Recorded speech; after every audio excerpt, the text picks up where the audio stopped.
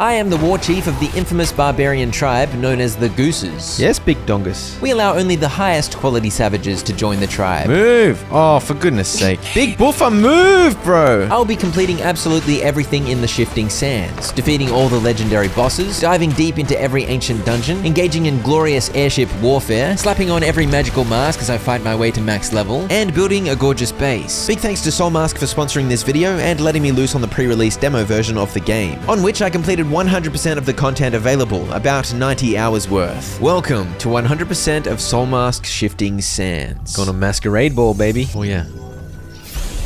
Am I digital? What's going on? Got that low gravity? Whee! After plummeting for a while, I realized something strange was going on with gravity. Oh, what the heck? Why is gravity going away from the Earth?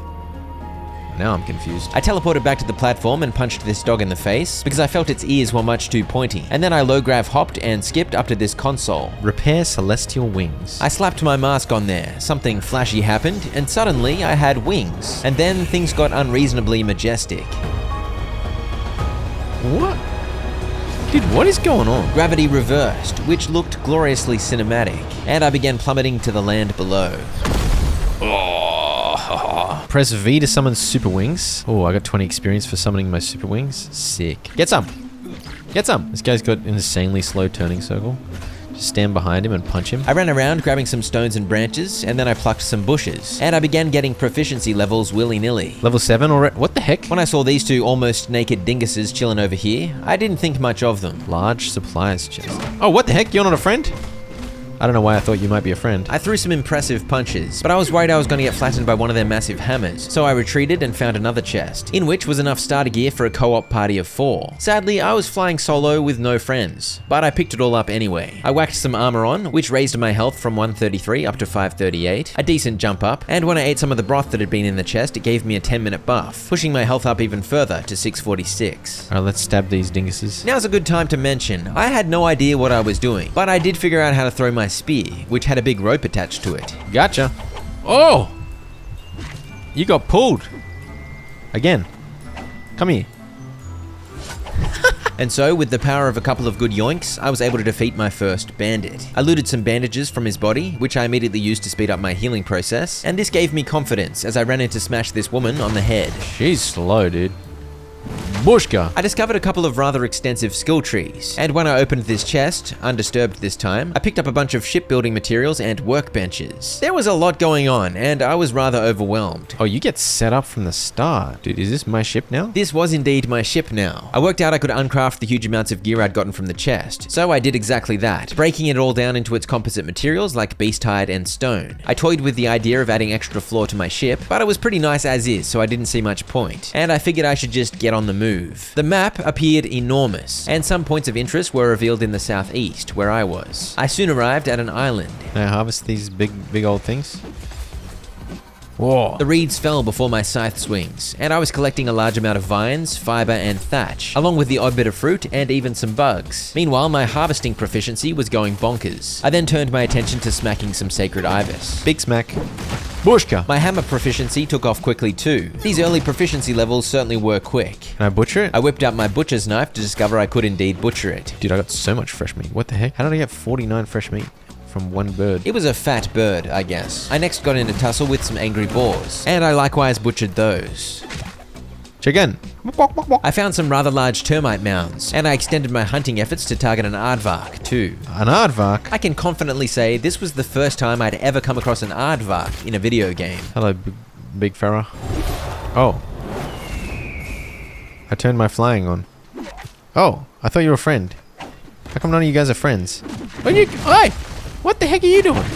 Stop wiggling your spear like that. Bushka. Bushka. Bushka. I was a big fan of the hammer. It felt good to go bushka. I also found fishing with my spear quite satisfying. Get some.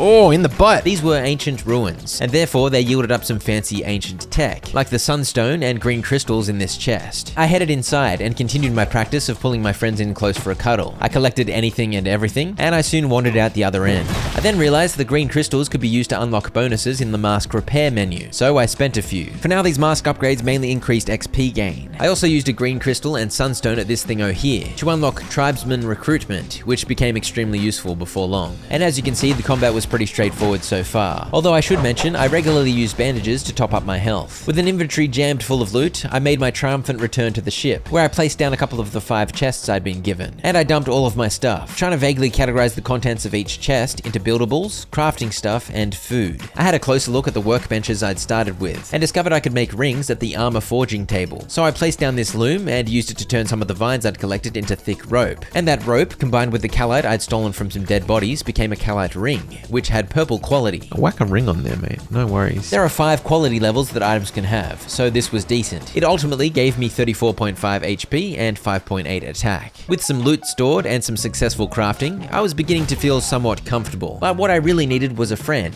so I ventured out to find one. This level 2 skilled warrior seemed good enough. Deter. Oh.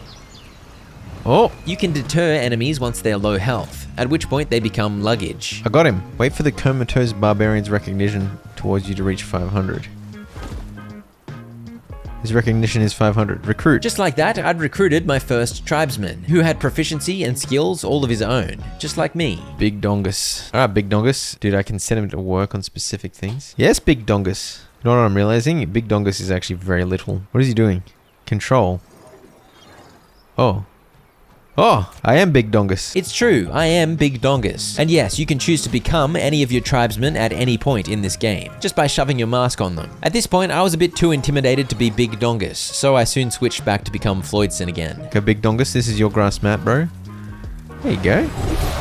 Oh, what the hell? My bad. I just made my wings appear. As you can tell, I was still getting used to the controls. I want a bow. Give me a bow.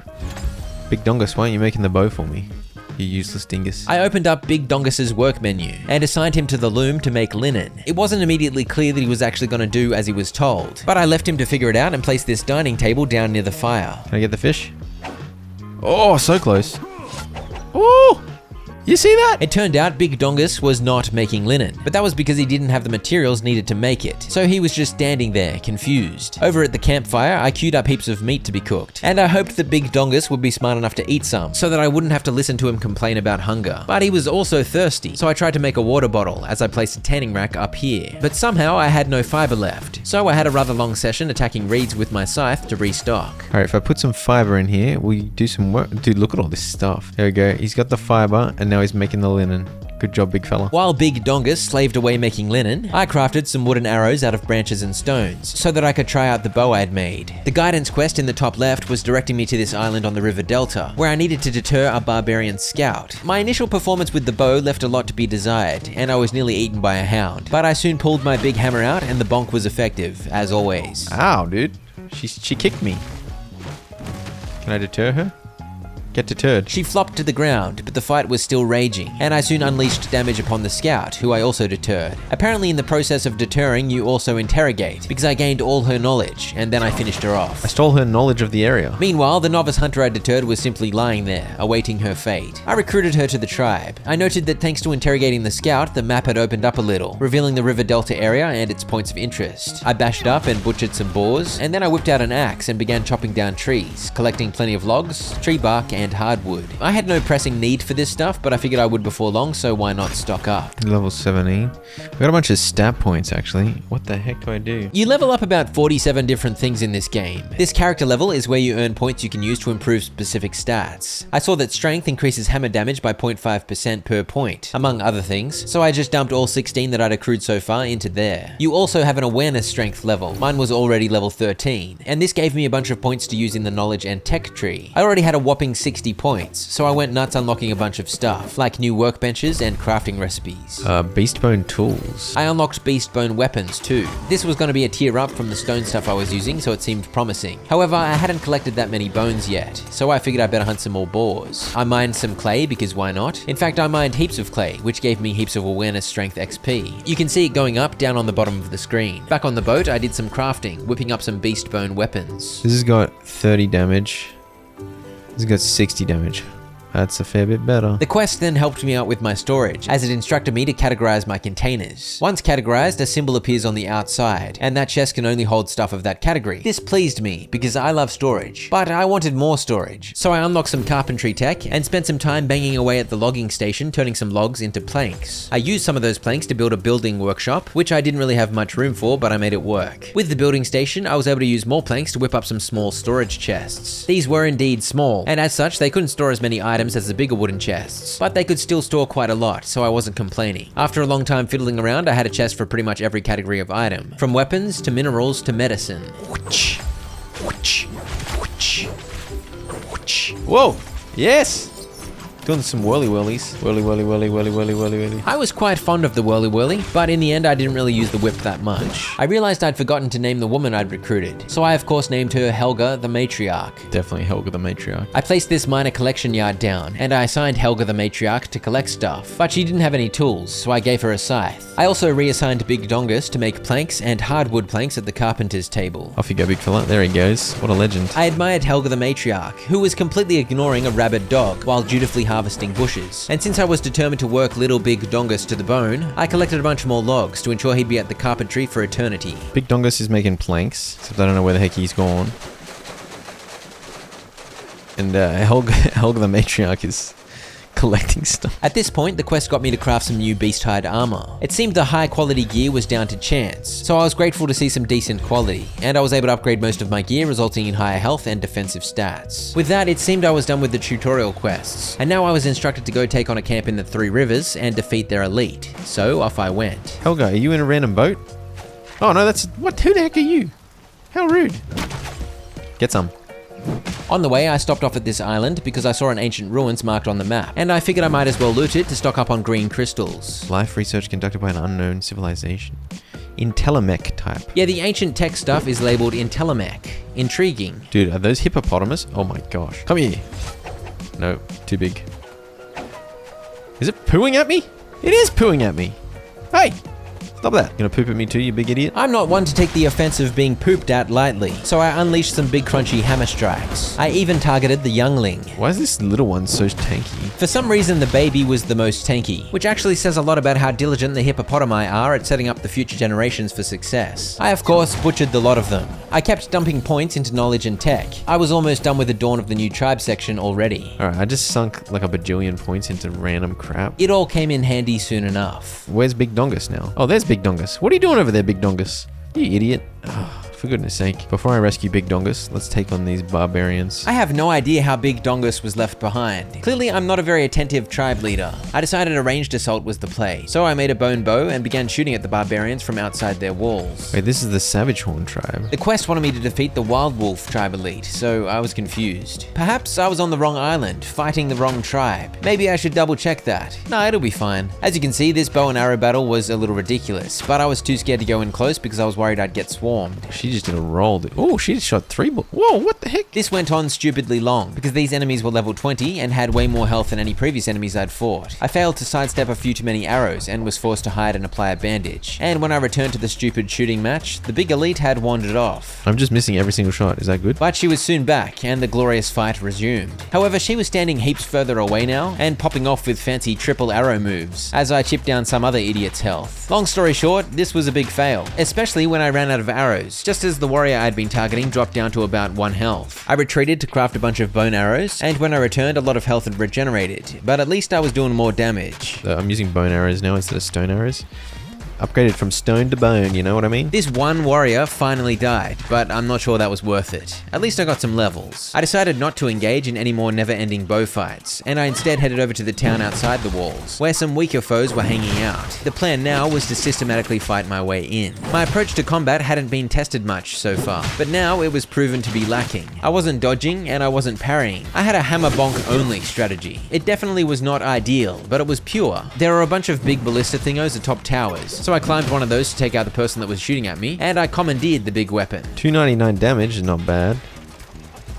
Uh-oh, she's throwing rocks at me. But overall, this was a little bit of a drive down struggle street, as I was fighting enemies a little bit higher level than me, and I was still hopeless at combat in this game. But I soon learned if you chew through all the enemies' resilience, they get staggered, and once they're staggered, you can unleash on them. Die. Oh, I did a finishing move. That was crazy. Oh my gosh, I'm still going. That may have been overkill, but it's all good. I also worked out you can do big charge up attacks or faster normal strikes. Somewhere in there I pressed F, which is the weapon's special ability. The current hammer special ability I had active was Solar Protection, which reduces damage taken by a whopping 50% for 10 seconds, and it has a 15-second cooldown. It seemed like a very good skill. This was of course also a looting frenzy, as I even broke the barrels in order to steal their contents. Oh, I may have killed you in my rescue attempt. Sorry about that. My benevolence was on full display as I freed these captives, and this particular gentleman was so grateful he immediately asked to join my tribe. I said, welcome. The handsome fella with a mustache. He's getting in there with his fist. What a legend. He was looking a little nude, so I gave him some armor that I had lying around. At some point, one of my enemies lit a signal fire, which alerted everyone to my invasion. This caused all of the enemy tribesmen to rush at me, and I think about 3,000 extra enemies spawned in too, the guys with the fire symbols above their heads. As a result, I was overwhelmed, cornered in a mud hut. Okay. Don't worry though, I was able to respawn back at the boat. What the heck? All those enemies are here. No. I realized my stuff had been teleported back to the respawn point, so that was convenient. And the main consequence for dying was a debuff I now had, which reduced my health by 10% for half an hour. I decided to flee, because I wasn't the biggest fan of all the enemies swarming my boat. After dispatching a stowaway, I headed to rescue Big Dongus, who was still lost a few hundred meters away. I should mention, I'd gotten a few levels thanks to all the fighting. My strength awareness level was now 18. And you may be wondering, what is your strength awareness level? Good question. Basically, it's your overall level, independent of any one tribesman, because each tribesman, including my default dude Floydson, has their own independent character level. Your strength awareness level transcends all that, and with higher levels you can unlock more tech stuff and more mask stuff. Is he at the bottom of the sea?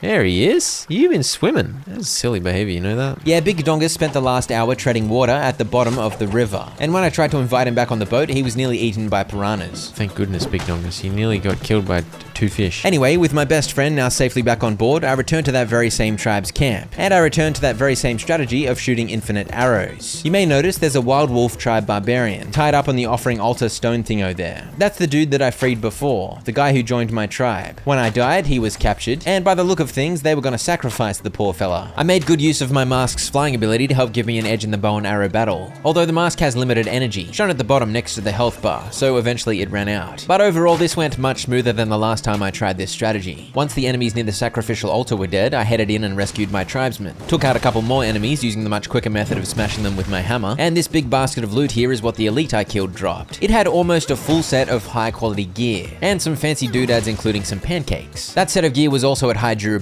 indicated by the white line below, so it was a no-brainer to wear all of it. Among the doodads were also silver trinkets and worship containers. And perhaps the greatest prize was a high-quality greatsword, which I whipped out to try on for size. And there was another elite over this way, so I took it on using my bow once again to maintain a safe distance. This elite had even higher quality gear. Meanwhile, I was confused as to why I still hadn't completed the quest, even though I'd killed 2 elites. Oh, I was in the wrong area the whole time.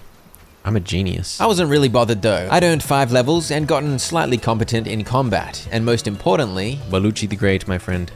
Welcome to the party. I made a cooking stove and placed it down to check it out, and I did likewise with the repair station, but I really didn't have more room on the ship. It was getting to the point where I needed to make a proper base on land somewhere. This mobile base was only going to get me so far. How did you get here, Piranha? I continued bouncing around the islands of this river delta region, and my next target was a copper mine marked on the map. I wasn't even able to make a furnace yet, but I knew metalworking would be hugely important soon enough, so I figured I should try to stock up on some ore while I was in the area. The Savage Horn tribe had control of the mine, so I had to clear a bunch of enemies out, but soon enough I was going nuts with my pickaxe. But I still had a stone pickaxe, and that wasn't good enough to collect copper apparently, so I returned to the ship to make a beast bone pickaxe, and I was in business. One of the crazy things about this mining expedition was how much awareness strength experience this gave me. I hit level 19 in no time, and by the time I'd cracked every copper rock, plus some random clay, I was over a third of the way through level 20. Soon I was back on the water with just shy of 500 copper ore stored up for later. I'm gonna steal the map from your head. Let's go inland and check out the question mark. I don't know what the question mark means. After raiding that little camp, the 3 River Junction area was mine to explore, and the question mark on the map was indeed rather intriguing, so off I went. These big trees, man.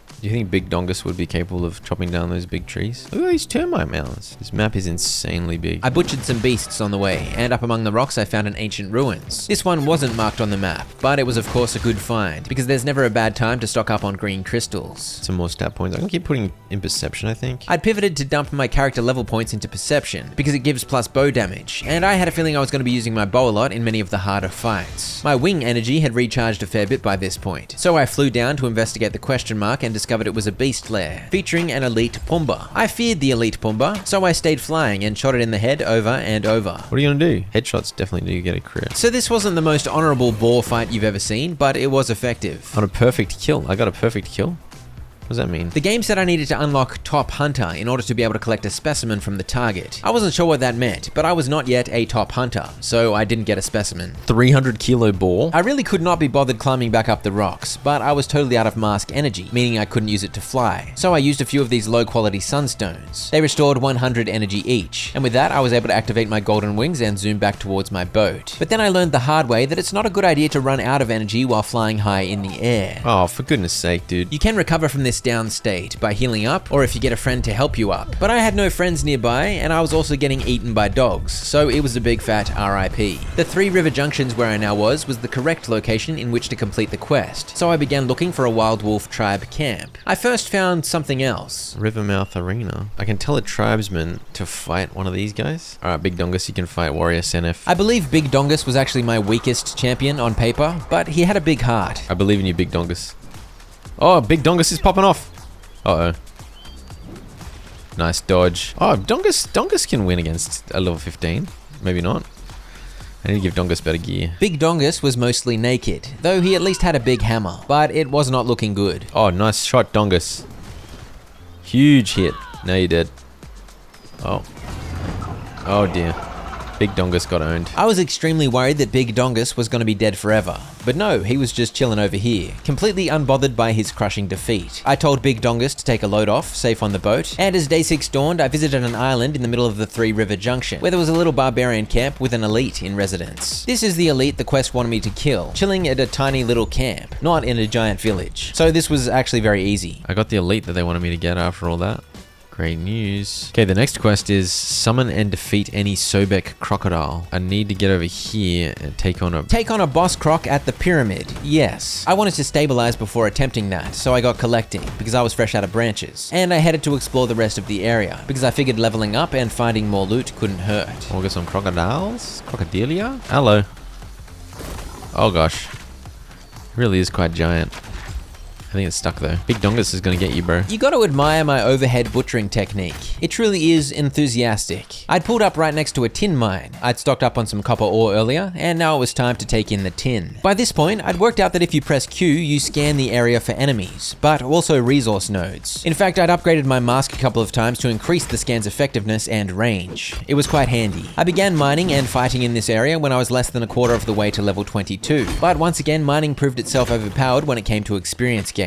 However, I soon ran into a problem when my beast bone pickaxe broke. Up until this point, I'd simply been right-clicking broken stuff and hitting repair, which just used up materials in my inventory to fix it. But now I had absolutely 0 beast bones left, so I ran off into the jungle to kill dogs, chickens, boars, and even a sacred ibis, trying to steal as many bones as possible. And instead of repairing my old pickaxe, I simply crafted 2 more. All that bone collecting took a bit of time, and in that time, a lot of the tin nodes had magically respawned, so that was actually a bonus. Oh, I can get a bow tree. Oh, I've been able to get a bow thing for ages. Bow damage, stamina cost. I think I just get straight 5% damage. This is when I realized that every 30 proficiency levels with a weapon or crafting skill, you get a perk. I decided to simply get plus damage for all of my weapon perks. In addition, each proficiency level you get gives you a slight improvement in damage, speed, and stamina cost. For the combat skills, that is, and you get crafting bonuses for the crafting proficiencies. And I should mention, when you repair an item, it goes back up to full durability. However, the max possible durability reduces by 100 points. So a repaired tool will break a little bit quicker next time, and this penalty increases after each repair. I soon realized that in this game, simply making new items is actually kind of superior to repairing, although I was most partial to replacing my gear with the gear stolen from fallen enemies. Anyway, after collecting a buttload of tin and fighting a few more enemies, I was almost level 23, and I was way overladen. I should also mention, I'd used green crystals to mask repair a bunch of nodes that increased my max mask energy and my proficiency XP gain in my favored combat skills, and some crafting skills like mining too.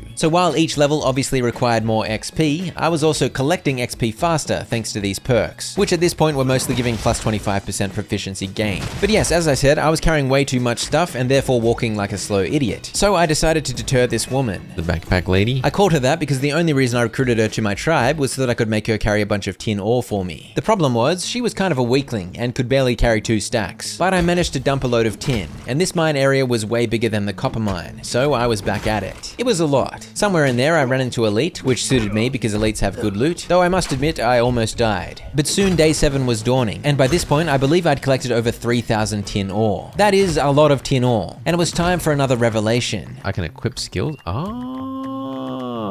Every 30 levels of proficiency, you can also unlock new weapon skills, and you can choose which weapon skill you want active. For example, instead of the 50% damage reduction hammer skill, you can use this one that sweeps the enemy's legs and then whacks them. I made a mat for Backpack Lady to sit down on to ensure she didn't wander off or get lost on the bottom of the river like Big Dongus, and I next headed down to a camp on the mainland where I deterred another scout, revealing the map of the eastern edge of the desert. Alright, I've unlocked a bunch of crap here. There's a mysterious portal. What's this? There's a cat. I immediately headed over to check out this portal, which was quite an impressive structure sitting among some ancient ruins. It only required 3 green crystals to repair, but I'd somehow used up all of my green crystals fixing up my mask, so I wasn't able to do this just yet. While I was in the area, I figured I might as well go check out the pyramid too. Right out the front of the pyramid, on the side facing the river, was a massive area of shallow water, which immediately struck me as a boss arena type vibe. When I arrived at this altar, I was proven correct. Premium fresh meat, beast bone, beast blood, worship container, okay. It looked like I'd be able to summon harder versions of the crocodile later on, but for now I was obviously going to be summoning the weaker one, and apparently it would drop loot that would allow me to access the treasure inside the pyramid. After easily bashing up a few crocodiles, dude, I'm getting crocodile death rolls. I returned to the ship and collected the beast parts I needed, because while I didn't necessarily feel ready to face a Sobek crocodile, I figured I should at least see how hard the fight was going to be. Oh dear. I regret everything. My immediate thought upon seeing the enormous croc was that I should probably fly, but I hadn't turned my mask on yet. Oh my gosh. Oh my gosh. I'm dead already. What? Before I even had a chance to pop my wings out, I got face munched, and then I believe that was a frost breath type move that finished me off. How am I supposed to beat this guy? What happens if I cheese him? I might be able to cheese him. Just fly and shoot, dude. It's the strats. He's spraying ice. I don't think I care about that. And so, with no shame whatsoever, I simply floated above the croc and shot him where he couldn't reach me. Or at least, I thought he couldn't reach me. Dude, this boss is crazy. Am I just immune to this in the air though? Oh, maybe not. Oh crap. If you fought this big fella honorably, you'd have to run away a lot to avoid those massive area attacks. But in the air, I was relatively safe. Oh!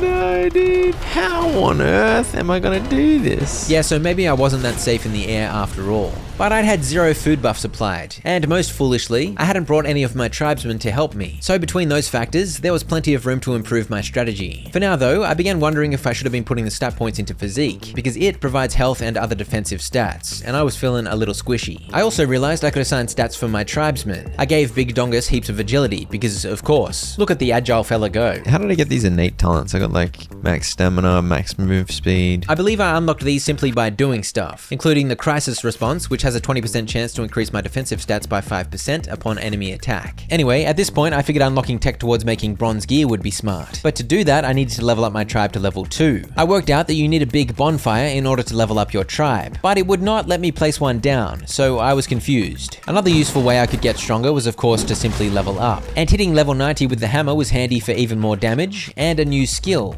the earth shaking combo. Use the earth shaking combo on this Sphinx. That may have been an illegal move, but sometimes you just gotta do what you gotta do. Let's do for proficiency in logging. I think I might get speed, because then I get proficiency faster from it. If I'm 5% faster, I get 5% more efficiency. 5% faster log collecting too. But as you can tell, I was most interested in leveling up. This is the best way to travel when you got a full backpack. You use your big hammer slap because you jump forward like 300 meters. It was a genuinely ingenious technique that allowed me to carry so many logs at breakneck speed. I visited a question mark on the map, which led to another elite beast, a crocodile that I killed while flying, because that is officially my preferred technique against crocodiles. I took out some barbarian camps, and I investigated the greatsword as a combat option. Wait, what's my current greatsword attack?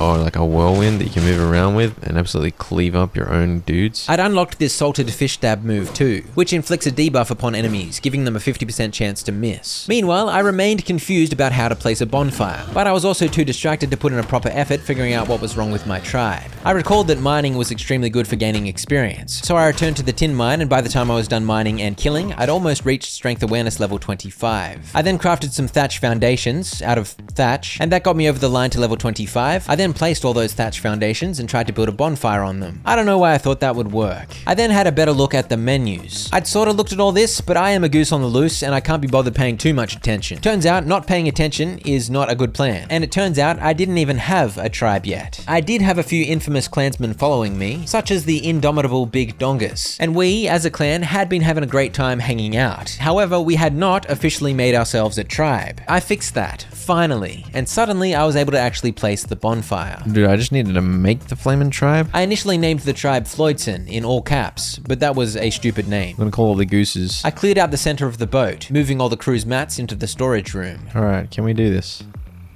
Yes? Finally. Okay, I've got a bonfire. Right.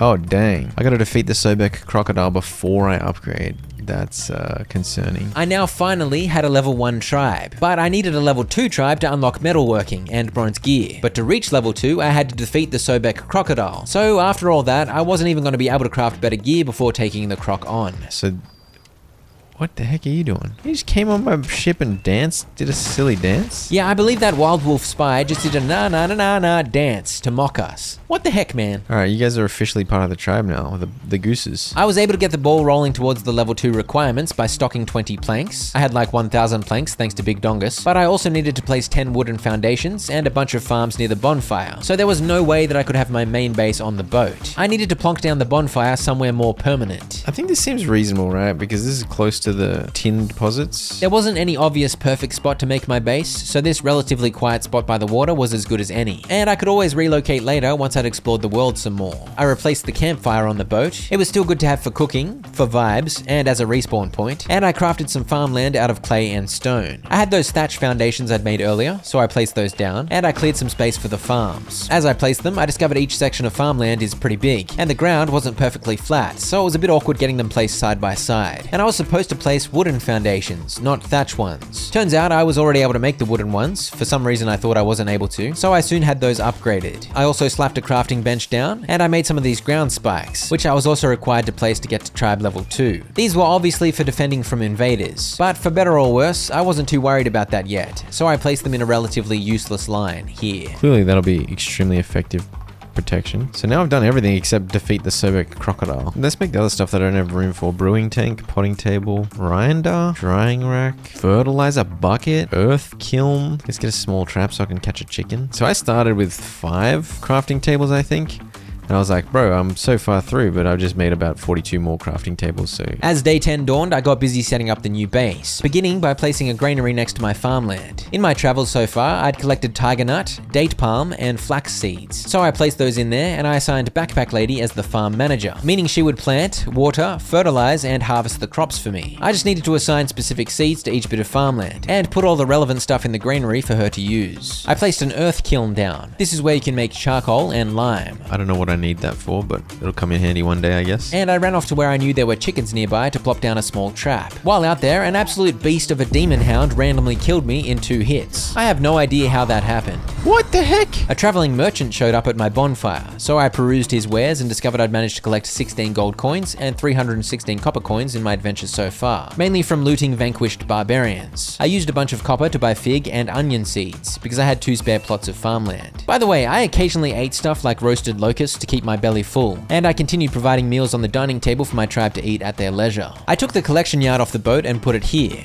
and then I realized I didn't actually need it, because I could set the bonfire as the wild collection work location. I did exactly that, directing Helga the matriarch to chop down nearby trees. These trees respawned fairly regularly, so this was going to result in infinite logs. I began a wall of chests, because this base was obviously going to need its own storage system. I placed a fertilizer bucket next to the granary, and discovered I could make compost out of tree bark, but it was going to be slow going to craft these. So that was yet another thing I should probably assign a tribesman to, if I wanted compost, that is. I placed a well down next to the farmland for a water source, and I continued placing workbenches, a grinder, and a drying rack. rack. Wait, why do I have to actively stand here and do it? How long does it take to flame and hang up some jerky? That was yet another task I'd have to assign to some buffhead tribesman one day. I then realized I'd messed up assigning seeds to each farmland, so I corrected that. I placed a potting table and a brewing tank, and then I figured I better give the bonfire base all the crafting tables that I had on the boat. And I observed that Backpack Lady was now finally doing her job. Oh, it looks like I got date palms coming up. Yeah, date palm plant. The agricultural age was here at last, as she made use of the seeds I'd left in the granary. I extended the wooden platform area and added some stairs. And I told Big Dongus to stop making planks on the boat, and to instead make them at the bonfire base. Yeah, so Helga's over there popping off collecting stuff when it spawns. This bloke is gonna get infinite planks for me, because she's gonna be constantly depositing wood. Backpack Lady popping off getting some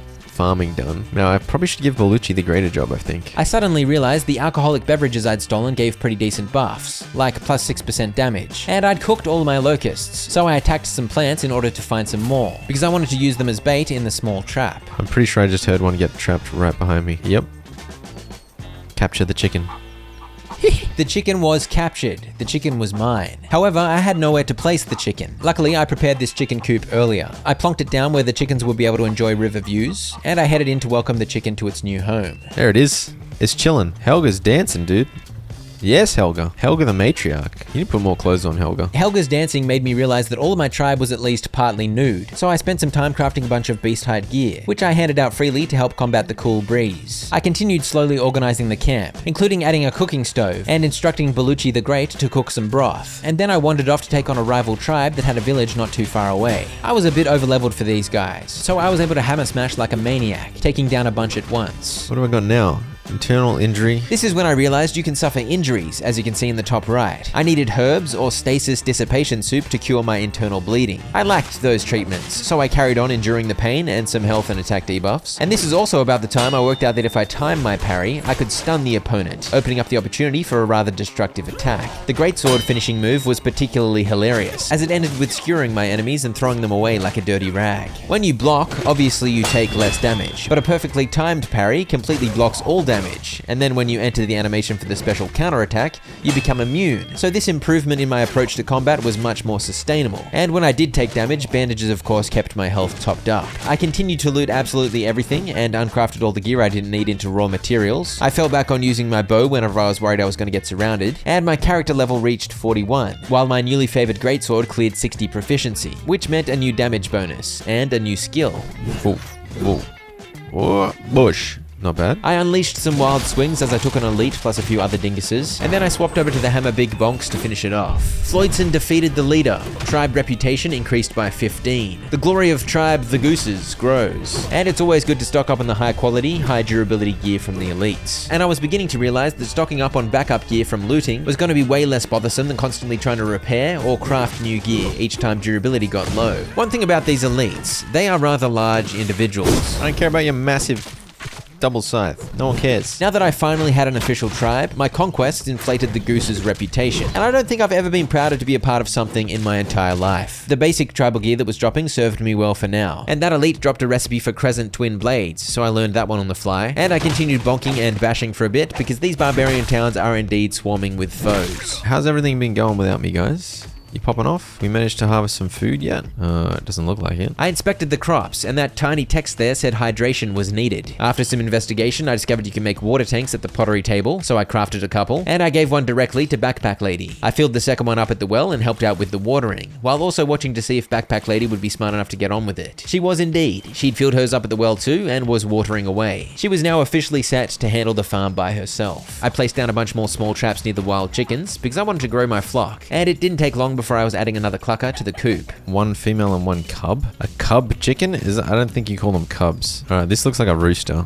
We definitely need this rooster. If I set someone to breed and slaughter the chickens, then that'll be a steady flow of animal bones. Now that I had a male and female in there, breeding was possible. So I made this big old breeding farm. This thing also has space to slaughter the animals. I looked at what chickens can eat and chose to uncheck some of these options because I preferred to stock up on some of these instead of having them chomped by chickens. And I began expanding my storage wall. Bellucci the Great, breed and slaughter management at the breeding farm. This assigned Bellucci the Great to breed the chickens and kill the chickens. I made sure he had stuff to feed them, a water tank with which to refill their water, and I gave him butcher's knives to make sure the slaughtering went smoothly. The coop was set to always have 2 male and 2 female, so he'd only slaughter chickens once the population grew beyond that. If it all worked properly, he would stockpile meat, bones, and feathers for me. Okay, so she's harvested some onions and tiger nut, it looks like. The farming operation was working just fine. Great news. I added a few more workstations that I was still missing. I added more foundations and made the storage wall even more glorious. And I added even more foundations because it was clear I'd underestimated how much space the many workstations would need. One thing I hadn't really thought to do yet was claim my tribesman's bonuses. For example, Big Dongus's faithful plank making meant his wood and stone proficiency had grown to 68, and I was able to claim 2 bonuses increasing his output. He also had output improvements simply from the high proficiency. So with those 2 bonuses, his output was now increased by 24%. This basically meant that for every carpentry item he crafted, a bonus plank was produced. Backpack Lady had harvested some flax, which meant I was able to craft yarn, so I queued some of that up, and the plan was to use it to make a damage mod to place on my weapons. Oh, I need deer skin or shell powder. How do I get shell powder? Oh, I might be able to get shell powder in the grinder, actually. Yeah, shell powder.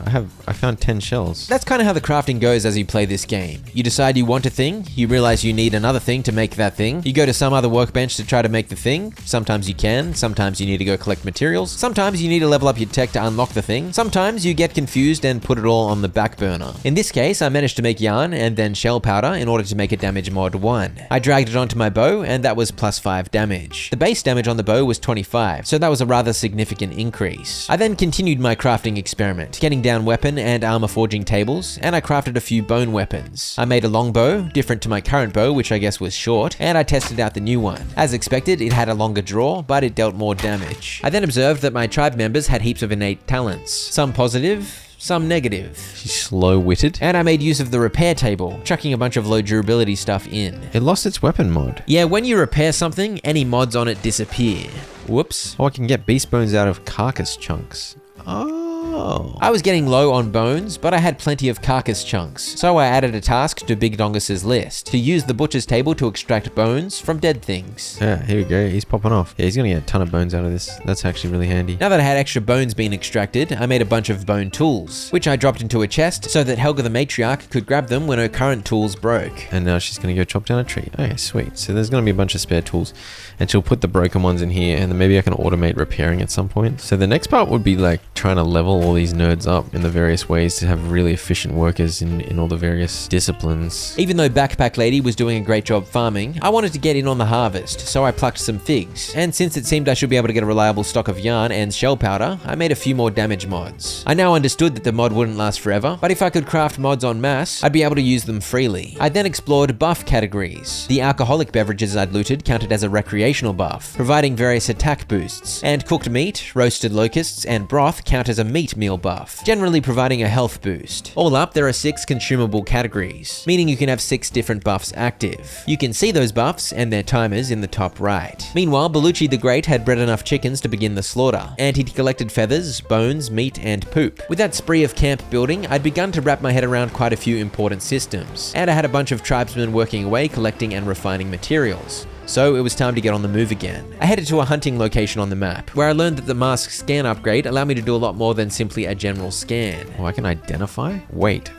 4,000 kilos? What are you talking about? Head, extra damage from... Oh, what? Extra damage on the head from blunt and blade? The yellow damage numbers show when you successfully hit a target's weak spot, so that was of course handy info, and I discovered you can also block Alligator's attack, so this beast went down fairly easily. I headed further north than I'd ever been before, up the river, where I attacked a barbarian camp, continuing to employ incredible parrying skills, and engaging in a mystical staring contest with another scout, which revealed the map for the South River Valley region. Dude, this stuff has crazy health on it. Savage Horn Tribe medium combat gloves, and I can't even uncraft it. The armor I was wearing was basic Savage Horn gear, but because I just defeated a higher level camp, they dropped medium gear. Though it was lower quality, it had better stats. And yes, I couldn't uncraft the medium gear by hand. I needed an uncraft table workstation, which I hadn't yet unlocked. Turtles! Hello. Over here, a question mark on the map led me to another mine, featuring enemies from level 25 to 30, higher levels than I'd fought before, but they weren't too difficult, as long as I didn't draw the attention of too many. Thanks to their higher level, they were all all dropping the medium gear, so I was on the lookout for any high durability items to steal and wear. I did some deterring, because one of my new goals was to create a little war party. You can have 3 tribesmen at most deployed to fight alongside you, and I figured 3 meat shields would be a massive help against the Sobek crocodile, so I needed recruits. Damage, immunity, and heat resist. Battle tested. Slow shooting. Spear damage reduction. Based on that, I can choose what you use. Maybe like a spiked whip. She's like a warrior. Is that how you spell Xena, the warrior barbarian, or whatever the heck it is? You may notice these tribesmen have different max proficiencies for skills. I didn't pay too much attention to that at this point, but later on it became more relevant. She can be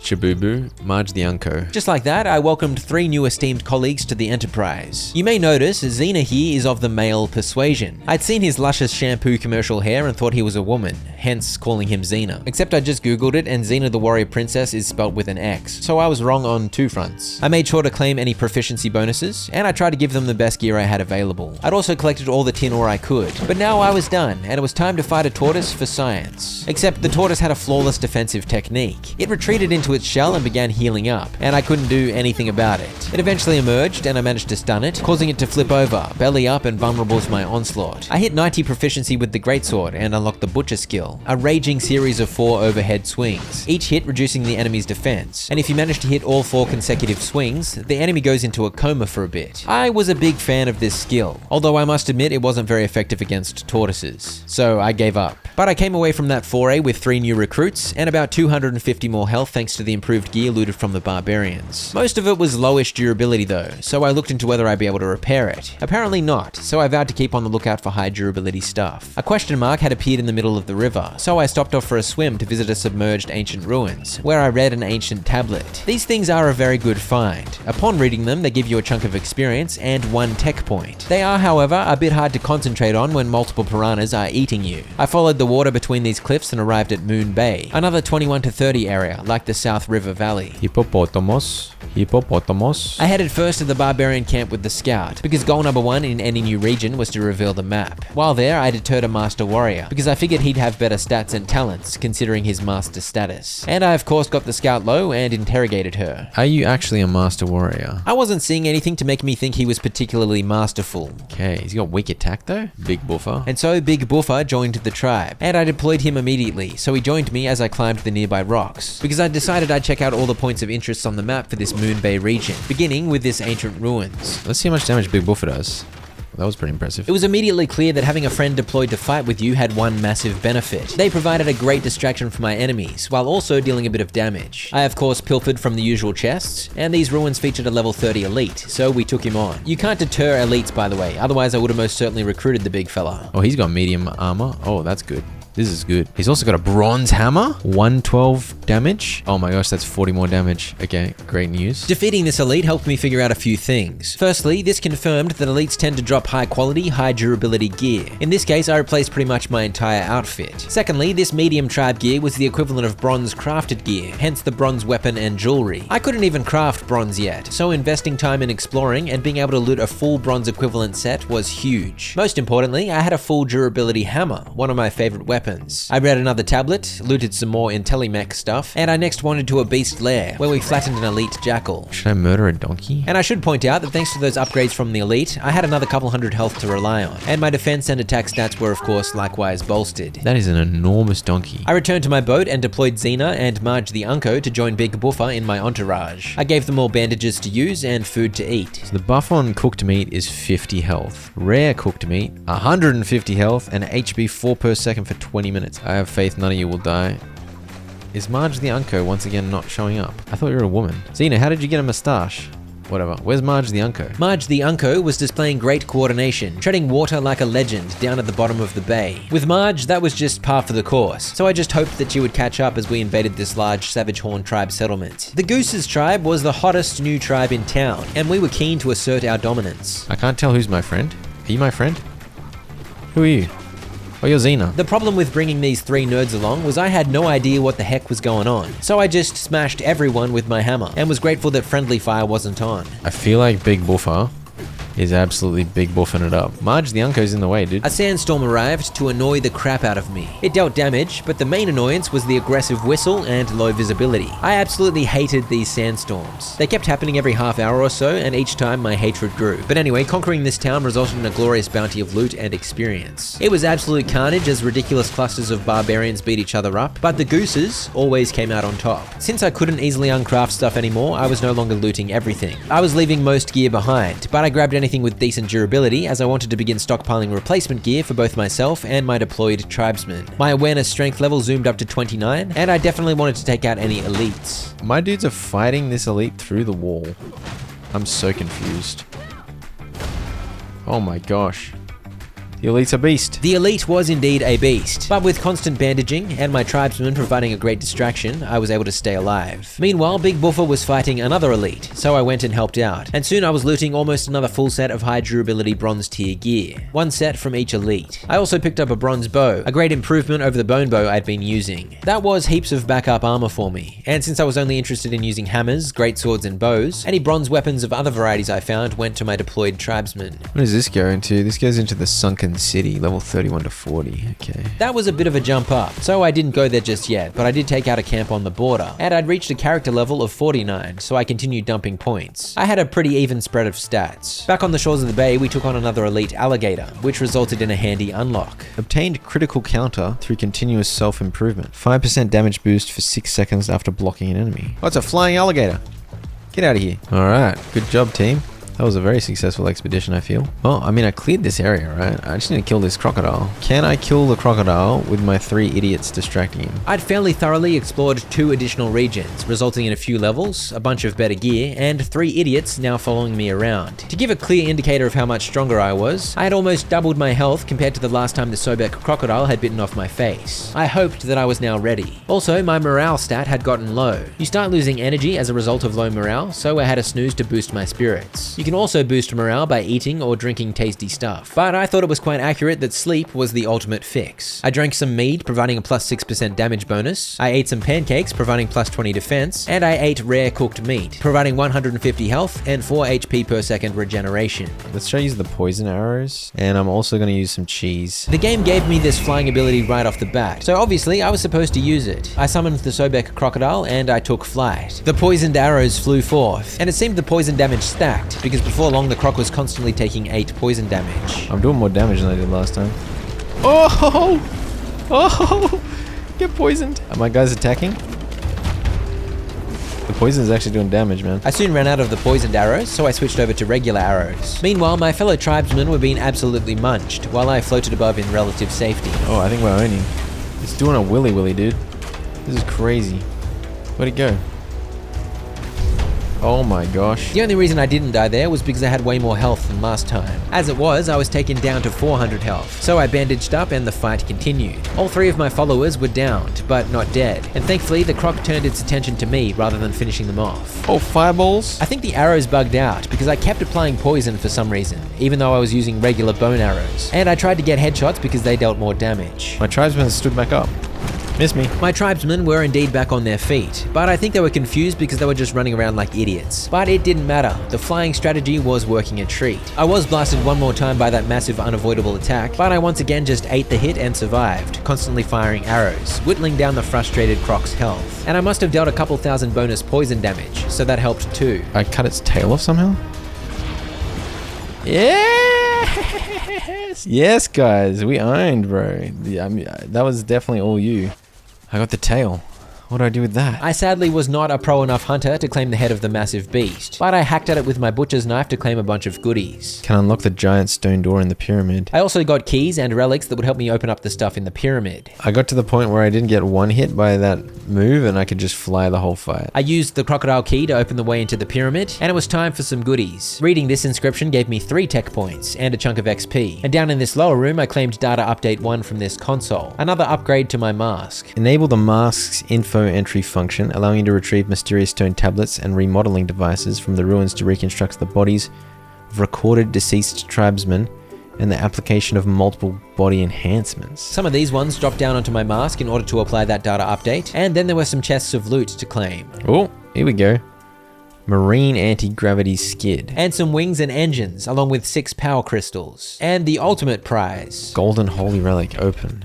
Oh, I get a new mask? I did indeed get my hands on the Abyss Overlord mask, though I wasn't able to fully unlock it yet because I needed a mysterious stone table. I was able to use a blue crystal to unlock a body enhancement though, gaining 5 agility. I'd gotten some levels and heaps of green crystals since I last upgraded the mask, so I grabbed a few more nodes and I got back on the move, exploring the surrounding area. Defeating the Sobek crocodile had completed a quest, so I now had a new quest to update my ship, but I wanted to explore a little of the desert first. I killed some scorpions and chopped them up for their shells. I killed some jackals and looted an ancient ruins. And then I spotted something I hadn't come across before, a small airship camp. In the center was an airship, parked for now I guess, and it was guarded by a bunch of sand bandits. They had massive big red barrels with an explodey symbol on the side, and it is always wise to be careful around barrels like that.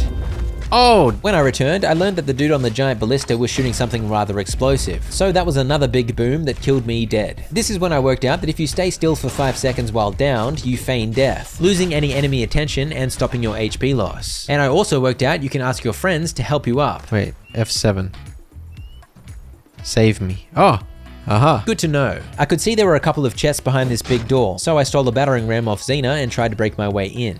Bushka. Wait, I can only use it once? Yeah, it broke after 1 hit. What a poo. And I couldn't seem to deal damage to the door any other way, so there was no getting at the loot inside. As if they just break in one go. What the heck's the point of that? I had plenty of green crystals again, so it was time to revisit the mysterious portal next to the pyramid. I used 3 of those crystals to activate it. For now, there were no destinations it could take me to, but it was a safe bet I'd find more portals soon enough. I returned to the ship and made use of the goodies I'd found in the pyramid. I first added a marine anti-gravity skid to the bottom of the ship. Anti-gravity skid nonsense. I like that. I placed a wing on each side, and the small anti-gravity engine too. It's kind of sticking up in here. I'm gonna get rid of this bed, I think. Now I just needed fuel, and for that the 6 power crystals I'd found did the trick. That's 12 hours of flight. Okay, that's not bad. I fired it up and things got a little sparky, and soon I was on the move. Yeah, we got some anti-gravity going on for sure. Just like that, I had taken flight, and my ship was no longer restricted to the waterways. I returned to the desert, by air this time, and I parked the ship and jumped out at any points of interest, accumulating both experience and loot as I went. I placed the bed in a new spot and had another nap, and I soon came across a medium airship camp. Not only was it bigger than the other one, it had a massive force field protecting it. I managed to lure a couple of dingleberries out from behind the protection, and once they were defeated, I grabbed one of the many battering rams I had randomly stockpiled. And it did actually deal some damage to the force field, but we've already established they break in 1 hit, and this was no different.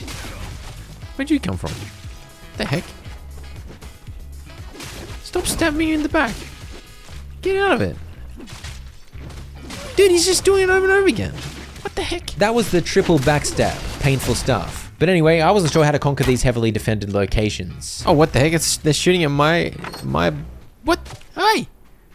Hey! Maybe I needed whatever ballistic turret thingo those guys had. But for now, I fled and continued visiting locations of interest around the desert. I conquered this barbarian camp by the oasis, where I interrogated another scout. This is the destination of choice. The Ancient Ruins Dungeon. The quest did indeed want me to go take on that dungeon, and I figured there's no time like the present. Let's go dive into a dungeon. I equipped myself and my followers with food, water, bandages, and spare gear in case something broke, and we headed in. Some sand bandits had moved in, no doubt looking for treasure in the ancient structure, and my little squad overwhelmed them with glorious fury. Then it was time to head down, deeper into the dungeon, which was heavily infested with yet more sand bandits. But they weren't much trouble because I had Big Buffer on my side. An elite joined the fray, but again, not too much trouble, as I was simply using my massive overhead swings over and over. The dungeon offered a high density of loot and inscriptions to read, but I had already broken my great sword, so I ran back to the ship and crafted 2 more, before returning to delve deeper still. Down here there were a bunch of rectangular boxes, and I was baffled as to what they were. After dispatching the riffraff, I looted from them, and they held Intellimech stuff, plus metal chunks. Wait, what? Armors module. This is like loot from a dead something or other, overload. These were the first red gems I'd found. They can be inserted into masks to give extra stats. I tried to put them in immediately, but they can only be inserted using a mysterious stone table, which I still didn't have access to. Why did I get all that loot? Oh crap. Oh crap. Okay, never mind. I think I just got booby-trapped. My mask was able to give me wings though, so it was all good. I can't go back through? Never mind, it wasn't all good. I was separated from my trusty tribesmen, and I was forced to go down below where a bunch of mechanical foes awaited me. This was a totally unknown enemy, and without my followers to help me, I was worried I'd be overwhelmed. So I chose to stay afloat and take them on from the air. I'd stolen a bunch of corrosion tanks from the sand bandits upstairs, so I threw one of those, splattering some acid stuff on the metallic constructs, dealing damage and weakening them. I think it reduced their defense by 10% or or so. I then got in there with the hammer. The floating dude that kept shooting lasers at me was called a guard, and the crab-like goobers were slayers, and they all fell pretty quickly to my hammer swings. And they all dropped boxes of metallic loot, just like what I'd found upstairs. So I guess the bandits had managed to defeat quite a few of these robots up there before I arrived. I used this mechanism to do I'm not sure what, and I opened another chest to find some corrosive arrows, which would no doubt also be an effective tool against the clankers. And I was definitely in robot territory now. There were no sand bandits to be seen, just tons of metal, but this was surprisingly easy. My hammer absolutely crushed them, which was quite satisfying. As I finished clearing this room, my followers abruptly appeared. I guess they automatically catch up if you go far enough away. So now the crew was back together. The loot was juicy. I was getting coal, high quality weapon and armor mods, green crystals, and so many corrosive arrows. And over here, a very important find. Obtained a mysterious stone table. What? The battle plan was clear fighting these nerds. Throw some corrosive juice on them to weaken their defenses, and then absolutely crunch them with a hammer. In this room, I picked up part of a portal. Dude, I'm gonna be able to make a flaming portal. This is sick. But my bag was full and overly heavy, so I dumped a bunch of stuff in Big Buffer's inventory so that he could help me carry the load. I also lowered the weight load by using a bunch of green crystals to unlock yet more mask repairs, further increasing my speed of proficiency gain in a bunch of skills. I soon found my way back up to where I fell. I scooped up yet more juicy loot. There were chests absolutely everywhere, and I continued deeper still, arriving at my first robot elite, an Observer 2. I began by using some corrosive arrows on the floaty idiot, but then I figured I'd just get in there with the hammer. What the heck? Whack it. Whack it. Bro, what is going on? I guess I was over leveled for this, because I somehow took absolutely no damage, and the floater was crushed. Get crunched. I claimed some metal plates, which I later worked out were even more delicious than I realized. Dude, so many weapon mods. I'll take it, man. I'll take it. Since I wasn't having too much trouble crushing these enemies, there was no reason for me to not clear out every room and max out as much looting as possible. I logged out midway and loaded back in the next day, and I didn't realize that took my Three Stooges out of deployment, and so this happened. How did Xena get killed? No, Xena died. Xena, you idiot. Yeah, everything respawned, and Xena got munched while I was off doing something else. R.I.P. Xena the Warrior Prince. But Big Buffer and Marge the Unco survived, so I'll take 2 out of 3. This room with 3 floaters was a bit rough, but my corrosive arrows were up to the task, and I was soon collecting another portal part. Through a hole in the wall, I found one of these big pointy thingos, which are absolutely a must-read as they provide 3 tech points. Burns to our skin, cuts to our noses, mining sulfur in the pits, the mission bestowed upon us. These inscriptions always alluded to some kind of lore, but I must be honest, I never paid any attention. In this room, I collected a 3rd portal part, so now I had the complete set, and I soon arrived at this hallway, in which I handily defeated yet more metallic foes. I pushed a big pointy thing out of the way to access a room in which I claimed yet more loot. Weapon and tool durability mod 70%. And I arrived at the final room of the dungeon, the big boss, a Patroller 3, which I thought I was going to destroy easily. I'm just gonna own it with corrosive arrows. It did seem like I was going to be able to hide from its lasers and shoot away all day long, but the thing I failed to realize about Patrollers is that they summon little friends. At first, this didn't seem like it was going to be much of a problem, as my followers got into the fray and I was still free to shoot at the boss. But at a certain point, it got a little out of hand. So many mechanical cores, dude. The mechanical cores were triangles of doom, spinning blades and lasers, and the Patroller had summoned some crabby slayers too. Meanwhile, my fellow tribesmen had all been knocked low. I don't think they were dead, but they were no longer providing a distraction. Oh my gosh, I'm getting owned. The worst part was these summons somehow had way more health than I'd expected. This dungeon had been a breeze, as the robots were dying in just a few hits. That was not the case for this fight. I tried to focus down the boss to finish things out. My followers found their feet and started running around again, but the multiplication of angry metal creatures was overwhelming. The boss was down to just 10% health. So many nerds. Oh gosh. Oh, for goodness sake, man. After being lulled into a false sense of security by the ease of the dungeon, the final boss had pooped a painful surprise right on my head. But the fight was still going, as my deployed tribesmen kept the hope alive. Alas, the boss's health had fully regenerated. Long story short, I loaded up an autosave to reset the fight and get back all the arrows I'd wasted, and I tried again. But this time, I didn't leave the chaotic tribesmen to their own devices. I commanded them to target the boss from the beginning of the melee. A couple of summons did come through. There didn't seem to be any way to stop it. But it's crazy how much damage Marge the Unco and Big Buffer added, as we completely ignored all the enemies other than the boss. Stay focused. Stay focused.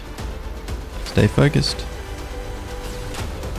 Beautiful. Unfortunately, the summons did not disappear, so there was a lengthy cleanup defeating the tanky crabs, which involved retreating back into the hallway to avoid getting squished. But eventually, it was done. Look at that thing. It's a Beyblade.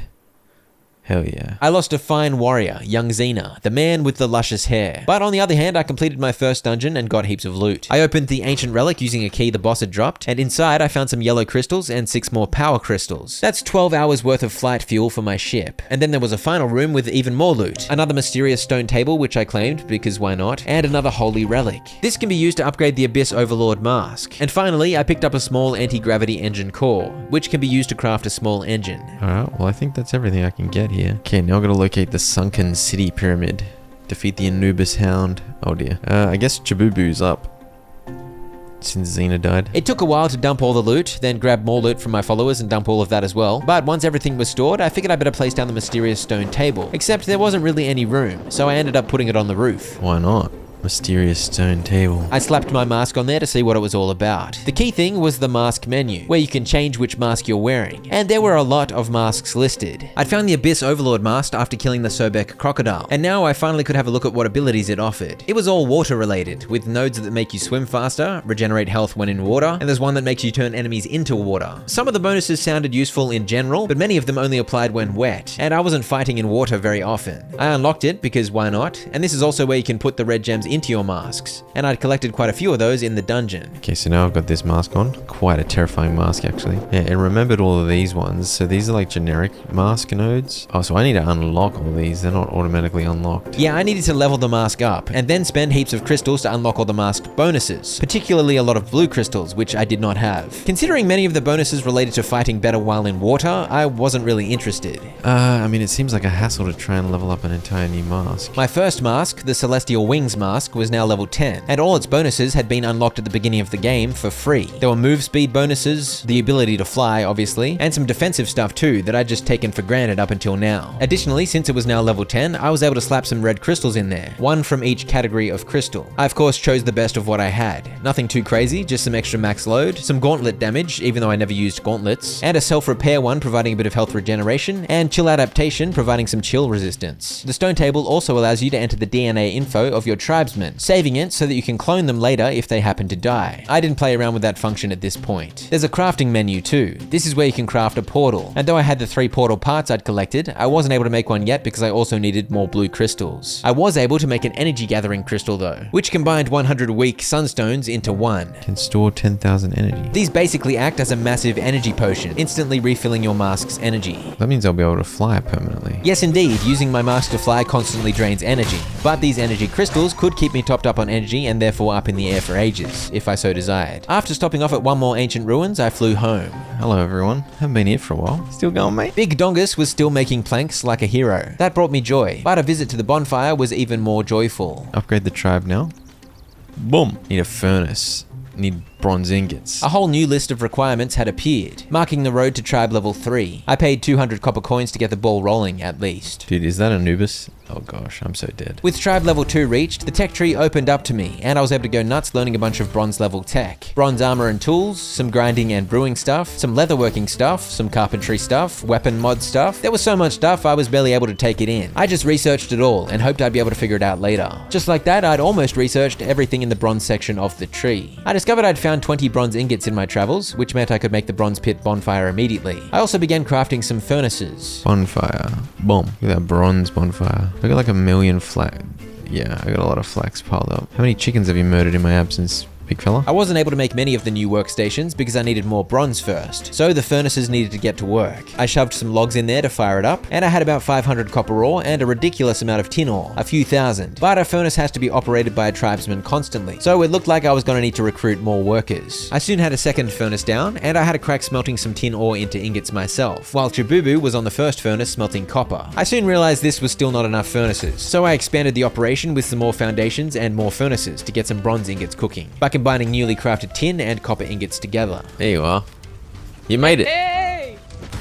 Hey! This is when my wife jumped in for some chaos. That's a lot of roosters for the amount of hens you have. You know chickens aren't monogamous, right? They'll all get slaughtered, don't worry. You're in. The tribe has accepted me. I instructed various tribe members to work the furnaces, one making tin ingots, one copper, one bronze, and I had silver and gold ingots being crafted too, as I'd collected small amounts of those precious metals at the mines earlier. I used the newly crafted bronze ingots to make bronze chainmail, I used some copper ingots to make copper wire, and I used that copper wire to make the armor forging table part 1. You recruited a vagabond. Here he is. It's a her.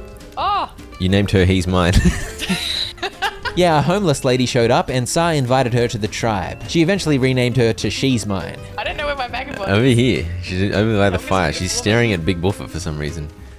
She thinks Big Buffer is very handsome. I put the armor forging table part 1 into the upgrade area of my armor forging table, which added an extra section to it and made it capable of crafting bronze gear. Helga the Matriarch, why aren't you making bronze? Oh, you are now. Good. Good. I continued converting those bronze ingots into bronze chainmail, and once I had enough, I pieced it all together into a set of bronze armor, which I dropped on the ground for Sa to cure her nakedness. I told Marge the Unco to make a bunch of tanning fluid out of vines and tree bark, because I needed tanning fluid to make higher tier leather. And I gave Sa an axe, so she could cut down trees to get a bunch of experience while I continued crafting her items. I crafted her a bunch of premium bandages, and as I kept the village humming, I tried to teach her about the game. So there's like a bunch of ridiculously time-consuming crafting things, but you can allocate workers. You make a giant village of nerds working. Sand bandit invaders. They're getting absolutely owned by my dudes. Get him! Get him, Big Buffer! A big bonus. Nice one, Big Dongus. That fool tried to invade the gooses. No chance. But you get the idea. I continued improving the crafting hub while gearing up the wife. And once she was ready, we set out. We found these little boats, but they were a bit slow, so I got back on my big boat. That is a nice little ship though. You can stay on the little ship if you want. My little ship was slow. Hurry up! Hurry up, man. Hurry up. Just like, Hurry up, mate. don't Hurry make up. me idiot. Why are you so slow, dude? Oh yeah, I can fly, by the way. I forgot. Okay, so there's a copper mine over here somewhere. There was still about 2,000 more tin ore to be smelted back at base, but all the copper was used up, which meant I couldn't make any more bronze. Some hippopotamuses over there. What'd you copy?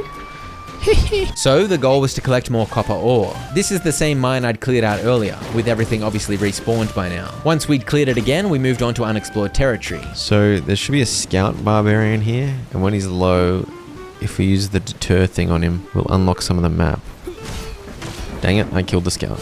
I have too much damage. So now I don't have that map unlocked. How about... I accidentally cleaved the scout's head in two before I gave myself a chance to extract the Coastal Dunes map from it. So that was a big whoopsie. And with the map still foggy, I was disinclined to explore that way, so we headed back north instead. We found the Rockhenge Desert Portal, which I activated using 3 green crystals, and the titular rocks nearby were indeed Hengi. Sadly, at this point, Sa had to step away. She didn't last long, but her glorious contribution will be remembered throughout history. I claimed the Rockhenge Desert map from this scout, and I pushed even further north, where I spied a rather enormous ruins dominating the center of the desert. What do we got here? Oh, this is part of Sunken City. 38, holy crap. The ruins were crawling with sand bandits, ranging from level 35 to 40. My strength awareness level was now 32, but my character level was much higher than that, so I wasn't really sure if I was appropriately leveled for this, though these were definitely the highest level foes I'd taken on so far. But with the help of Marge the Unco and Big Buffer, who I'd of course brought with me, we seemed capable of taking them on, although they definitely took a bit longer to kill than I was used to. There were so many sand bandits, and at 2,500 XP a pop, they were going to help my strength awareness level zoom upwards. It's an upgrade, 384. 300, that is an upgrade. The Sand Bandit costumes are definitely stronger. Interesting. I was already wearing medium tribal armor, but this medium sand bandit armor had about 20% better stats. And when I claimed a weapon off one of the fallen bandits, I got a clue as to what tier of gear I was looking at. Iron Rapid Bow. Ooh. So while the medium tribal stuff seemed to equate to bronze level gear, the medium sand bandit attire appeared to be iron. Oh, I see. It is rapid. Once again, I was punching above my crafting weight. I'd barely crafted any bronze gear, and I couldn't even make iron ingots yet. But as I took on all of these sandy bandits, I was destined to get a full iron set of items nonetheless. That rapid bow was pretty cool, but I preferred the ridiculous overhead greatsword swings. As I took on the peanuts down here, some other peanuts up on the walls kept shooting stuff at me. You big peanut. Get off. As I went, I completely upgraded my entire set of armor, while also collecting any decent durability items for my armory. And I think someone over there on the other wall had a rather big ballista. Who's blowing stuff up? Who's doing that? Oh crap. Dang it, dude. Save me, Big Buffer. Big Buffer, is all your gear broken? You look naked. I added find some gear for Big Buffer to my list of objectives, and I got back to business. It's got way more attack on it. 6 up to 23? Yeah, the Sand Bandit gloves had a juicy attack stat. And here we go taking on an elite. One questionable thing about these elites is that they have a set ring of space that they have to stay in. So if you lure them out, they reset to go back to their arena. But sometimes they just casually walk back, like they have not a care in the world. And you and your buddies can just hack at them as they go, dealing a huge amount of free damage. Multiple turrets on the walls continued to shoot at us, so I hung back and let Marge and Buffer take the brunt of the enemy fire, and soon the elite was laid low. Just like that, I had pretty much a full set of high durability, high quality iron equivalent gear, and my health cleared 2,000 for the first time. I don't really care about it. Oh gosh, it's got an angle on me. Run. It's got 100 damage compared to 90. That's not even, yeah, that's pretty good. Getting heaps of heat proof mods. Getting heaps of green crystals. Mask hardening. Head protection seems good. I took on an angry elite on the roof, more juicy loot. I found some damage mod 3s. They add 20 damage to weapons, very juicy. Alright, we're going down, baby. And I'd conquered the upstairs, so now it was time to delve deeper. This is where I found the ultimate boss of these ruins, the Sand Barrier elite, who wiggled his whip around like a lunatic. I think he would have been quite hard if I didn't have Marge and Buffer damage sponging it up. I think I maxed out in this level. I had indeed maxed my character level at 50. This meant a hard cutoff on easy stat gain, because no more levels meant no more stat points to allocate. I'd also maxed out the proficiency of my chosen weapons, so there'd be no more scaling from that source either. Getting better gear was now my core way of getting better stats, along with a few more mask upgrades and of course food buffs. But overall, my scaling had drastically slowed, because awareness strength levels don't get you combat stats. They only help you access more tech. Long story short, it was going to be harder to match myself against the increasingly more difficult foes. After dumping the huge amount of loot taken from the raid of those ruins, I added a new wall of chests for ship storage. I've realized Sari's here absolutely bored out of her brain while she's locked out. Marge the Unco and Big Buffer were level 50 as well, by the way. Maybe I should try set up a base in the middle of the map. 63% damage. How come it's locked at 90 out of 90? Why can't it go higher? Alright, we got a new friend. She's got a Cleopatra hairstyle. As I welcomed Cleopatra to the tribe, I finally realized my character's combat proficiencies were capped at 90, and crafting proficiencies were capped at 60. Meanwhile, all the randoms I was recruiting generally had higher proficiency caps than that. Theoretically, the ideal approach to combat would be control an NPC with high combat proficiency, but I didn't really ever bother looking into that. I guess because I like being Floydson, even if Floydson is unequivocally inferior to Big Buffer. I arrived at this mine, with Cleopatra added as my third deployed ally, and I discovered I needed a bronze pickaxe to collect from these nodes. So that cut short my mining expedition. Wolves! No, hyenas? No, wasteland wolves, yeah. This is an elite wolf, it's strong, dude. All of my greatswords were broken, so I was in hammer mode. And I think wolves may be resistant to hammer bonks. Also, my friends didn't help me fight the wolves for some reason, which was rude. I soon activated the sunken city portal. Portal active here now, so I can portal back to there, and then my base is just across the way. Wait, what?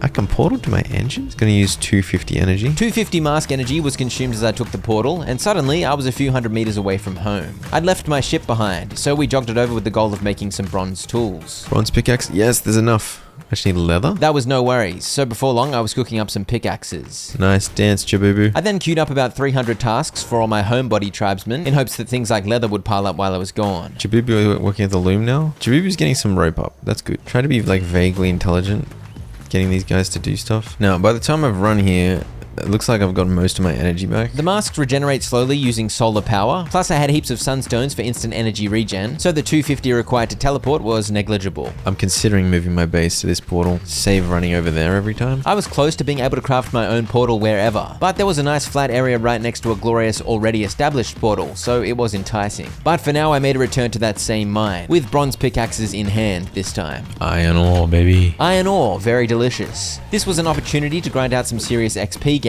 and to of course get ahead in the iron department, preparing for upcoming tech improvements. You know the drill. We took out the defending goobers, and I collected all the minerals. Before long, I'd leveled up. Awareness level 35, genuine milestone. With level 35, I could do more mask repairs to increase my proficiency gain with my weapons. But I'd already maxed out my weapon proficiencies, so this was useless, and it wasn't actually that much of a milestone after all. Although, if I took control of some other body and leveled its proficiencies, then this would be helpful. But anyway, at least getting some more mask stuff unlocked felt like progress. I'd finished with all the iron mining, by the way, with several hundred ore to show for it. And here I go taking on a level 40 tribal elite. Advanced combat pants, okay.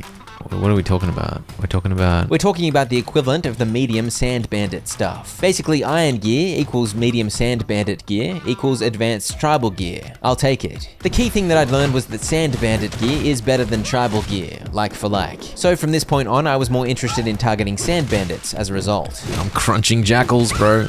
I'm crunching jackals. It's true, I was indeed crunching jackals. Make a camel saddle and see what we can do. Unfortunately, the camel was not receptive to having a saddle thrown on it. Clearly, I needed to capture the baby camel. I placed a medium trap down, and somehow it worked almost immediately. And the parent camels didn't seem to care in the slightest. I captured the...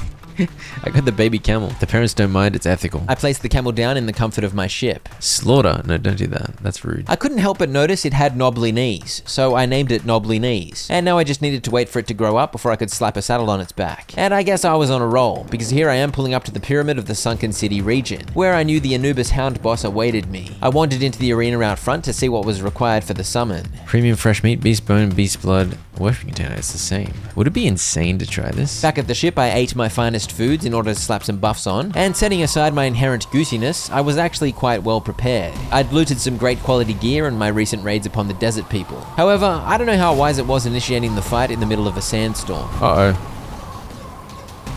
Fly. Same cheese. If you've got a mask that lets you fly, plus 60 odd poisoned arrows, you might as well make the most of the situation.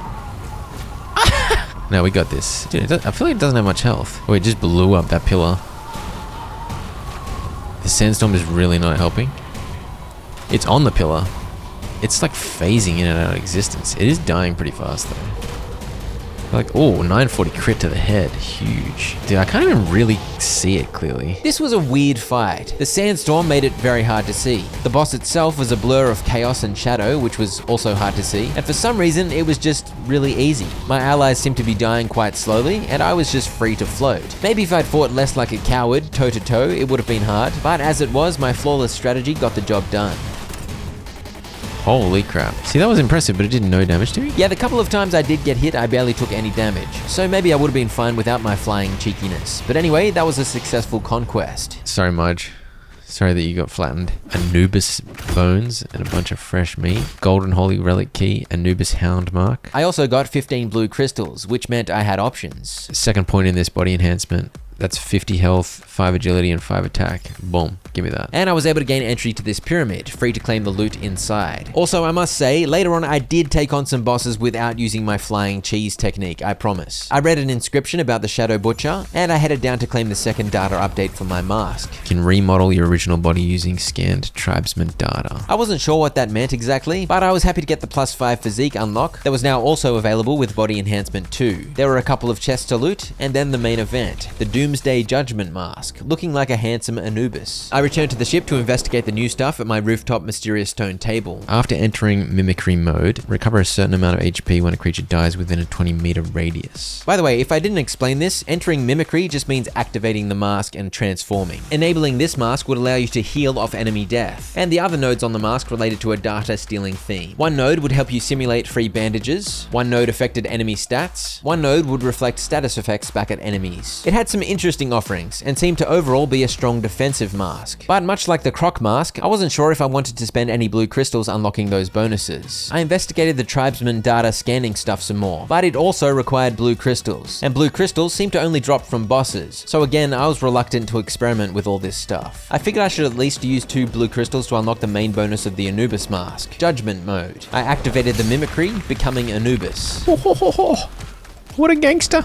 So now when stuff dies, I get a heal? Yeah, with the Judgment mode node on, I received quite a significant heal whenever an enemy died near me, which was definitely a pretty good bonus when fighting heaps of bandits, but it would be essentially useless against a boss, so again, I really wasn't won over by this mask. I kept it on for now though, because I figured I might as well level it up, so that maybe one day when I had a blue crystal windfall, I could unlock all the bonuses and test it out properly. I scouted the map for Rocky Hill, using the usual friendly method, and since the mask had reached level 2 already, a new node was available. When the unit uses bandage, it applies a special bandaging technique, increasing the bandage duration by 50%.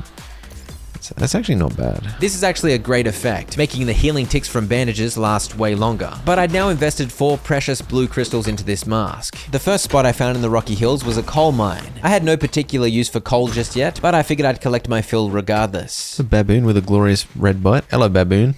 Come here. Whoa! Whoa!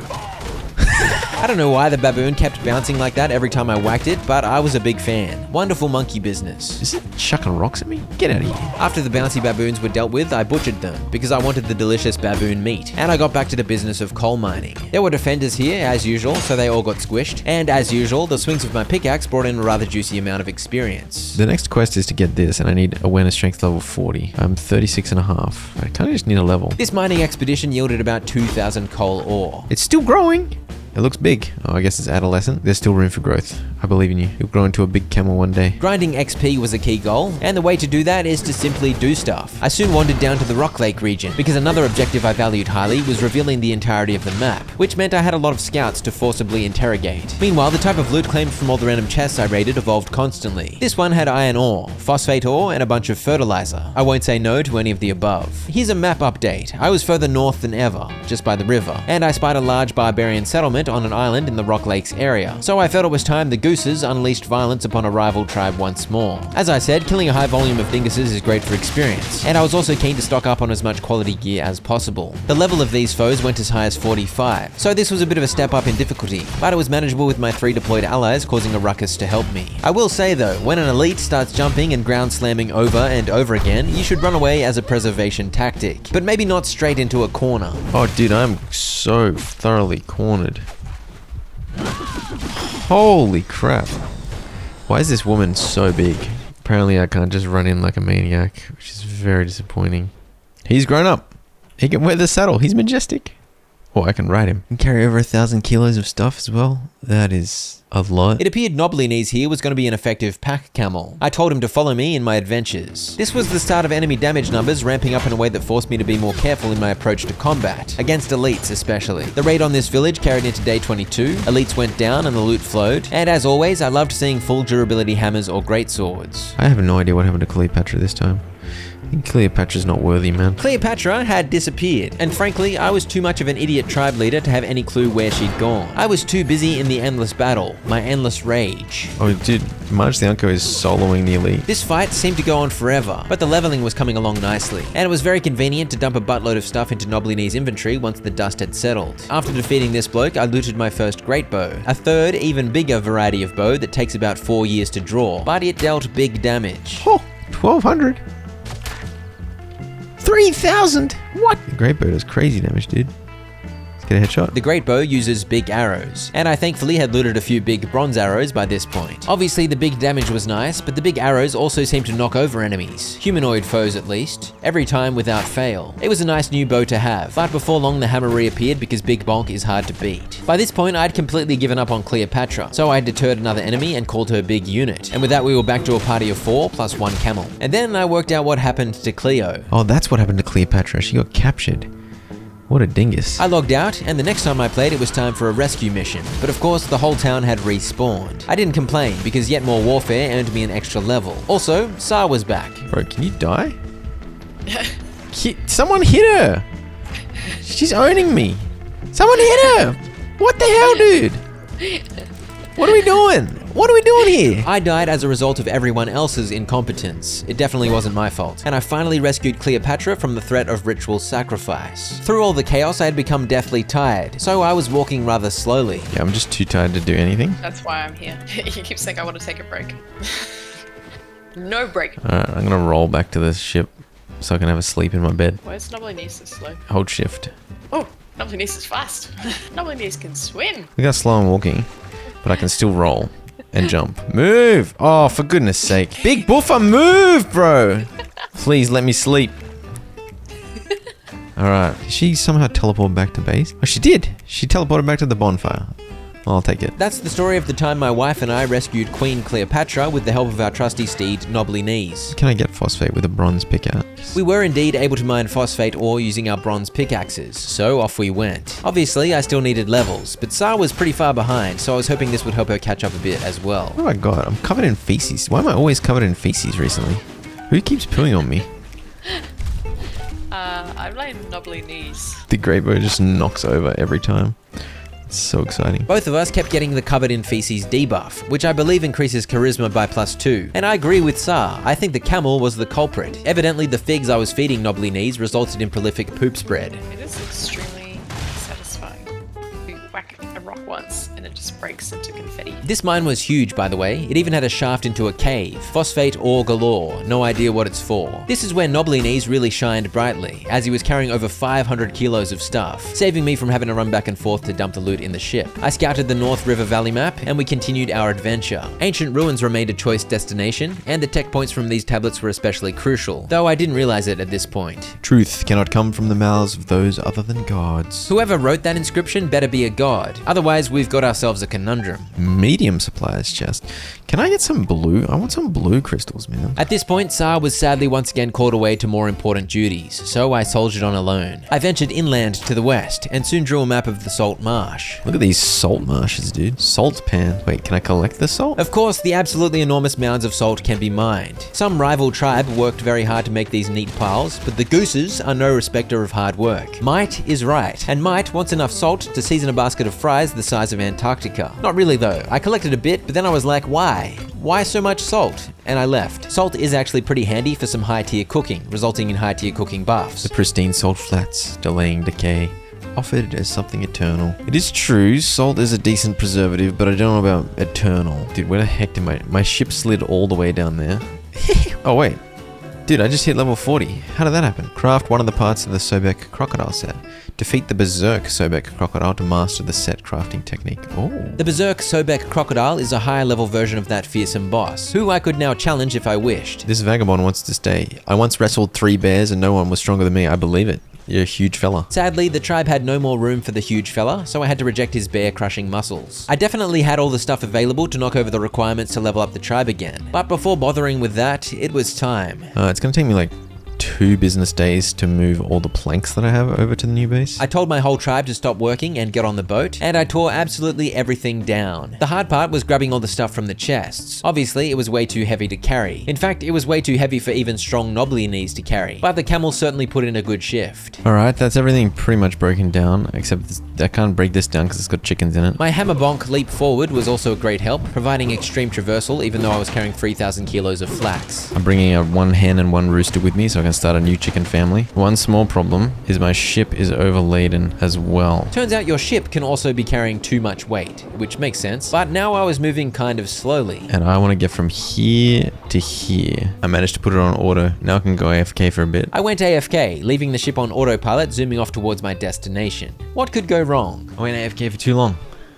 Where the heck am I? Try that again. Try that again. 7 minutes later, I arrived at the Barren Sandlands portal. My new home. What followed was a couple of hours of getting the tribe situated at this new location, whacking down the bonfire, figuring out spots for all the workstations and storage, and beginning a build in which I would house the majority of those workstations. Okay, we got the beginnings of a build here. Plenty of storage for heaps of stuff now. I made some wall torches and placed a few up, and I made an outdoor area with space for some of the workstations too. I placed a farmland over next to the portal, along with a granary and a well, and I kept all the furnaces outside, tucked against chunks of the ruins. And then began the painstaking process of bringing all the crap off the ship and into storage, smashing with my hammer to get around while overladen. Can get an upgraded weapon crafting. I don't know what happened to my weapon crafting bench. Like I lost my loom as well. I don't know where my loom went. As it slowly came together, I began sending tribesmen back to work. I can do this stuff. Statue of God, wooden valve trap, sticky trap, wooden roadblock. I placed 5 valve traps. They're just foundations you can open up to fall through, some roadblocks, and a statue of God. Having one of these increases your entire tribe's damage by 10% and awareness experience multiplier by 20%. Extremely juicy bonuses. As I placed down some sticky traps, a massive warning came up that I was going to be invaded. They're going to invade my furnace specifically in 20 minutes. I find that extremely rude. Oh, you? How dare you? You're going to invade me with level 20 idiots? I don't think I'm too worried about that, actually. This base was still in a low-level area, and so it seemed I was going to have to suffer through low-level attacks from low-level rival tribes. No worries. Tribe level 3. Bushka. So I got to defeat the Onyx Scarab. Apparently I already did that. Why does it say I've done that? 400 copper coins. Apparently I have that. Iron ingots.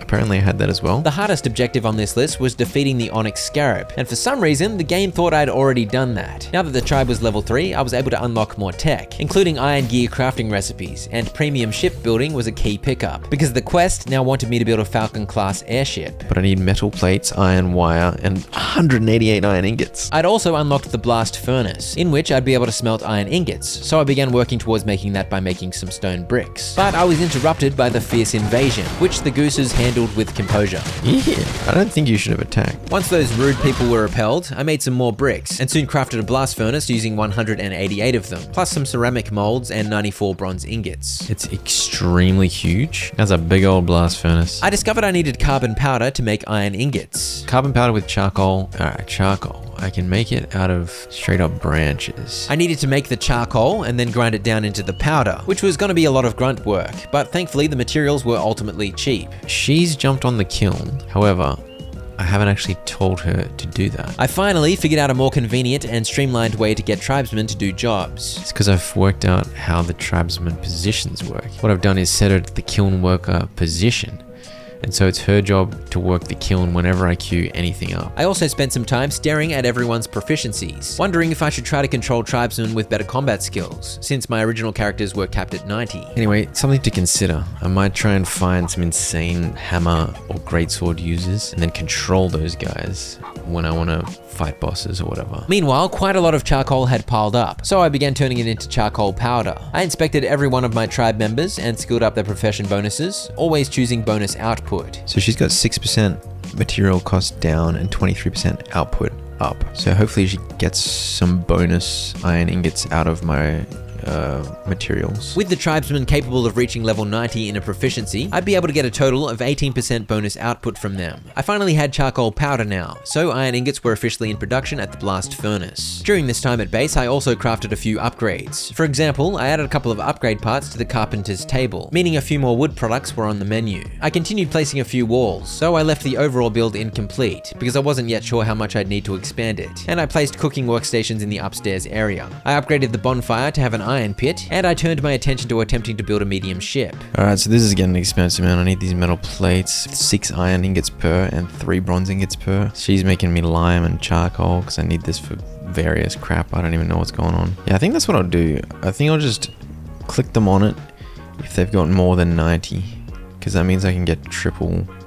perks for them. I did exactly that, assigning everyone to take up any jobs they had high proficiency in. So now whenever I queued up any crafting task, there was usually someone free to immediately take it on. There's all sorts of crafting going on, getting venom and carbon powder at the grinder, premium leather, using tanning fluid that I made earlier. Old mate's making like 6 billion yarn so that I can make fine cloth. And so it went, as I finally had a fluid and responsive way for the tribesmen to effectively make whatever I needed. I queued carpentry stuff using aseptic, and then I made a brewing stand and queued up some aseptic to brew because I needed more to make more carpentry stuff. It was all happening. Got an upgraded brewing stand now. Big dongus is popping off. Upgraded both my weapon crafting and armor forging to level 1. Level 1 craftsman bench now. I even had venom being ground out of poisonous bugs to be used to make more aseptic. And I got some cooking queued up too, most notably premium jerky, which gives a 100 HP and plus 5 attack buff when consumed. This used up pretty much all of the crude salt I'd stolen from that salt pan. Sorry, Big Buffer, I know you're busy working, but we're deploying. Chunks are from those things that I killed, those robots I killed. I should allow it so that the metal chunks can be turned into iron ingots. I wonder how many it needs. That's an extra 113 iron ingots. Okay, nice. I left the homebodies to turn the robots I'd killed into iron ingots, and off we went on another expedition. I had tons of tin ingots, but all my copper ingots had already been turned into bronze, and I'd used most of that bronze upgrading workbenches and making metal plates. So now I needed more copper so that I could make more bronze. I discovered a big vein of copper. I need a power mine. How do I get a power mine? Oh, here we go. Windmill. Wait, why did I not unlock this? Wait, so I can make the power mine? That is intriguing. This time, as I tried to scout out the coastal dunes, I managed to avoid accidentally killing the scout, so the map was updated. Oh, here we go. We're gonna get some copper down here, that's for sure. There was another mysterious portal, so I added that to my list of fast travel destinations, and then we ate up every piece of copper in the region. I gave Big Buffer, Marge the Unco, and Big Unit pickaxes, so they occasionally helped with the mining when they could be bothered. Knobbly Knees came along too, carrying copious amounts of goodies. Easily over 3,000 copper ore already. That was 3 small copper mines and a medium mine all cleared. I continued west into the neighboring region, where I of course claimed the map from a scout, and I swung by a couple of salt pans, but once again wasn't inspired to spend time collecting the salt. I stopped at any ancient ruins, claiming the loot and the tablets, because by now I'd worked out that I needed the tech points, and these were level 26 to 35 areas, by the way, and my awareness strength was now level 41. So when I saw these holy ruins, I figured surely I was up to the task. I parked the ship next to this nearby mysterious portal, activated it, and fired it up to send me back to base. And we got a camel. Yes, let's go. All 3 deployed doofuses and the big camel came through the portal with me, which was great news, because that made it easy to bring all the copper ore I just collected. reflected back. Also, we were being invaded again, apparently, but that was small bother, and before long some proficient kiln workers were slaving away making copper ingots, and as a result more bronze ingot production kicked into gear too. I need so much bronze. That's why we collected 6 million copper. The windmill required to power the automatic mining thingo required a whopping 94 bronze ingots, so even though I was now in the Iron Age, clearly bronze was still an important commodity. But that was just a quick trip back to base. Soon I was back through the portal stocking up on consumables and gear, as I prepared to head into those holy ruins and the dungeon below. At first I encountered sand bandits. I of course killed them, continuing to enjoy the glory of the greatsword. I still had iron weapons, stolen from those higher level sand bandits earlier. After taking out an elite, we delved deeper, and this particular dungeon had lots of pots, full of lots of centipedes. There was great loot, such as rather rare jade stones, but to be honest I didn't really notice at the time. I just grabbed everything and kept going. And this place was unique, as there was no safe way for me to descend. It was a cavernous center surrounded by chambers, but there weren't really any stairs. So I began jumping down, one level at a time, taking out bandits and claiming loot as I went, and killing so many centipedes too. So many centipedes. And eventually I was at the bottom, and some swimming was required. I found some underwater loot. Imagine trying to open these chunky chests underwater. Very impressive. And I continued up here to find the dungeon opened up into an enormous area, featuring yet more bandits, and further up some of those ancient robots. On the way, I'd looted quite a few antidotes, which I believe was a hint. You may also notice a bit of a green fog ahead. That was also a hint. Both of these hints I somehow failed to take note of because I'm a bit of a goose. As I cleared this side of the area, including a room full of about 3,000 centipedes, so many centipedes, and then a room with another 3,000 centipedes, my entourage was safe, blissfully unaware that I was leading them all into grave danger. I headed onto the bridge, and as I reached the far end of the bridge, I was afflicted by poison. Poison that was fairly clearly visible in the air around me. But because about 60,000 centipedes had been bothering me all the way here, I just kinda tuned out the poison and used bandages to heal through it, as I fought all of the Slayer robots here. After the fight, I turned around to see Marge the Unco lying on the floor, a little worse for wear. But the camel's fate was far worse. Oh no. Knobbly Knees is dead. Knobbly Knees, bro. Big Buffer is dead as well. Wait, what? I didn't think these guys could... They're gonna die of... They got poison, that's why. I thought they must have had some never-ending centipede poison bug. I was simply too stupid to work out that we were literally standing in a giant cloud of poison. I was able to survive it with bandages, and also up until this point it seemed my companions were pretty much invincible, so I couldn't comprehend the fact that they'd started dropping like flies. I finally worked out that the poison began at the far end of the bridge, so I called Big Unit and Marge back a bit and told them to stay put, and I picked up the best of Knobbly Knees and Big Buffer's loot, and I handed it over to them to look after. I used one of those antidotes I'd found on the way down, which gave me a bunch of poison resistance. I could have given some antidotes to my followers and then had them come with me, but after the grave loss I'd just suffered, I was too worried that the poison would take more lives while I wasn't looking, and so I carried on alone. And as I went, I reflected on the devastating loss of my good friend Big Buffer and my trusty steed Knobbly Knees. Big Buffer in particular had served the Gooses tribe well for many moons, so it was a shame he died by poisoning, while I, who was supposed to take care of him, had no clue what was going on. I ran into some of these fearsome looking trailblazer bots, but they fell easily to my great bow shots, and I had a little trouble taking out this mechanical core elite as I kept moving in and out of its line of sight to bamboozle it as I shot arrow after arrow. Meanwhile, the antidote kept me almost immune to the poison, but it only lasted 20 minutes, so I had to pay attention to reapply it as soon as it fell off. How did Marge the Unco die? Ah, you Unco. What?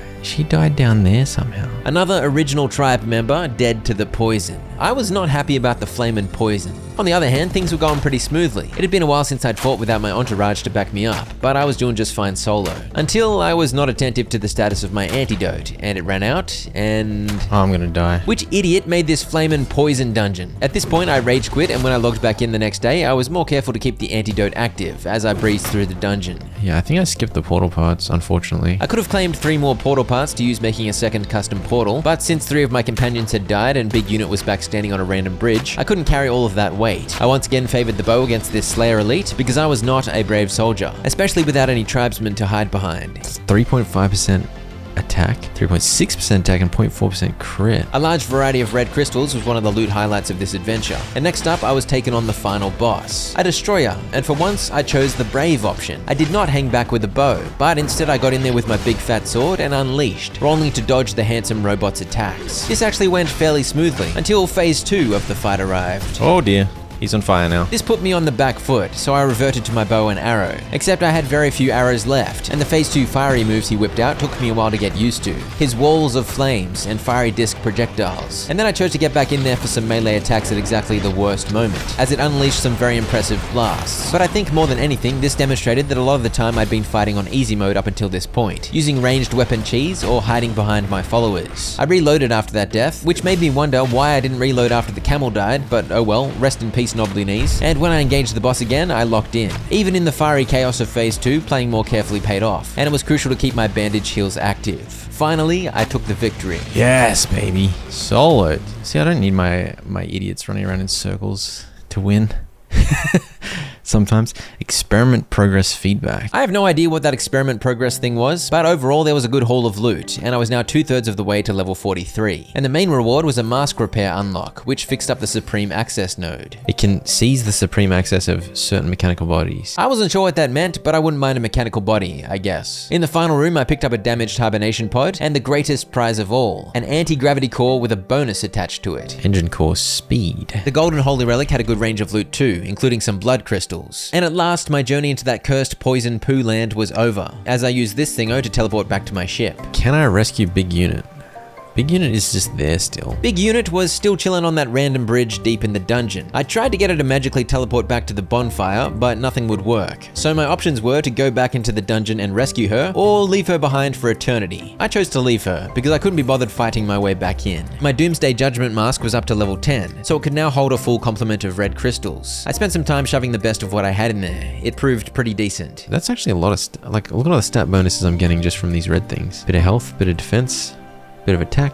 Okay, that's not bad. It was then time to get back on the move, but my ship was a whole lot lighter. My sweet camel was entombed far below, next to Big Buffer and Marge the Unco, RIP. Meanwhile, the unit who is big was destined to hang out forevermore next to their skeletons, on a random bridge near some poison. I mourned, but then I got on with it as I enjoyed the glory of hacking at some dinguses using my giant sword. The Sulphur Pools was my next destination, and after claiming an inscription tablet at this ancient ruins, I saw an interesting group of people not far off. Look at these guys over here. This was a Sand Bandit exploration team, and they were a little bit higher level than what I'd been used to recently. Oh my gosh. I've made a bad plan. I fled back to heal up and take stock of the situation, and I continued the fight by drawing a couple of them away from the group, as I worked out that this was an example of a random encounter that occasionally pops up on the map, and I hadn't taken one of these on before, so I wondered what the reward might be. I was not disappointed. Oh, you got 4 iron pickaxes? Oh my gosh. Oh my gosh. Okay, these guys are worth fighting. 4 more iron pickaxes? What the? These guys have been collecting sulfur ore. That's insanely useful. Each iron pickaxe represents a lot of crafting materials, and I'd barely even made any bronze pickaxes yet, so this was a huge step up. Alright, Helga, you're getting deployed, bro. I forgot to mention, Helga the matriarch was here. I guess she stowed away when we left base last. I honestly didn't even realize. But now that all the other idiots had managed to die, she got a promotion. I wanted her to fight with me against these wanderers, but I think she got stuck on the ship for a bit and didn't actually help me against this elite. But it was all good regardless. And again, this random encounter proved its worth. Oh, you got leaps of ore. You got my 2 favorite weapons. I love you. Helga did emerge for the next part of the battle, which resulted in yet more pickaxes. I ended up with 20 high quality iron pickaxes total. I literally did not run out of these until the end of the playthrough. I would love to take over the camel. I don't think I can. Sadly, I was not able to adopt the camel, so I instead murdered it and claimed a fair bit of sulfur and stone from its pack. Yeah, that's what I ran into. I ran into these guys. I turned the big red marker off earlier, but I think that's what I just ran into there completely coincidentally. And it was 100% worth doing. And so I turned the red markers back on, hoping they'd lead me to equally profitable encounters. And I continued bouncing from point of interest to point of interest, slowly leveling up and stocking up on more and more loot. I feel like I should check out what this is. Shipwreck's own golden legend, and then I feel like I should check out what this is, this island. What are we looking for here? The fall of night was not conducive to my search for whatever golden shipwreck nonsense was here, so I soon moved on to check out this island that I'd spied off the coast. It appeared to have a rather impressive structure on it. This is a serious duper wacky. There's a portal over there, but I've just realized I forgot to bring any green crystals. This is quite majestic. Cross server list. This thing was completely useless to me, but it certainly looked cool. I made my way over to where another golden shipwreck was marked on the map, and this time the sun was shining. There's a big old crack. Okay, dude, if there's a shipwreck down here, I think it's deep in the crack. I can't go that deep. I don't have enough oxygen. Maybe this is why I need that underwater mask. It can double my oxygen so I can visit the crack. Doubling your oxygen levels when venturing into cracks can be useful, no doubt. But for now, I was unable to loot any shipwrecks, and I returned returned to the mainland to target one of the red thingos, another sand bandit expedition. Before taking them on, I properly geared up Helga with some of my best gear, and we got into the action. Do they have a rhino? These guys are fighting each other, so I'm just gonna like shoot. The rhino is level 52. Well, these guys are level 50. This expedition was indeed much higher level than the last, 10 to 15 levels higher, so I was in for a fight. But I was pleased to find that if I was careful, and thanks to Helga's matriarchal muscles, I was able to put up a good fight, and so the sand bandits began to fall. Sand bandit advanced combat pants. Oh, that's a significant upgrade. Steel pickaxes and heaps of crystals. Advanced Sand Bandit gear is the equivalent of steel gear, a massive upgrade indeed, and once again better than anything I could possibly craft at this point. It certainly serves to take out higher level Sand Bandits, no doubt about it. 40 more health, 10 more attack on them, 1.4% extra max HP, attack and damage increase. Massive upgrade. The elite of this bunch was no slouch. She was an absolute damage sponge, but thankfully she was obsessed with punching the crap out of Helga, so I was free to hack at the back of her head. It was a rather drawn out fight, during which I used quite a large quantity of bandages, but I got there eventually and the level 50 elite was defeated. And that got me almost a full set of high quality advanced Sand Bandit combat gear. Very juicy. These guys also had a ton of crystal, as did the rhino, which was strangely reluctant to defend itself. I reckon it could have skewered me with a taunt, but it was too skittish. Since I was here, I figured I might as well grab another mine's worth of copper ore. Why not? Let's get this guy in the party. He's got glorious hair. I had moved on emotionally after the loss of Big Buffer and Marge, and it was time to recruit some replacements. He can be Bigger Buffer to replace Big Buffer. And so it was that little Bigger Buffer joined the party. That's crazy though. I actually got more crystal from fighting those guys, or almost more, than I did copper from a whole mine, so that's huge. It's been a while, and since we were last here, we've lost some friends. Bunch more metal chunks should mean I can make heaps more iron ingots. That is indeed a great benefit of murdering robots. I spent some time claiming proficiency bonuses for my tribesmen who had leveled up crafting skills in my absence. Metal parts and metal plates. I found some more metal plates, so now I have enough of those. I made that iron wire earlier. The Falcon class airship for the quest. Finally. Now I got a plate. Oh, it's bigger. It is bigger. Yeah, it's so sick, dude. It is bigger, no one can deny. But that was just the body of the ship. Now I needed to craft wings and sails and all that business. I need delicate leather. I got enough ingots for 2 wings. I have 1,079 bronze ingots, by the way. I just realized that might keep me going. I feel good about that. I crafted more iron wire, and I soon placed these ailerons on the medium ship. I next crafted some sails out of fine cloth, and those went up, and I built a rudder too, which went underneath on the back. By the way, my next quest is to kill the Onyx Scarab. My bonfire thinks I already did. I did not. My bonfire is confused. This was the second time my bonfire had overstated the glory of my exploits. What a silly bonfire. Meanwhile, the ship was coming along nicely. I should mention, you can of course totally customize your ship. You could make it into more of a floating base to keep tribe workers with you on the go. I liked my land base though. However, in retrospect, I wish I'd experimented a little with my flying ship designs. But I don't have an engine, I don't have wings. Those are crucial elements required for flight. And I discovered some bad news. Yeah, I don't have any medium anti-gravity engine cores. Dang it, dude. Medium engines were beyond my crafting ability for the time being, so the medium ship was not going to be able to fly. Very sad news. I teleported back to my small ship and brought it home so I could grab the loot stored on it. Can we make oh, where did all those ingots come from? Dude, do I have like a bajillion iron ingots on my ship? Oh, I do. How did I get 274 iron ingots on my ship? I think one of the furnace workers deposited those on my ship instead of in the base storage. With that iron, I was able to spruce up the flight of the ship even further. Oh yeah.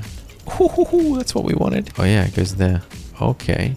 Dude, this ship is sick. Now, do I have enough to make 20 delicate leather? If I use this thing to make delicate hide, apparently I have 3 rare carcass chunks. Oh, I got a double.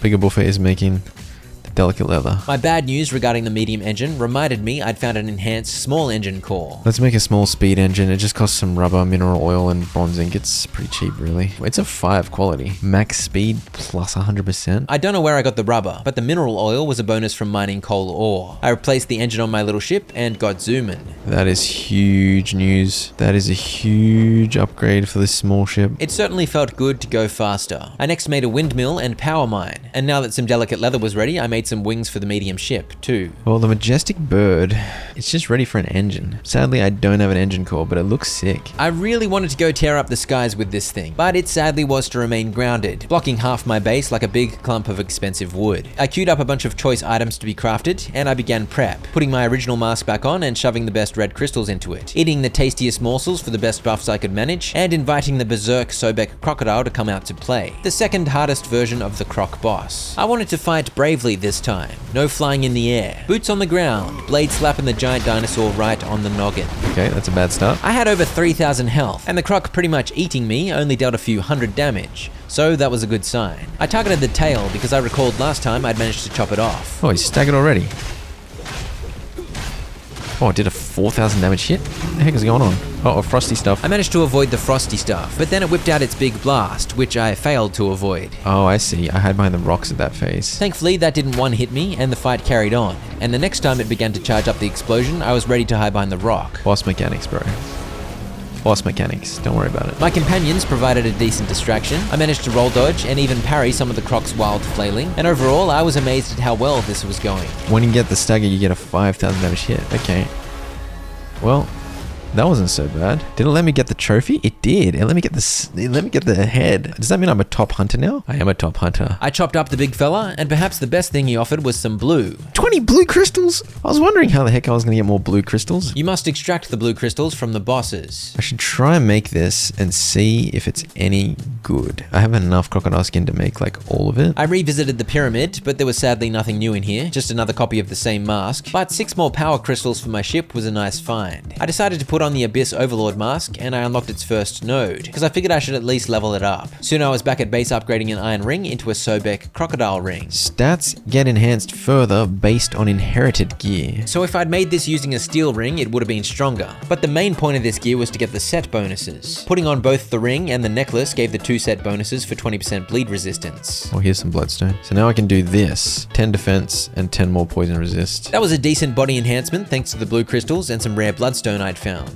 I eventually made some iron gear that I turned into Sobek croc gear, but I wasn't convinced. If I made the full 6 set, I'd get 10% crit and 10% defense. Very juicy bonuses. But the individual pieces of gear were significantly worse than what I was already wearing, because what I'd crafted was all normal quality. Unfortunately, I think I just scammed myself. I don't know how to get them higher quality. If they were higher quality, it would be worth it. And so my experiment to make a set of gear proved unfruitful. Perhaps defeating the highest tier of croc boss would unlock a set worth crafting, or maybe if I crafted higher quality iron gear, the set pieces would inherit that quality. But for now, I simply didn't have enough materials, so I got back out adventuring. My next experiment was with a power mine, because I wanted to see the glory of automatic mining. I chose to place it on an iron node, because iron ore was definitely the most in-demand mineral at this point. But to power up a power mine, you need a windmill, and you can only place a windmill near a bonfire, so I placed a bonfire down, and then the windmill. But how do you connect the windmill to the power mine to provide the power? For that, I made one of these things for some reason. I don't think I actually needed to, but with it, I worked out how to get the connections happening. It's working.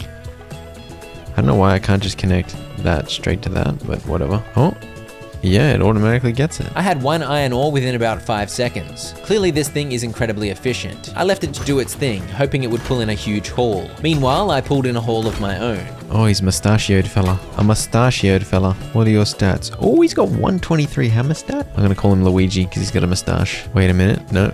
Yeah, big unit is still just there. I collected lots of iron ore, but how did the power mine do in the time it took me to clear an entire mine? It has got 1 iron ore. That's a bad sign. Unless it's getting transported down here. Oh, no, there's more here.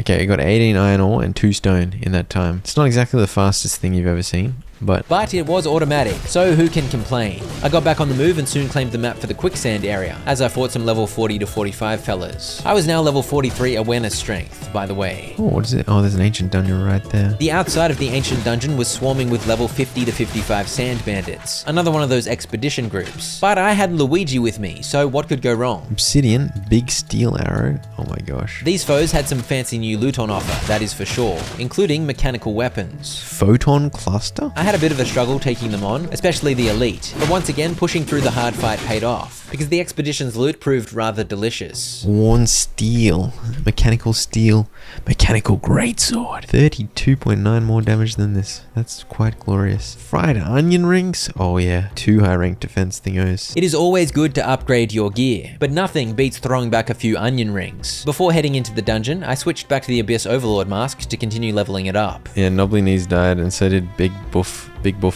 What? And Marge the Unco. It was a devastating night last night. So I've replaced them with Luigi and Bigger Buffer. Sa was suitably devastated about those losses. She wept for hours. The sand bandits of these ruins were 10 levels lower than the sand bandit expedition I'd just taken on, so that was a relief. And I was able to progress relatively smoothly. And you know the drill in these places by this point. Lots of combat and lots of loot. Except here's something new, a dungeon portal. This was not a massive underground ruin for me to explore. Instead, I activated and wandered through a fancy portal. Small dungeon of ancient civilization, a place of inheritance that attests to an ancient civilization. This place was full of metal foes, but they were actually pretty easy. It was also full of lots of ridiculous traps, including massive falling blades and cylinder statue thingos that spat out frosty death. I smashed the robots and I avoided the traps, and soon we took on a mechanical core elite, who spun about with lasers shooting all over the place. But I was able to pretty much ignore those and simply bonk it with my hammer. Oh, what the heck is this? It's very shiny. This was the ultimate key, which I grabbed. And I should mention, the giant title blocking the top of the screen was annoying the crap out of me. Ancient spiked whip. Oh, what the heck? Rapidity necklace. The rapidity stuff was a part of a 6-piece set. Intriguing. And the ancient weaponry was up there in quality, similar to the mechanical weapons I'd found. I worked out that smashing the middle section of the frosty cylinder caused it to spin, meaning the deadly frost would no longer be a threat. So I wandered around smacking frosty cylinders as I looted the dungeon. I like this place. This place is good. It has no poison. Enemies aren't that hard. I dodged through a bunch of traps and headed through this way. Now open thanks to the massive key I'd found. The Terminator? Alright, let's go. Let's go, big fella. The Terminator had every single weapon in the game, it seemed. He's doing a massive swing.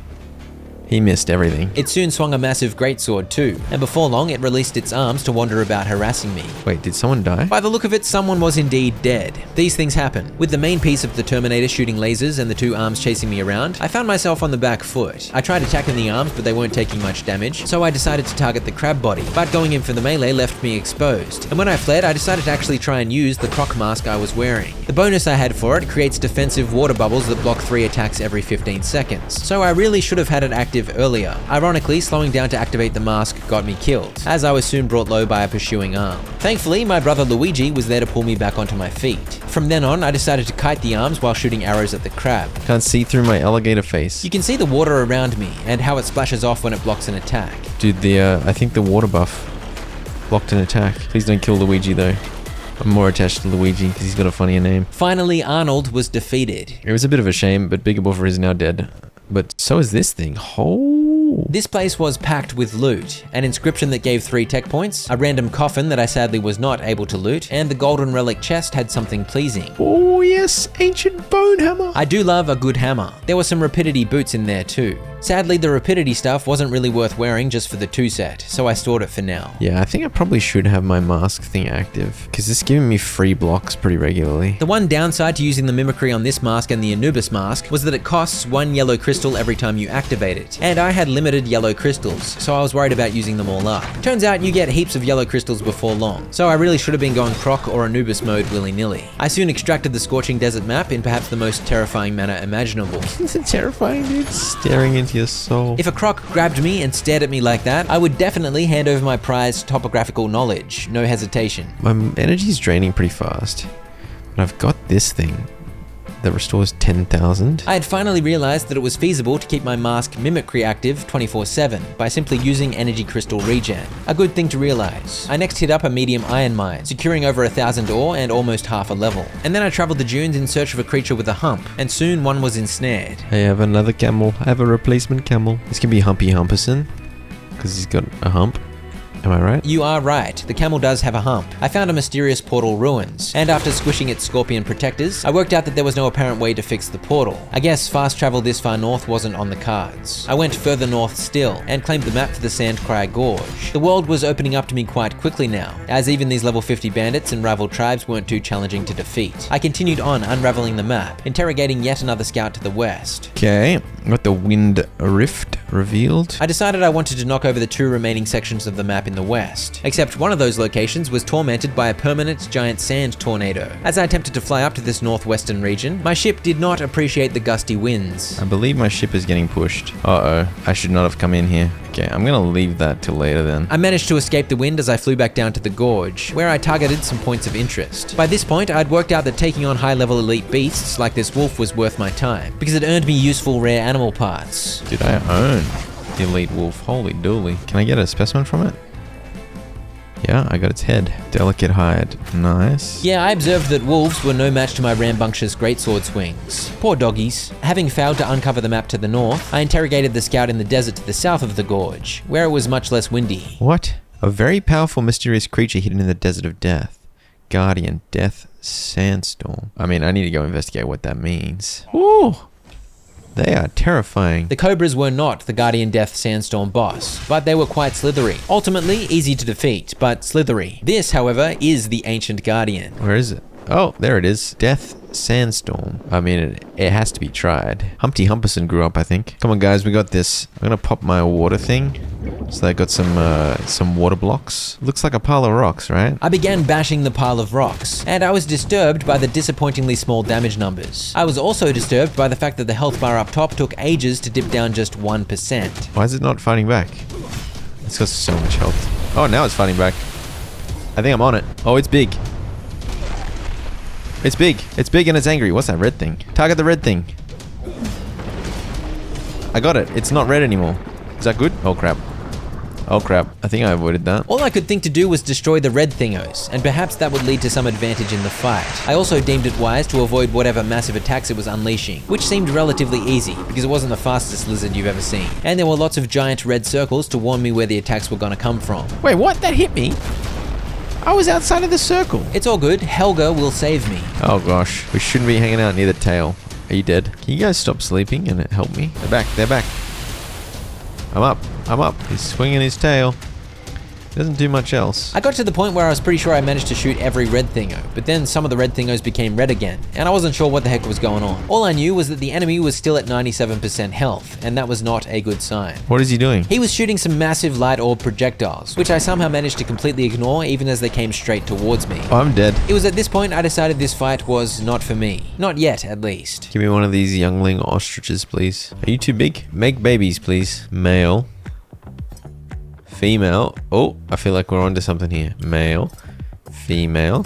Make babies. They did not obey my command to make babies, so I chopped them. Maybe I can get an egg and then incubate it. They didn't drop any eggs, and I couldn't see a nest in the surrounding area, so I was stumped regarding acquiring an ostrich. My next destination was intriguing, a random deep hole in the desert. Seems like a bad idea to just go in the hole. I decided to put my celestial wings mask on so that I could fly in, and out again once I was done. Into the desert cave I went. It's a cobra cave. The snakes were actually pretty tanky, and the threat of a painful death by venom was something to be careful about, so I tried to avoid drawing the attention of too many cobras at once. The cave proved worth a visit as I looted my first chest. Oh, there's 12 yellow crystals in here? As I mentioned, yellow crystals are required to activate mimicry mode on all the masks except the wings one, so finding a bunch more was great news. I could be way more free using the mask transformations. I took out an elite cobra, and there was an inscription to read along with another chest full of goodies, and that was it, a quick but profitable venture into a slithery desert cave. What the hell? Helga died! Oh, for goodness sake, man. The poison is just so deadly, man. If they're deployed and we fight poison, they just die. Helga was with me from the beginning, and now I'm abandoning her. I don't care. You let me down, Helga. At least Luigi survived. I was becoming less and less excited about having followers with me, because they kept dying without me noticing. If I gave them anti-venom or antidotes, or put poison-proof mods on their gear, I guess they'd be fine against poison at least, but that felt like too much mucking around when all I wanted to do was chop people's faces off. I tried to deter some sand bandits, but it wouldn't let me. So I had no idea I hadn't unlocked these. So what are we doing? What are we looking at? Connection enhancement, so I can have max 13 tribesmen. Now I can have max 18, up from 9. So that's a lot. Improved my deter. Mask hardening maxed out, so 45% less damage to the head. While I was at it, I ended up unlocking absolutely everything, because I had hundreds of green crystals. All of the above the line stuff is maxed out on the mask. I thought improving my deter might mean these sand bandits would now be recruitable, but no. I was confused about this for a while, but I soon worked out that the sand bandits simply can't be deterred, ever. You can only deter people from the rival tribes, Windwolf or Savage Horn barbarians. I was gonna recruit a dude from this camp, but as soon as I deterred him, I accidentally cleaved him in two, but I now at least understood a little bit more about deterring, and I decided I'd try to find barbarians that were close to character level 50 and recruit those, so they'd immediately be at peak fighting strength. But first, I headed to an ancient ruins dungeon with just Luigi by my side, and we took on the many sand bandits and robots that were faffing about near the entrance. entrance. As I ventured deeper, I discovered there were so many scorpions awaiting me, and scorpions inflict poison, and poison was my kryptonite so far in this game, as I'm sure you've noticed. It would have been fine if they weren't such sturdy insects, but they took ages to kill. I refuse to fight infinite scorpions. The scorpions were keen on fighting me though. They didn't seem inclined to listen to my refusal, so I ran around like an idiot with countless stingers chasing me. It was not a good plan. And guess what happened in the meantime? Of course. Straight ahead you can see Luigi's death package, because of course, he died. You think I'd learn at some point, but apparently not. You cannot expose your followers to poison and expect them to live. In this case, I opted to reload. I guess I loved Luigi more than any of the others. And after clearing that first room again, I just decided I'd leave the scorpion-infested mess till later. Or maybe until never. Let's go get some high-level recruits over here. The Sandcry Gorge. And then we'll go try to take on the Onyx Scarab. There was a crew of level 46-ish characters at this ancient ruins, so I did some deterring. She can be called Pongo, I think. Alright, Pongo, welcome to the team. Pongo, I want you to survive. Here's a really good shield. He's a really good blade. I'll take another skilled guard. Deter this guy as well. Why not? Deter a bunch of high-level nerds and just throw them at the enemy. Linda, she's also good with the spear and shield. This is Bald Tony. Bald Tony, you rocking any good stats, Bald Tony? Oh, here we go. Someone else. Welcome to the team, Rakatutu. She's level 50 already, dude. That's crazy. I've now recruited you to kill your former leader. He's not happy. He just straight up targeted you. He completely ignored me. I'm not sure I was quite ready for level 50 elites. This fella didn't die very quickly. But on the other hand, some well-timed parries generally makes barbarians pretty manageable. Even elites. He's got a full set of advanced gear. Rakatutu, what happened, dude? Rakatutu can sit there. We got 2 backups now. I'm no longer sentimental about these recruits. I'm getting backups in anticipation of the current ones I've got just straight up dying. There we go. Humpy Humperson's ready. That's good news. I looted a few locations around Sandcry Gorge and kidnapped another woman while I was at it. This can be the wig. I don't want to assume, but it does look like she's wearing a wig. I then headed east, back towards the river with the next pyramid in my sights. Except a new problem presented itself. It was a ridiculous 54 degrees Celsius up this far north. I think that's about 4,000 degrees Fahrenheit. And searing heat was beginning to deal constant tick damage to me. Dude, I'm just getting owned by the searing heat. Over on the other side of the river, there were level 54 crocs, but I was up to the task of chopping them. I cleared another ruins, and I discovered a lovely dip in the River Nile helped bring my body temperature down, keeping that searing heat at bay. I claimed the map info for the floodland region of the map. The north was slowly being revealed. I headed over to this mysterious portal right near the pyramid. This one wasn't broken, so I grabbed much of the loot I'd collected and headed through back to base, where I queued up more iron bars to be smelted and tried to figure out if I could craft some heat mods for my gear in order to resist the heat of the north. But sadly, I had no asbestos. Asbestos is a great insulator. You should try using it in your houses. But then I got stuck because Humpy Humperson had followed me and gotten wedged in the doorway. What a majestic camel. Get away from me. Once I escaped the camel trap, I teleported back to the ship, where I discovered I had plenty of heat mods that I'd looted from enemies and chests. So I chucked one of those on my chest piece, which immediately dropped my body temperature by a huge margin. Alright, I got 1 heat-proof mod and I seem to be maintaining body temperature at 35. That rhino is in a tree, dude. 35 degrees Celsius is actually a low body temperature, but I don't think this meant my literal body temperature, like you get if you stuck a thermometer up your butt. I think it's referring to how hot the surrounding environment feels. In that case, 35 degrees is still a painfully hot day, but I wasn't suffering searing heat, so it's all good. The tree rhino is terrifying, but the baby rhino. I wanted to catch a baby rhino, so I chased it around trying to get stuck in my medium trap. At one point, it appeared the little beast was ensnared, but then it just wandered off. Come on, come on! What? I got 200 grapes in there. Surely he wants 200 grapes. I tried using grapes, date palms, and figs as bait, but the tiny rhino was not being cooperative. Alright, I got 2 traps with supposedly food that it likes. I'm just gonna leave that, and let's go check out the arena for this Onyx Scarab. Yeah, well, I mean, that's a big arena. I need feces, wheat porridge, wine, worship container. I went and grabbed some poo I had on standby because I figured I might as well take on another boss. I did the usual prep, gearing up my deployed dinguses and eating up all the best of the food buffs I had handy. Oh, it does kind of look like it's got a poo. Get him. He's got a big poo. And so Luigi, Pongo, and Linda charged in, fearless in their assault of the fierce Onyx Scarab and its giant ball of dung. What the heck? What? He's shooting at me. He's got a bowling ball. I can do damage to the poo? Oh my gosh. This fight was going surprisingly well, especially once I unleashed some greatsword attacks. Oh my gosh. What on earth? Oh, I'm so dead. What the hell? I respawned and wandered back in, and the fight was still going as my 3 dinguses kept the dream alive. Wait, what? What is this? The giant sun finally descended and disappeared, and the fight officially reset. Let's try that again. I actually got the strange beast down below 50%, so there was hope if I could just work out how to survive the chaos. Run away from this. Run away from this. Running away from the little scarab swarm was definitely a good first step towards surviving. What? This is insane, dude. What the hell is this fight? Why is the sun falling? Follow me, guys. Run. I was getting slightly smarter with my tribesmen, as I commanded them to flee whatever the heck was going on, in hopes that they didn't get exploded. I don't understand what this sun means. What is he doing? Why is he taking no damage? He's gonna eat the sun. Oh, he made his turd fiery. Oh, now he's golden. That's sick. The scarab was in its golden phase too, but I felt like I could burst it down. Oh crap, there's orbs of glory. The orbs of glory were kind of just floating there, so I continued attacking the boss, who had summoned an army of little beetles. But it seemed we were absolutely dominating, for a short moment. Crap, run. Crap, it reminds me of Radagon. I'm just gonna stand back and shoot at this point. It seemed victory was within reach, but then some of these ones. Ow, ow, ow, ow. What? Bro, it literally is the final boss of Elden Ring. Oh, it's still low.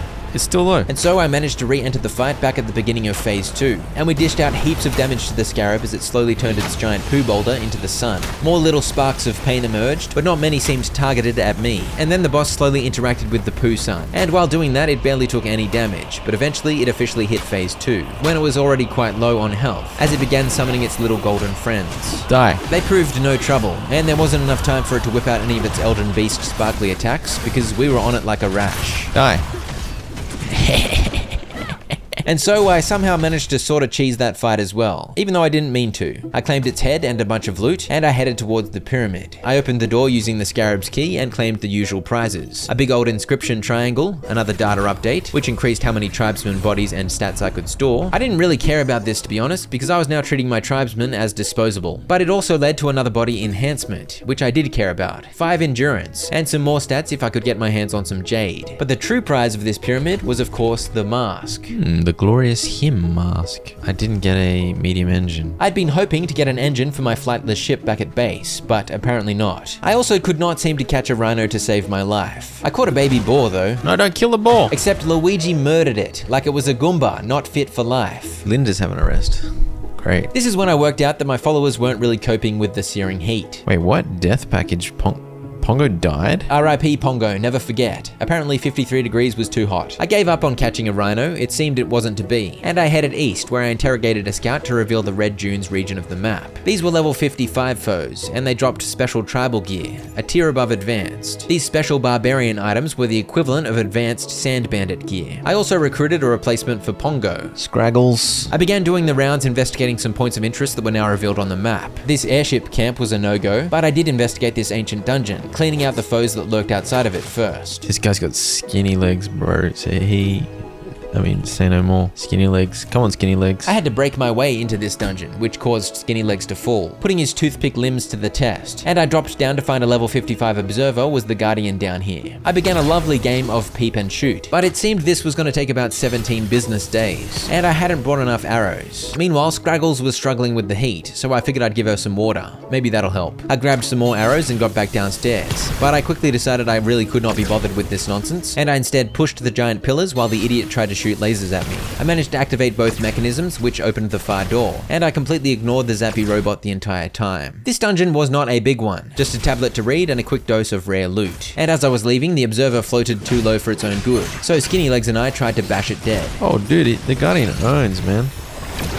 What? Through the wall? Turns out level 55 Guardians are simply too scary in general, and there was no need for me to kill this one, so I once again ignored it and fled. As I continued further east, many of the people on board my ship continued suffering from heat stroke, and I simply could not find it in my heart to bother helping them. My camel just died of severe heat. RIP Humpy McHumperson, you will not be remembered. Knobbly Knees is the only camel that can fit inside my heart. All my recruits are just gonna die of searing heat.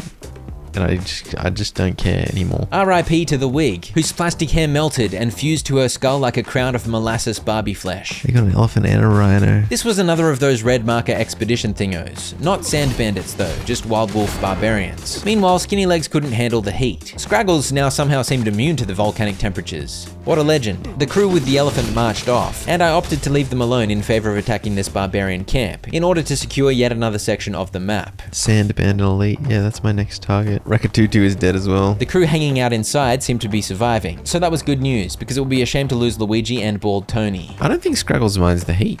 Scraggles is a bit of a legend. What are you doing on the roof, Scraggles, you lunatic? There was an absolutely massive barbarian fortress outside a pyramid on the eastern edge of this area, which I sort of flew over a bit, but ultimately decided to steer clear of for now, as I instead circled back south and over the water, where I stopped off at an ancient ruins. These continued to give me a steady supply of decent loot, and I was of course also looking for tablets to read. I recruited yet another hapless buffhead. It kind of looks like Thor. This can be Thor. Oh, he's got 120 on the shield.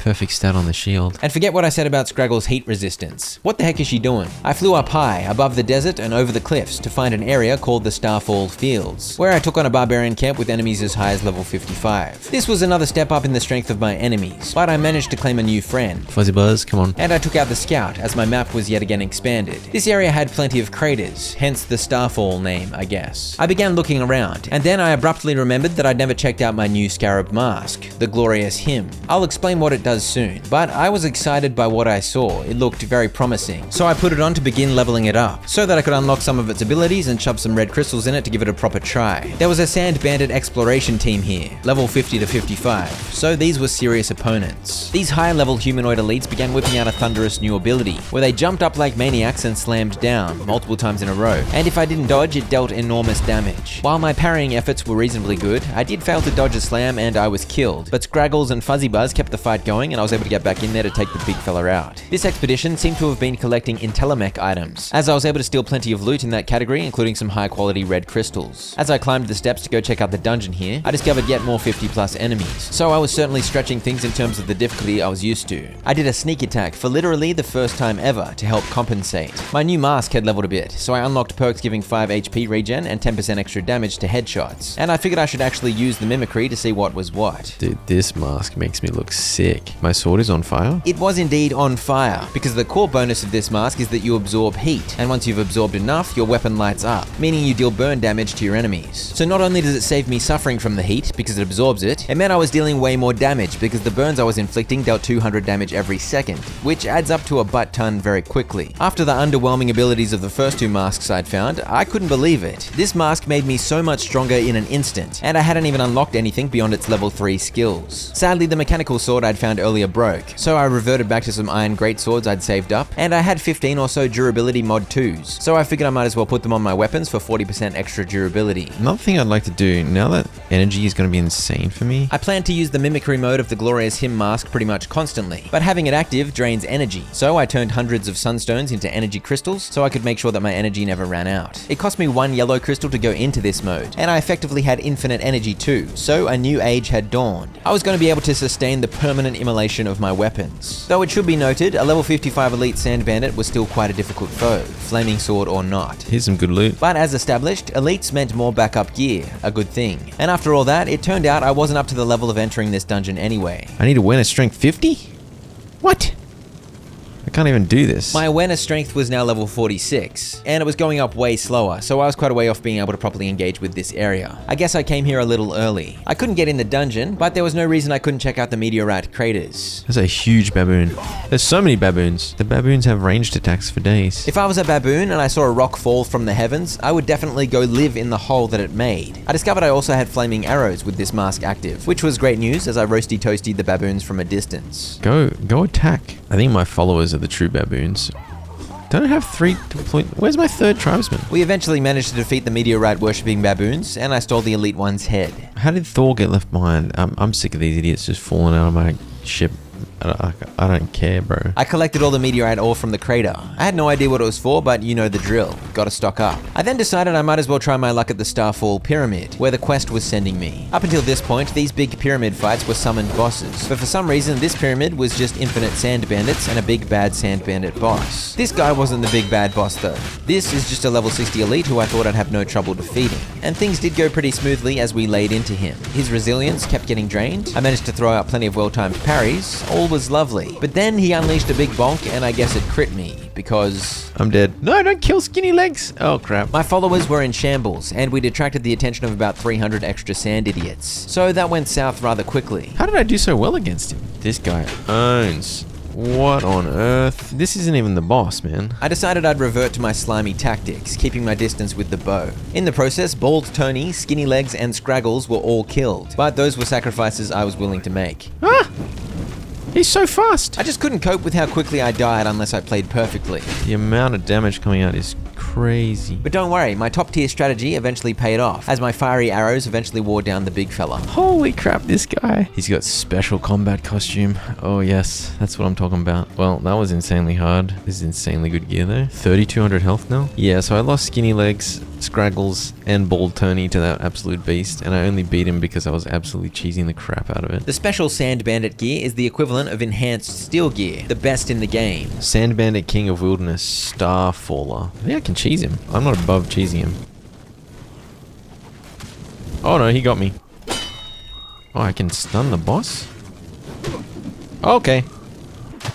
Okay. What on earth, dude? He just did 2,400 damage. That was a fight better left for another day. Greatsword Mastery. When did I get this? I was very excited about this Greatsword Red Crystal. I do love the Greatsword. So that was 5.8% more damage for my chunky swords. And while I was at it, I shoved in a bunch of upgrades, because I'd found heaps of new red crystals while I wasn't really paying attention. I then returned to the desert with the goal of systematically visiting points of interest, to gain XP and of course stock up on yet more loot. This included experiencing the inciting incident in my journey to become Batman. 10% damage increase at daytime, 10% damage reduced taken at nighttime.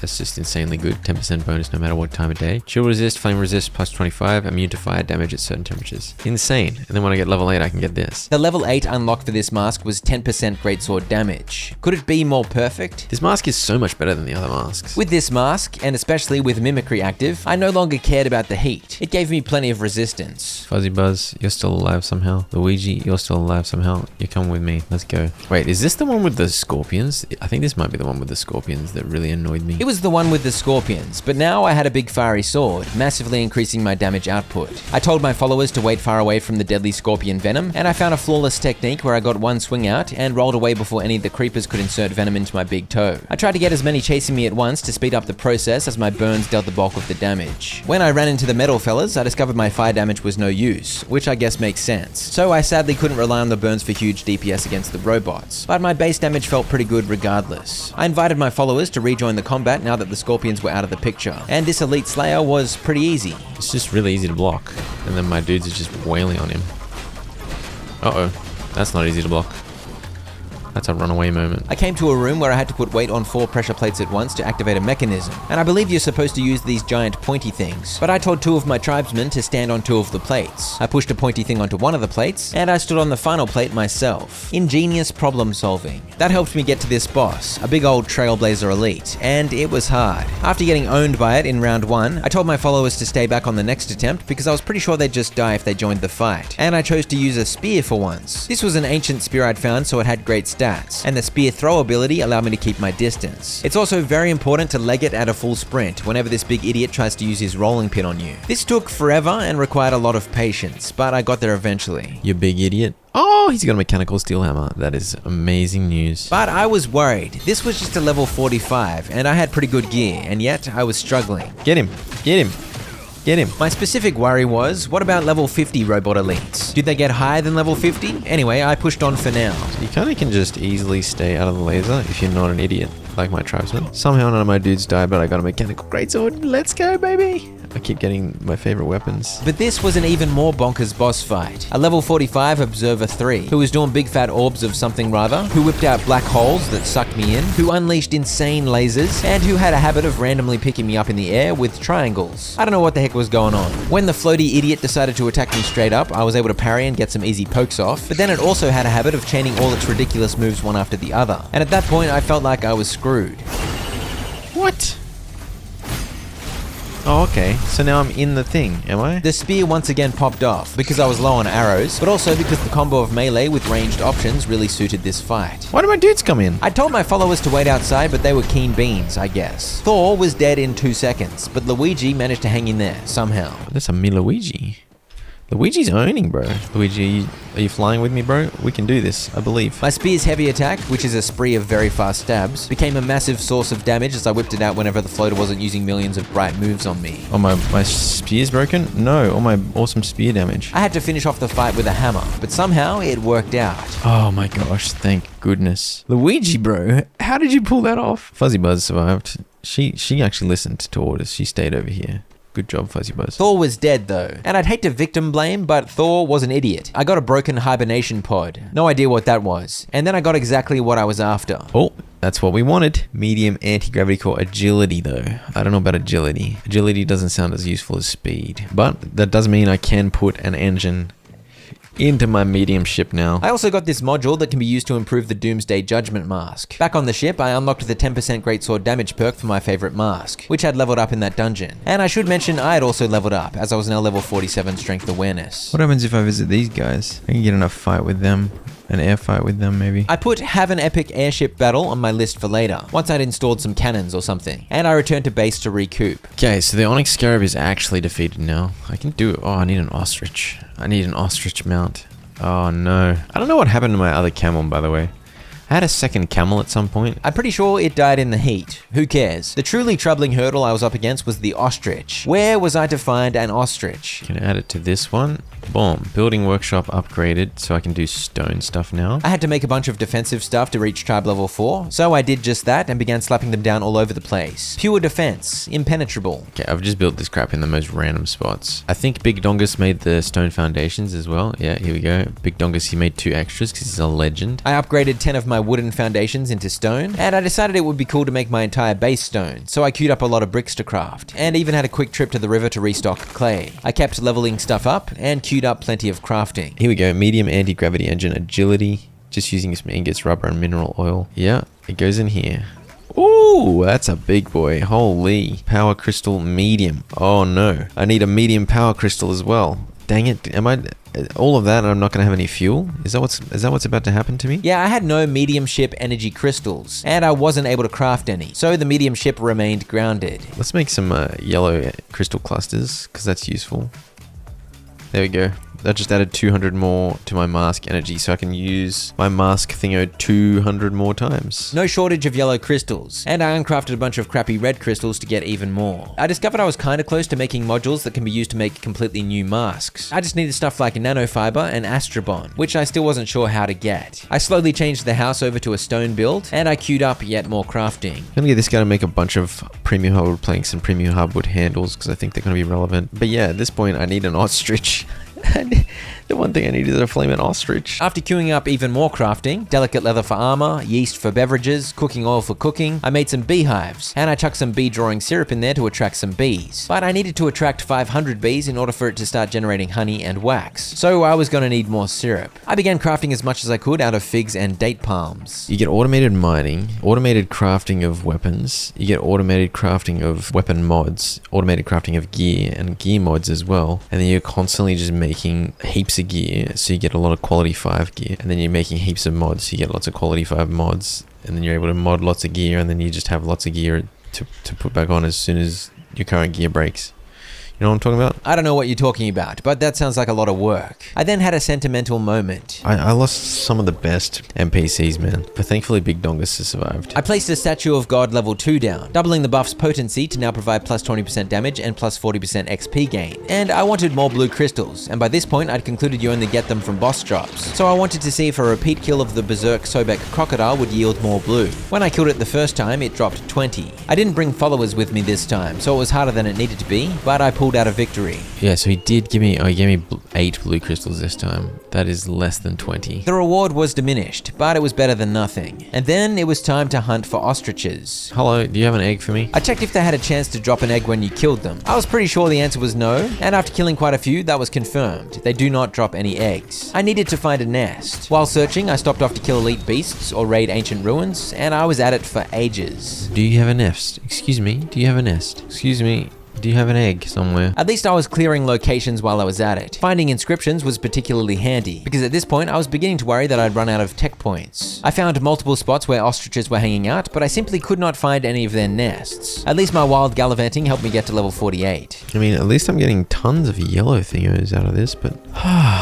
where the heck? If this was the base game, I'd be able to look up a guide, like where's the flaming ostrich eggs, but this is the DLC that's not out yet. There's no guides, there's nothing on the internet. I have literally messaged the devs of Soulmask asking the all-important question, where's the ostrich egg, please? So hopefully they get back to me. And I guess in the meantime, I'm just gonna go explore and do some stuff like over here. It's probably smart. I needed to level up, and leveling was getting rather slow at this point, so I figured clearing out some iron mines was a good plan. I'd need more iron to make yet more iron ingots, and soon enough steel ingots, so it was handy to collect as well. I've recruited a new friend.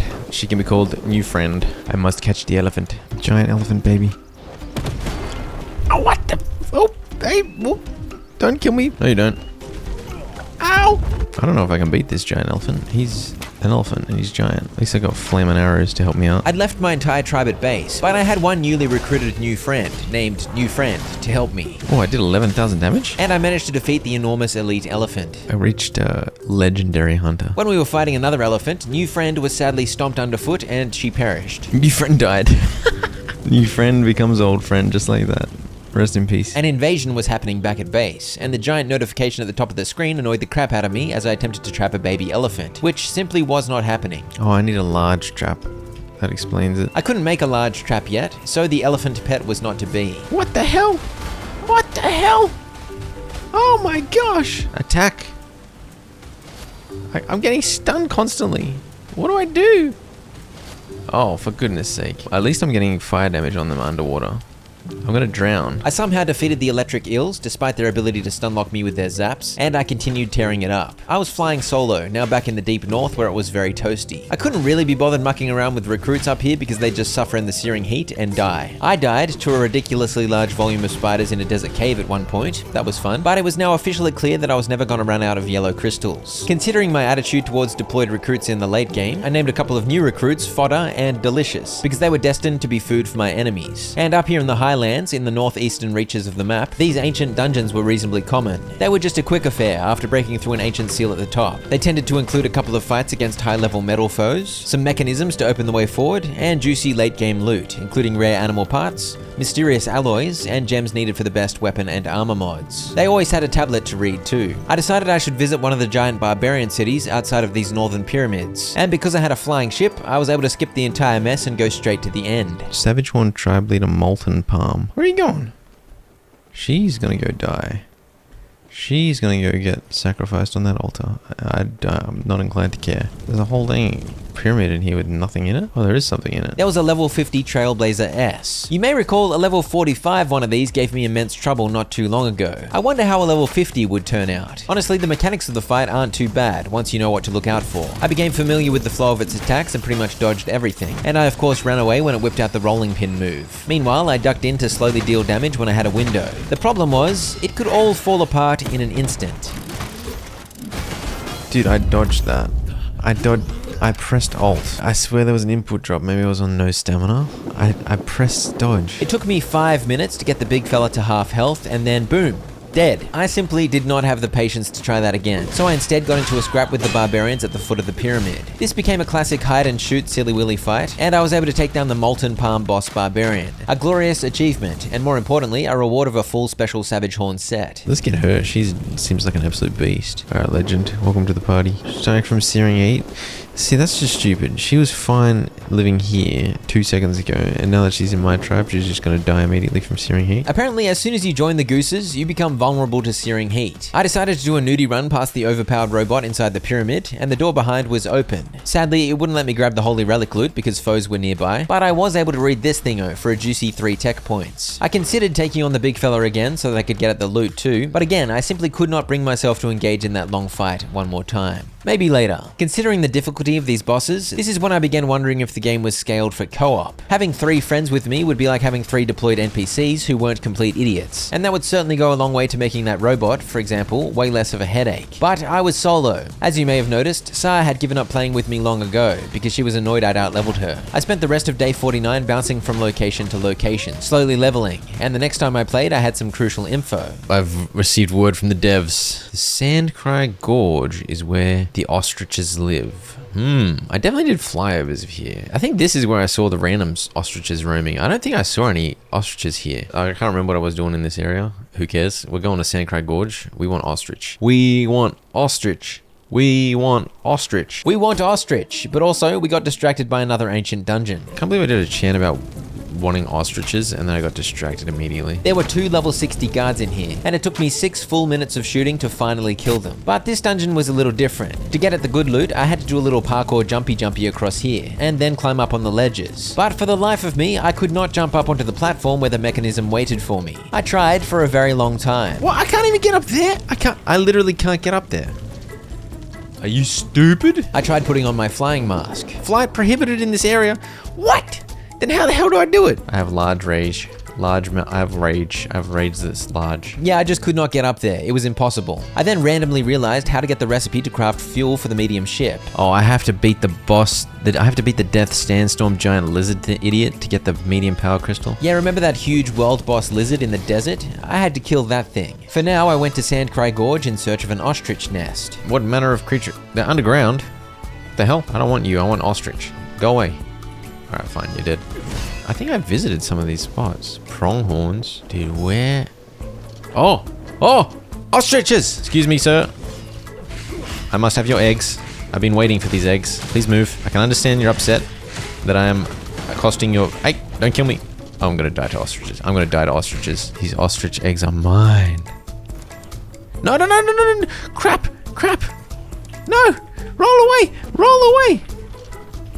Okay, turn my thing off because I'm pulsating flaming fire. Oh my gosh. If I drop this thing, is that an issue? So apparently you got to put it down near a fire. I think it needs to be in the green area. So like a little bit further away than that. Oh, that's the spot. It's hatching. That's a 1%. You know what? For good measure, give me that other egg. Thankfully, the eggs were not cooked, and soon they were both sitting at just the right distance from the fire in order to incubate. Finally, I had ostriches on their way, which meant soon I'd be able to claim an ostrich mount required for progress. While waiting for them to hatch, I visited a coal mine and stocked up on coal. You also get mineral oil from mining coal, so that was handy to stock up on. Okay, there should be some little baby ostrich. Are there going to be some little baby ostrich? Ostrich. Wait, what? What are you guys doing down here? Hey, get back on the ship, you maniac. Excuse you?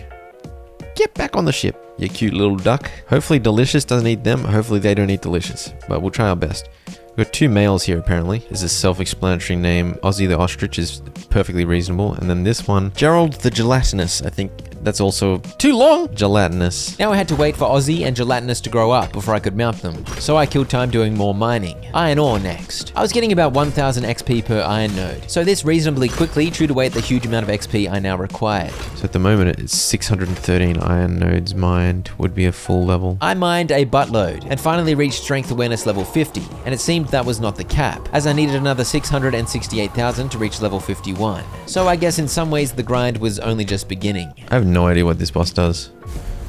Last time I fought him, I was just in the air. The ostriches were taking a long time to become adults. Very unrealistic, because everyone knows ostriches become wizened ancients within minutes. But oh well, more time for shenanigans such as taking on the Anubis Hound's Berserk version. His second difficulty. It was me and my good friend Delicious, hoping for the best. I was of course as geared as I possibly could be, and stacked with food buffs. And while I'm fighting this zippy blurry idiot, it's probably a good time to explain. It took me a while to figure out, but I now understood that the special Sand Bandit gear was equal to enhanced steel gear, which I think I mentioned earlier. And the difference is, each piece of armor has an extra plus 10% defense stat and plus 5% health stat. That's the enhanced part of the gear, on top of all the usual stats. The thing is, I was still a squishy idiot. Although at this point, I don't think I was wearing special Sand Bandit gear. I think it was special Barbarian gear, which is the equivalent to steel gear. The key takeaway is, I had good gear, close to the best, but I was still very much at risk of dying, unless I was fairly on point with dodges and parries. Anyway, so this fight, zippy blurry idiot. If you go in the red bubblesy places, you get frozen. And he moves around so flammable flaming fast it's hard to get any damage out. I died on the first attempt. I tried again and phase 1 wasn't too bad. He's on his feet with his big claws. Yep. But once he got the claws out, it was a rough day. Delicious is distracting. That's fine. I need more.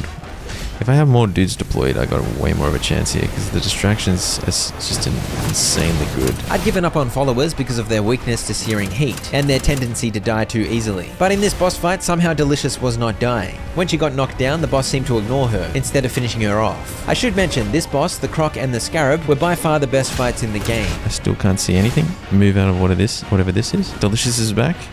Please distract Delicious. Please distract. So low.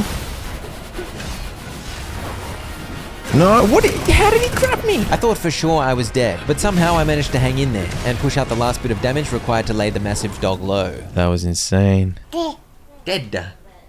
I got 24 blue crystals from that, which I used to unlock ionizing radiation on my fiery scarab mask, which increases your damage done by 10% to enemies that are below 50%. Another very good perk. Luigi died down here? What the hell was Luigi doing here? I was growing fond of Luigi too. RIP. Okay, time to crack more rocks. I checked on my power mine too, and discovered it had absolutely nothing. I did check on it earlier and found a few hundred iron ore, but it had been ages since I came here, and I guess it had given up. There had been some vagabonds squatting at the bonfire, so maybe they'd stopped it working. I don't know, but either way, I gave up on power mines at this point. Mining the old-fashioned way gives good experience after all. Oh, I've got an adult penguin. No, what is it? Moose. Okay, the moment of truth. I definitely want to use gelatinous because he's bigger. I slapped a majestic saddle onto gelatinous, and soon we were zipping about. Oh, that's a zippy ostrich, dude. That's a zippy ostrich. Finally, I had my very own ostrich mount. Got the ostrich mount, so it's time to upgrade. Boom. Reserve 200 gold coins. I think I've got that. Stock steel ingot. Apparently I had 20. I didn't realize. Refining furnace. Defeat the sand bandit leader of Star Plain Pyramid. I don't think I've done that, dude. Once again, the bonfire tribe upgrade thingo was giving me credit for defeating enemies that I had not defeated yet. But whatever, with a new tribe level, and thanks to reaching level 50 awareness, I was able to unlock a bunch of new tech. I began crafting a billion things, including powered machines and the next rank of the Statue of God. Did I ever mention I made a gold statue of a llama? I spent 4 in-game days, multiple hours, crafting and figuring out what the heck was going on. And I summed it up like this on day 57. The tricky thing here is I'm thinking of what I'm going to say in the script for the video. Like, I just did like a bajillion things and it's all so finicky because you're figuring out, what do I craft? I need to craft 67 of these things to do those things and blah, blah, blah, blah, blah. It's chaos. I've added all 3 parts to the brewing stand, so now I can brew everything except for what I haven't unlocked yet. Got the powered furnace attached to the windmills. He's making as many steel ingots as possible. Good job, Delicious. Got a powered cutting thingo as well. I need more black stone bars, so I need obsidian. I gotta figure out where the heck I found the first obsidian in the first place. Got a powered loom as well. I don't think there's anything extra on it, but it works faster maybe. The building station's finished with 2 upgraded parts.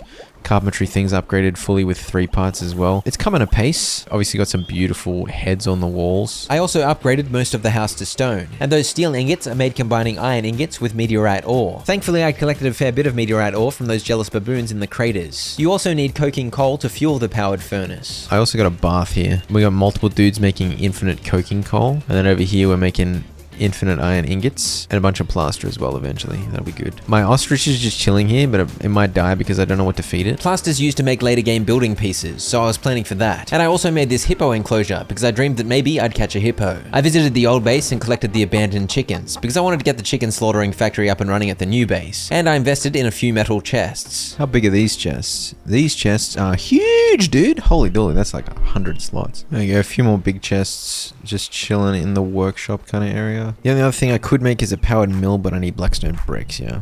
Okay.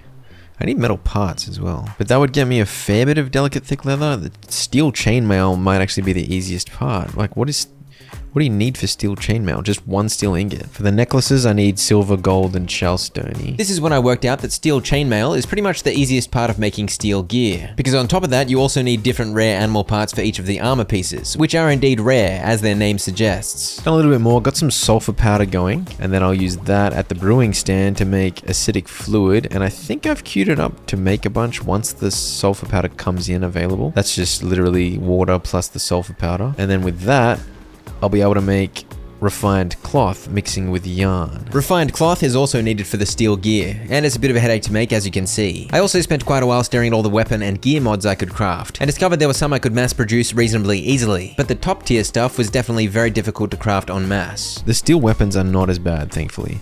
I need a lot of delicate leather though, and then just straight steel and premium hardwood handles. The weapons up at this tier were by far the easiest to make, and weapons also break the fastest, so this was good news. I could also make a large quantity of damage mod 2s, using silica sand and tree bark, and that would be an easy plus 10 attack for all of my weapons ongoing. Silica sand is made by grinding down crystals, and I'd found quite a few crystals, so I queued up a bunch to be crafted. I need to up my amount of collection of crap, and uncrafting enemy gear will help with that a lot. And so I added an upgraded uncrafting table to my ship, so I could go back to my days of looting and uncrafting everything. And finally, after days at camp, I was back on the road as I headed to the Starfall fields atop the cliffs, where I began visiting everywhere worth visiting in my quest to level up and to become hugely rich. These high-level locations had stuff like delicate leather and other rare animal parts in the chests, which was very juicy. Welcome to the team Shamalama Dongding. Please don't die of extreme heat immediately, like an idiot. I was on the grind, just visiting everywhere, collecting everything, and would you believe this level 60 Trailblazer X was way easier than the level 50 Trailblazer S. I guess X is worse than S. Why was that one so easy?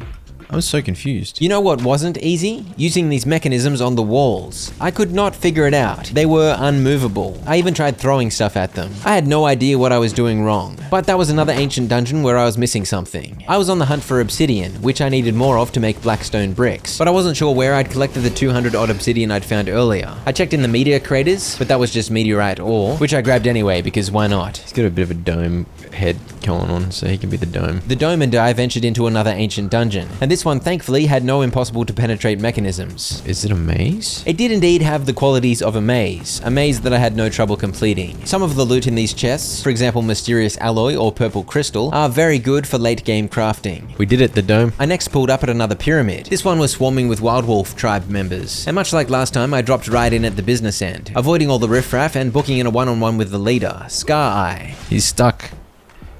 Oh, he reset. This bloke was a massive slow buffhead, and my damage felt pretty solid. Yeah, this is going surprisingly well. I still had to run away and bandage up, but not too bad, not too bad. That's insane that that's so easy, because that's like a full set of special combat gear, man. It's tribal special, so it's the equivalent to steel gear. Not as good as special sand bandit gear, but it was still great to be able to get it so quickly, knowing I could come back here whenever if I wanted a bunch of solid gear in a pinch. I saved this hapless individual from the knife, as I freed her from the sacrificial altar. She joined the tribe in gratitude. Almost, because she almost got sacrificed. I next poked my head into the pyramid, and exactly like the other pyramid with a tribal village outside it, there was a level 50 Trailblazer S inside. I gave it a quick try, just to remind myself how much of a mission these things are to defeat, and then I said maybe another day, and I left. And by I left, I mean I died. I killed a giant horned creature, and I scouted out the Searing Coast, which is a pretty small region on the eastern edge of the map, which I quickly explored. Fights like this against regular elite bandits made me feel like I was a combat expert, as I blocked every single attack. I fought hyenas next to the ruins of a mysterious portal, and just behind that mysterious portal I spied a big fat cave, guarded by an armadillo lizard. The entire cave was infested with those handsome lizards, including baby ones, on whom I showed no mercy because I wanted crystal. Delicious blue crystal. Heisenberg would be jealous. This is so much experience, by the way. This is crazy experience. I was using a steel pickaxe, one that I yoinked from that bandit expedition a while back, and it was destroying each crystal node in one hit, and each node gave about 12 to 1300 awareness experience. I had a long way to reach level 52, but this cave had a lot of crystal.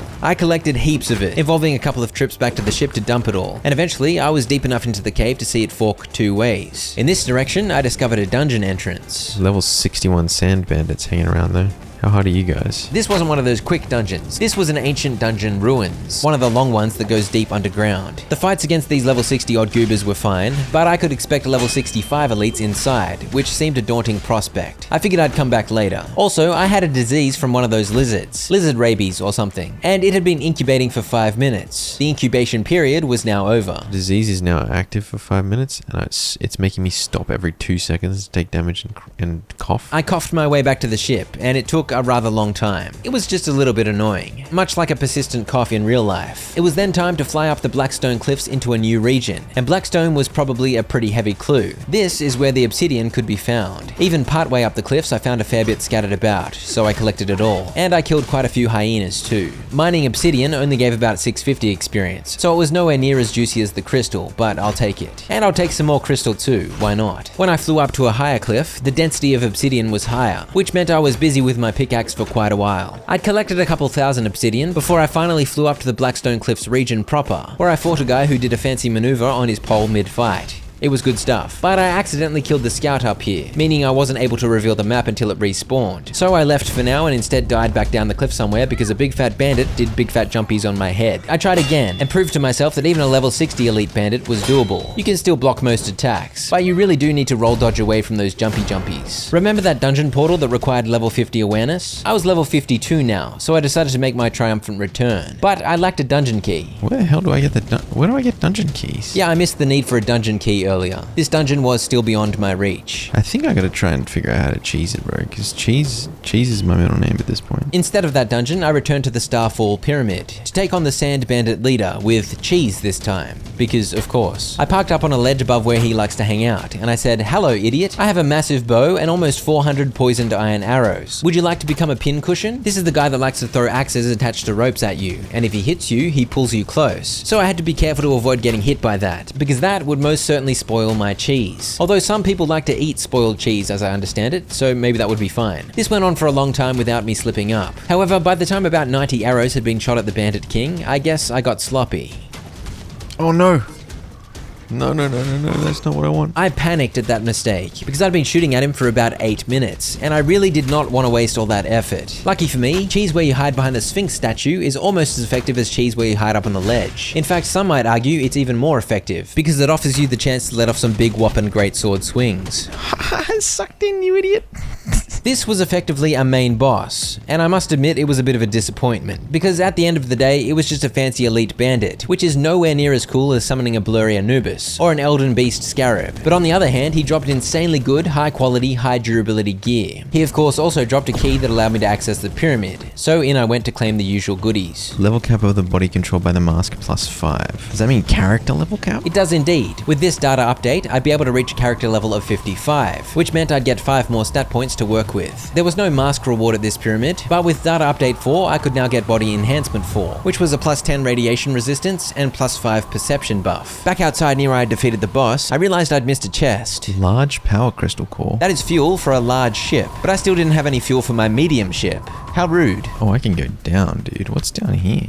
Oh, there's a level 70 dude down here. Shadow of Murder. The Shadow of Murder lady, the uncrowned, was so much of a beast that even the prospect of cheesing with a bow and arrow seemed impossible. I was barely tickling her. It really did feel like these bosses were scaled for co-op by this point, or for freaks of nature. I needed 3 other gooses with me or something. This was out of control for a single goose. Killing a few bandits on my way down there had gotten me a character level. I hadn't gotten one of these for a while. I wasn't really sure where to assign the stat point, but considering the extreme strength of these late game foes, it felt like one stat point wouldn't make much difference anyway. I once again pondered the idea of controlling a recruited barbarian, and saw that wild wolves had a trait giving them plus damage and the application of bleed upon attacks. But recruits also had negative traits, and my character had quite a few solid traits himself, so overall it felt like a whole lot of rigmarole for not enough reward. I did decide where to put the stat point though, in physique, for a bit more base health and resistances. I did have one lower level frontier that I hadn't yet conquered, the zone with the massive tornado. I hadn't been able to fly into it earlier, but this time I parked on the edge of the storm and headed in on foot. I found the camp with the scout, but I accidentally killed the scout before interrogating, so once again I ruined my chance to unveil the map. But I didn't really need the map revealed in order to find my way to the pyramid at the Eye of the Storm, so I headed there, curious as to what I might find. I wasn't expecting monitor lizards, but I didn't argue, because they gave juicy XP. I killed as many as I could find. Beyond that, there wasn't really anything above ground, but there was an absolutely enormous ramp heading all the way underground. I wasn't sure what I was walking into. All I knew was that there was a level 50 Trailblazer X waiting for me. The Trailblazer S's were the really hard ones at the other pyramids, but the X's were fine, right? Nah, not this one. I think this was secretly an S as well, with an identity crisis or something. Maybe dyslexia, because it was equally as hard. I must say, I put in a good shift, giving it a real crack, dodging and running away from the spiky roll rolling pin when necessary. But it was another 5 minutes wasted, only to get the massive beast to 25% health. Oh, I pressed dodge, dude. I pressed dodge. To be fair, I had not prepared properly. I didn't have full food buffs, some low durability gear I was wearing had been broken mid-fight, and there were no tribe buddies with me. But either way, I must say, I was not enjoying the late game boss difficulty. It is good to be home. It is good to be home. While the hard elites may have been making me rage, the base building and crafting was always a comfort. I queued up a bunch of crafting, of course. Let's get a handsome lion up here. That looks good. I don't think I explained this. I was able to make these trophies now thanks to beeswax I'd collected from my hives, which were now active. And of course, these trophies were of specimens I'd taken from fallen enemies. The boss trophies were especially enormous, as you can see. I placed a bunch more torches, and I had someone turning all the obsidian I'd collected into blackstone bars at the cutter, which meant I could slowly begin making blackstone bricks out of those bars at the builder's workstation. You get 1 brick out of 4 blackstone bars, which you make out of a bunch of obsidian. To be fair, the obsidian is not that hard to get, but then you also use an iron ingot. And these blackstone foundations cost 8 or so blackstone bricks, so they were expensive and pretty slow to make. But eventually the base was going to get another upgrade. I've actually beaten this guy, the Star Plane Pyramid Bandit Leader. It wasn't the most honorable victory, but it was a victory. And then I built the blackstone foundation, so we're ready to upgrade. Boom. Level 5. The requirements for level 6 looked bonkers. 20 mysterious alloy, 20 mysterious fiber, and the boss I needed to beat was another Sand Bandit King, this time at the Burning Highland Pyramid. But for now, I was able to unlock the Statue of God level 4, a rather terrifying statue that improved the tribe buff to 40% extra damage and 80% quicker XP gain. Who are you? Traveling merchant. This guy had super rare stuff for sale, so I bought 10 mysterious fiber and blood crystal, using up all of my precious gold coins. This time round, leveling up the tribe didn't lead to much new tech, because I also needed more levels for most of the remaining unlocks. I did manage to craft some steel wire out of steel ingots, which allowed me to fully upgrade my armor forging table and my uncraft table too, which meant I could now finally uncraft steel items. And this is when in-game me finally worked out what I've already explained about enhanced gear. Oh, yeah. See? The enhanced... Right, the enhanced gear does get 10% defense and 5% max health. So the Sand Bandit special gear is effectively the exact same. I made a powered mill, not because I had any massive need for it, but just because you gotta get every possible workstation, and I still couldn't make gear better than I'd looted. But I could craft heaps of backup weapons. These weren't necessarily better than I could loot off enemies, but they would do just fine. So I made heaps of damage mod 2s, and I began crafting steel greatswords to put those damage upgrades on. I worked out the plus 10 damage from a damage mod 2 was the equivalent of about 1.5 item rarity levels, so it helped a lot. 5 steel greatswords with damage mods, it makes it like effectively quality 6.5. The key thing that was good about this weapon factory was that it was actually sustainable. It wasn't top tier, but it was close enough, and I'd be able to make heaps of steel swords and practically infinite damage mod 2s. Compared to the last time I was out exploring, I've got 10% more damage thanks to the god buff thing. Let's make some of these. These have 50,000 energy chilling in them. Where are you off to, big fella? Shamalama Ding Dong and the Dome somehow stayed at home. I meant to bring them with me. I was returning to one of the barbarian village pyramids because I wanted to take on one of those Trailblazer-S robots again. It was a new day. I had renewed energy for glory, and with 10% extra damage from the Statue of God, plus the very best food buffs I could pull together, which provided a fair bit of health, a bit of stamina, plus 10 attack and plus 6% damage. Plus by this point I had 5 more character levels thanks to the data upgrade 4, and overall my damage felt a fair bit higher. I'd also modded half my special bandit gear with plus defense mods, but honestly that felt like it barely made a difference, because if I got hit, I was still getting owned. Okay, this fight feels way easier. It's a lot less discouraging when you actually feel like you're getting through the health, I guess. It's like easier to concentrate. It's all psychological. I don't know what the point of this thing is. He just put you in the air for no reason. Yeah, baby. Not bad, dude. So that felt good. I'd put some time into improving my stats, and it felt impactful in a tricky fight. And the reward was pleasing too. Some dungeon keys. This meant I was now able to enter that medium dungeon portal at long last. In this ancient dungeon, I learned how much damage the frosty traps do. How?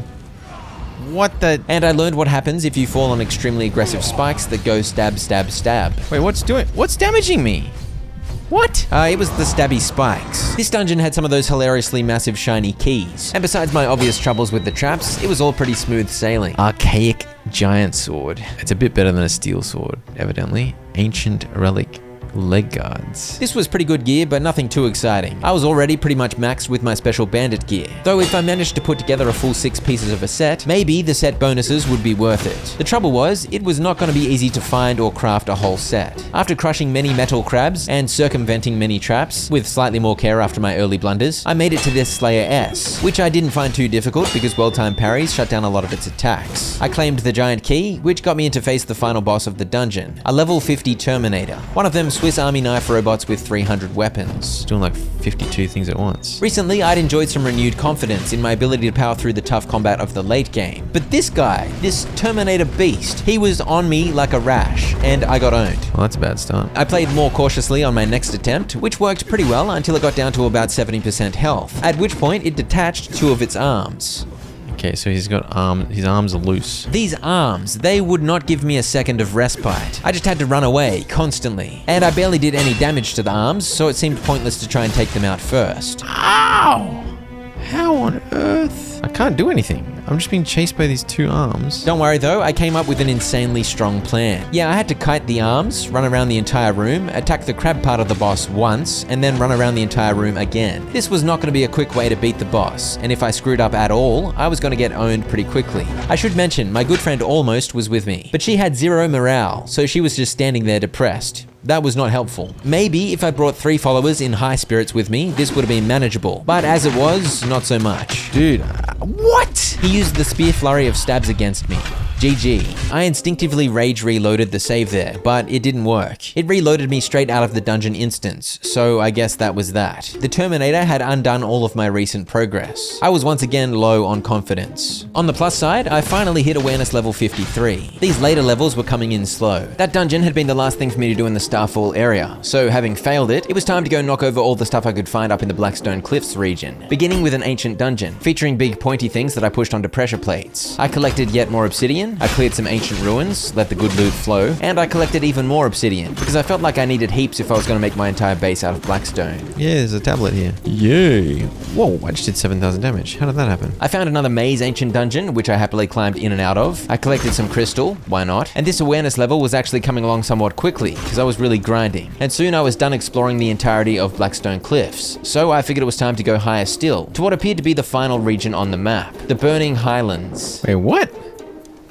Maximum flight altitude reached. Are you what? I can't get up there? I'm gonna have to climb up there like some kind of pleb. Maybe you can get a higher altitude with a medium ship. Oh, now this I did not know. I cannot go to this final area. Oh, wait, what? They didn't tell me I couldn't do this area. Wait, so I'm pretty much finished. Yeah, I had no idea that I didn't have full access to the game yet. Obviously, I was playing the beta version here before the official release, but I didn't know I wasn't going to be able to go to the Highlands. Okay, so maybe it wasn't that I need a medium ship. Maybe it's I literally can't go there. In that case, I can kind of adjust my goals. I'll be able to make a big ship actually. Oh, do I have an engine though? I don't know if I don't think I have an engine. Maybe I need to get a sick decked out ship and go take on those flying idiots over there. Try and do this dungeon under here. I also need to get to max level and try and craft everything I can. I had a feeling I wouldn't be able to craft the absolute highest tier stuff because I probably needed materials from the final region to do that, but I was going to do everything possible. But for now, salt. Salt. Big dongus, mate. Having a bath. Good for you. I got that salt so I could make more premium jerky, which can then be turned into smoked ham, which has the best meat food buff in the game, giving plus 200 HP and plus 10 attack for 30 minutes. Steel storage cabinet to see what's what. The steel storage cabinets are large. It is indeed.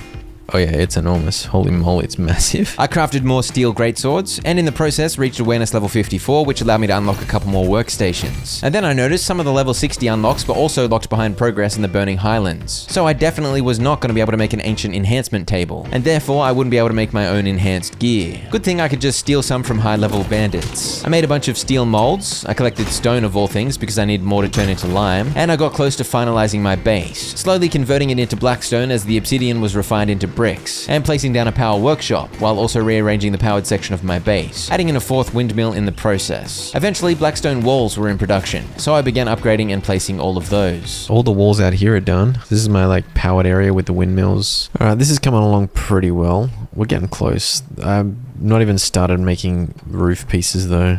So got some work to do. I placed a distillery up in the cooking room. This is where you can make mineral oil and rubber. And I spent ages fiddling around with the crafting, trying to figure out my options. And I eventually made a cannon, along with a bunch of cannon shells made out of iron bars and talc. I was thinking I could perhaps assault those flyers earlier than I thought, but the cannon sadly could not be placed on my small ship. And then it was time to return to the desert. I wanted to defeat this giant thing. It needed to be done. If I couldn't get into the final region of the map, fine, but surely I at least needed to defeat the biggest boss in the game. Here's the thing though, it took me 15 seconds to deal 3% of its health, and that was with it still buried, doing nothing to fight back. I tried to stay on its back when it rose from the sand, but that did not work.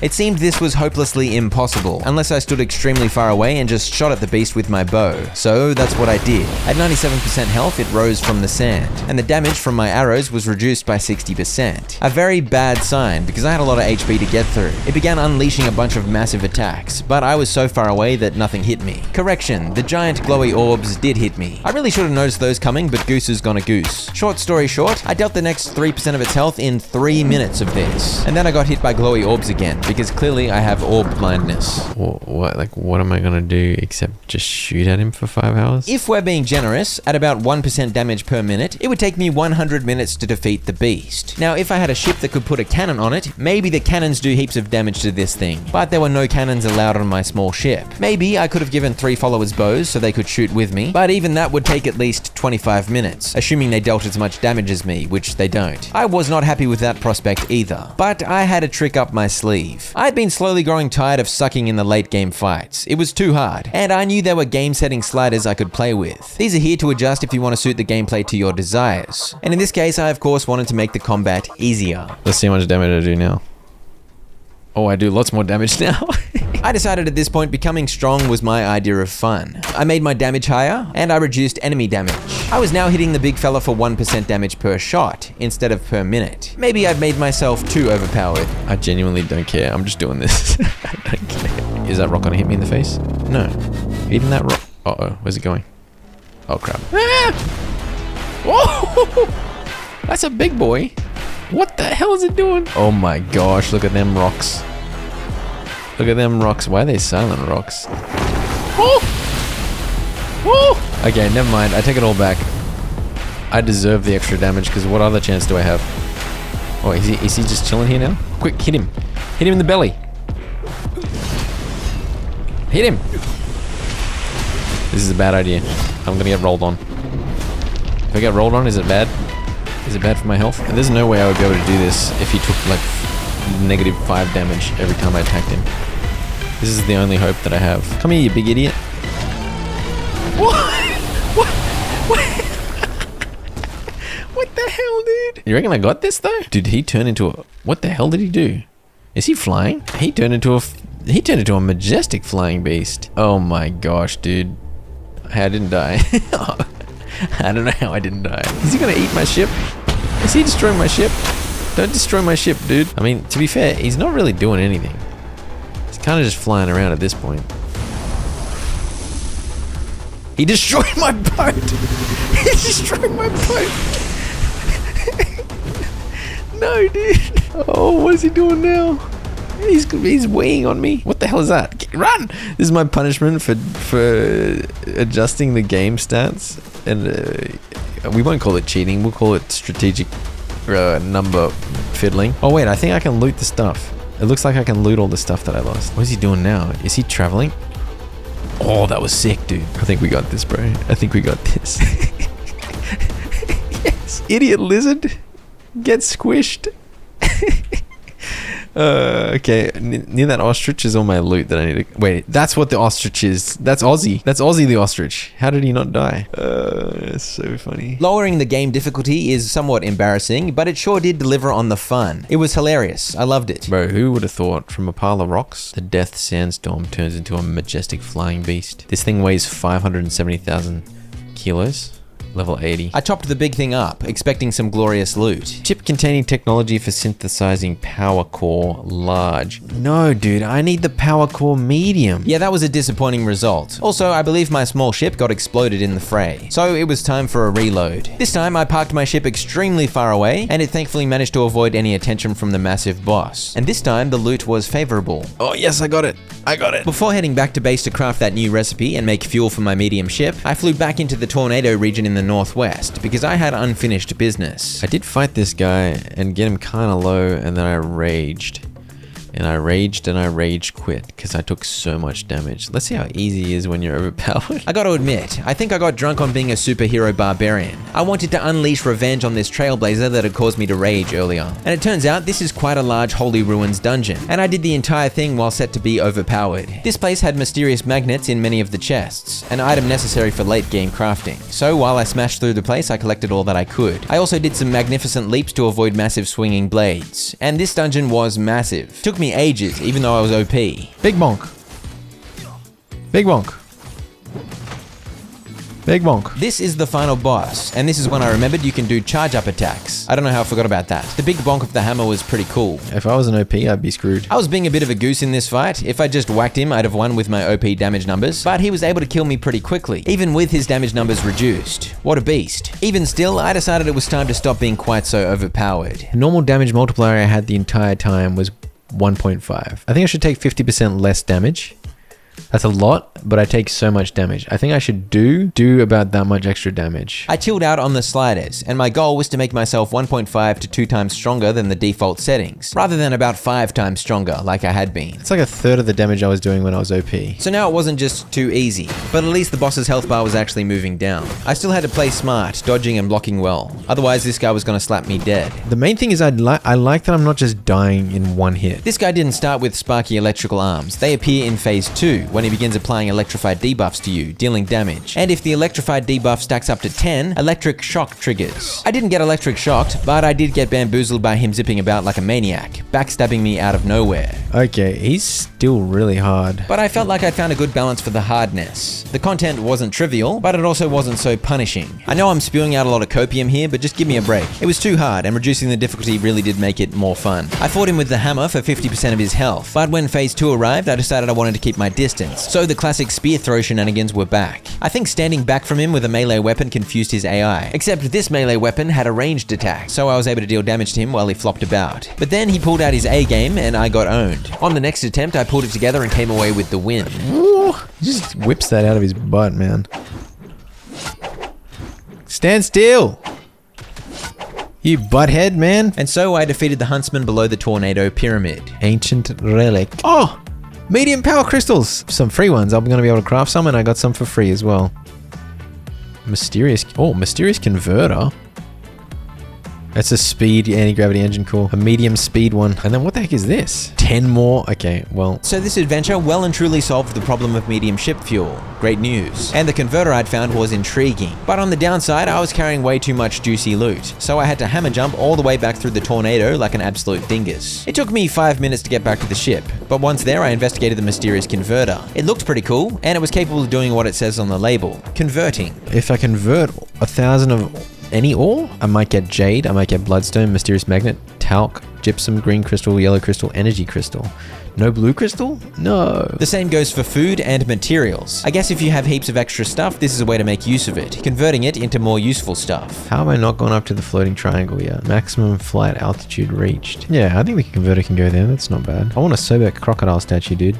That sounds amazing. To make plaster, I need lime. To make lime, I need stone. I literally am bottlenecked by stone of all things. Medium anti-gravity engine. Speed. It's decent quality as well. So we're talking only 60% more speed because it's not 5 quality, it's only 3. But still, this is an agility one, so it's not bad. I think I prefer speed, dude. And then chuck some medium power crystals in there as fuel. Oh, that lasts for 44 hours? Okay, I think I'll be okay for fuel. I can make these as the mysterious stone table now out of power crystals. Do I even have mysterious crystals though? So I don't know if I'd be able to make this. How the hell do you get mysterious crystal? So it turned out I would have had trouble making the medium ship fuel. So it's just as well I found 44 hours worth out in the wild. Oh. Oh, we're moving. That's a big boy. That is a big boy. Finally, the medium ship is in the air. I can place the cannon on this. Okay. I gotta test it. Ready? Alright, well, I think the medium ship gets kitted out for war, and then I use that to go attack the flying idiots. I don't know where those flying idiots are. And then I think I continue using this ship just to get around. The small ship would remain my general vessel, for zipping around exploring and collecting. But this medium ship was to be my warship. But first I wanted to test if it could fly higher than the small ship, and yes it could. It was able to go up onto this floaty thingo. Oh dude, when you land, it retracts the wings. That's actually so sick. There wasn't anything up here though, except some random vultures. Those guys over there flying around, it would be a bad idea to just try to take them on right now, wouldn't it? Get some! 5,000 damage! They stopped? Why did they stop? That's a bad idea. Oh, they're shooting at me as well? Oh crap. Oh crap. The cannon shell one hit destroyed their force field, but it didn't seem to deal much damage to the ship itself. So I guess the play would be to break the force field and then try to board the ship. Blew up their shield instantly and then I could fly on and finish them off. Would I just steal their boat at that point? I then spent quite a while collecting stone and clay for making building pieces. And I decided I wanted to take on the Starfall Bandit King head on, with the adjusted sliders making me about 2 times stronger. It was fairly comfortably doable. But the real question was, could I defeat the uncrowned Shadow of Murder woman hanging out down below? The level 70 boss. She's got flaming weapons. That's not fair. I'm the flaming weapons guy. Dude, how on earth would I be able to do this? Even with the numbers stacked towards me, this was a very difficult fight. I tried a few times, but I didn't see too much progress. So I fiddled with the sliders again to make me as strong as possible, and I unleashed. Easy fight. Blood essence, when consumed, instantly recovers 60% max HP, plus 1,000.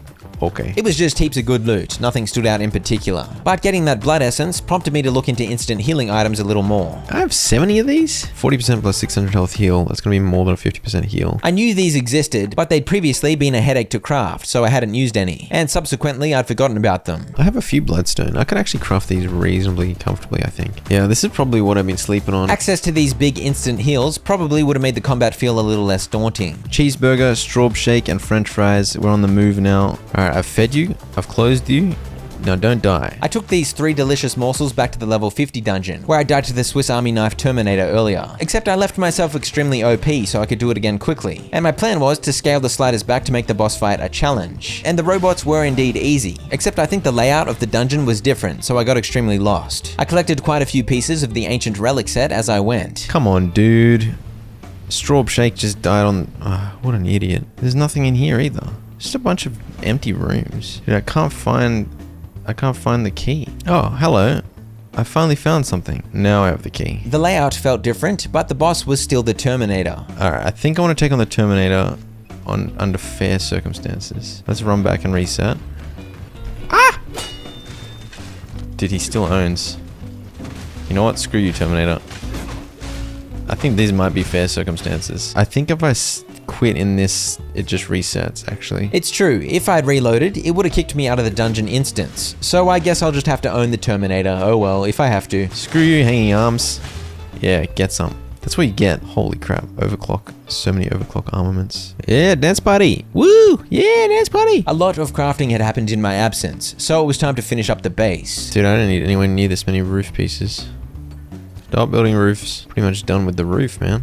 I can do the roof up here. There we go. The blackstone buildings are done. I also had some giant boss statues to place. Yes. And the scarab can go on the other side, I think. Once I get it. Nice. Some beautiful statues. Can't believe Delicious survived this long. More storage on the ship. Amazing. I could have made more, actually. Whatever. It's fine. I'm gonna reset back to completely normal combat settings here. And let's try some bosses. Summoning the Sobek Crocodile of Doom required an earth worship container. I believe I found a couple of these at the end of a dungeon. So here comes the spiky big boy. I have concerns. For this, the difficulty was dialed back to default. So my concerns were warranted. But I was fully buffed up with what I think are pretty much the best foods you can get. I had 3 dinguses with me to help out. And I now had the instant heal cream in the 5 slot of my action bar. I'd somehow collected 80 of these, and they heal 40% max health plus 600. So they'd provide a more than 50% heal instantly in a pinch. My tribesmen are doing something? Okay, that did damage. Pop a heal? It wasn't exactly instant. It was pretty much instant, and very handy. It does have a bit of a cooldown though. Ow. The fight was off to a pretty dicey start. I want to get the tail off. Please. But then I got the tail off, and things stabilized. Okay, this is not too bad. Just unleash, boys. Go, guys. Go, french fries. Oh, gosh. I blocked him. Oh gosh. Oh, I'm getting so much damage off. I don't know why I'm doing so much damage.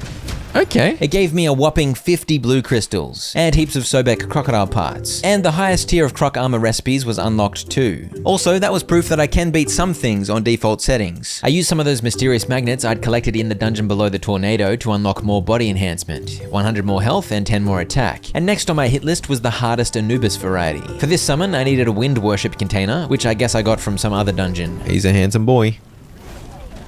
He just knocked my entire team over. That's good. Having 3 followers made this a lot easier as the boss was distracted, but it was nearly impossible to get any damage off because this big doggy just does not stop moving. Cheeseburger may be dead. Okay, that's not good. This fight was frustrating, especially once my followers began to die or get downed. The boss was just zipping everywhere and slapping me in the face and zooming and jumping, and it was hard to avoid damage and very hard to deal sizable damage. If I played more patiently with the bow and lots of heals, I might have had an outside chance, but apparently I was not in the mood. After dying, I reloaded, and instead of trying again, I randomly got caught up trying to knock over the achievements listed here. I hadn't really paid attention to this because the plan was to make a 100 days video due to time constraints, but now that I'd worked out what was left on the list, I realized that perhaps I would be able to 100% the shifting sands. One of the achievements was to defeat the Guardians in the Wind-Eroded Dunes dungeon. This is the very first Ancient Ruins dungeon I completed, so I was confused as to why I didn't have the achievement. I cleared it again, but still no achievement. This one's bugged. I next dropped into a barbarian camp in the Rockhenge Desert. I hadn't bothered visiting here earlier, and when I killed its leader, I did earn an achievement. Okay, so maybe I can get all the achievements.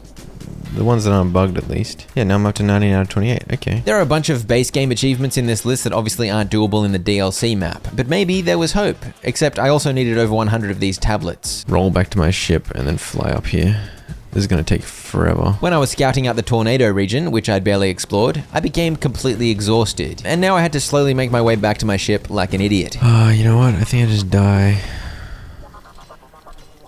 Get naked and die. Yeah, never mind. I'd rather just get naked and die, which allowed me to respawn back at the ship. Once back, I spotted more ruins. And as I mentioned earlier, there are a lot of tablets to find, so I stopped off everywhere hoping to find some, including in desert caves swarming with scorpions. 3 tablets in this area? There are 110.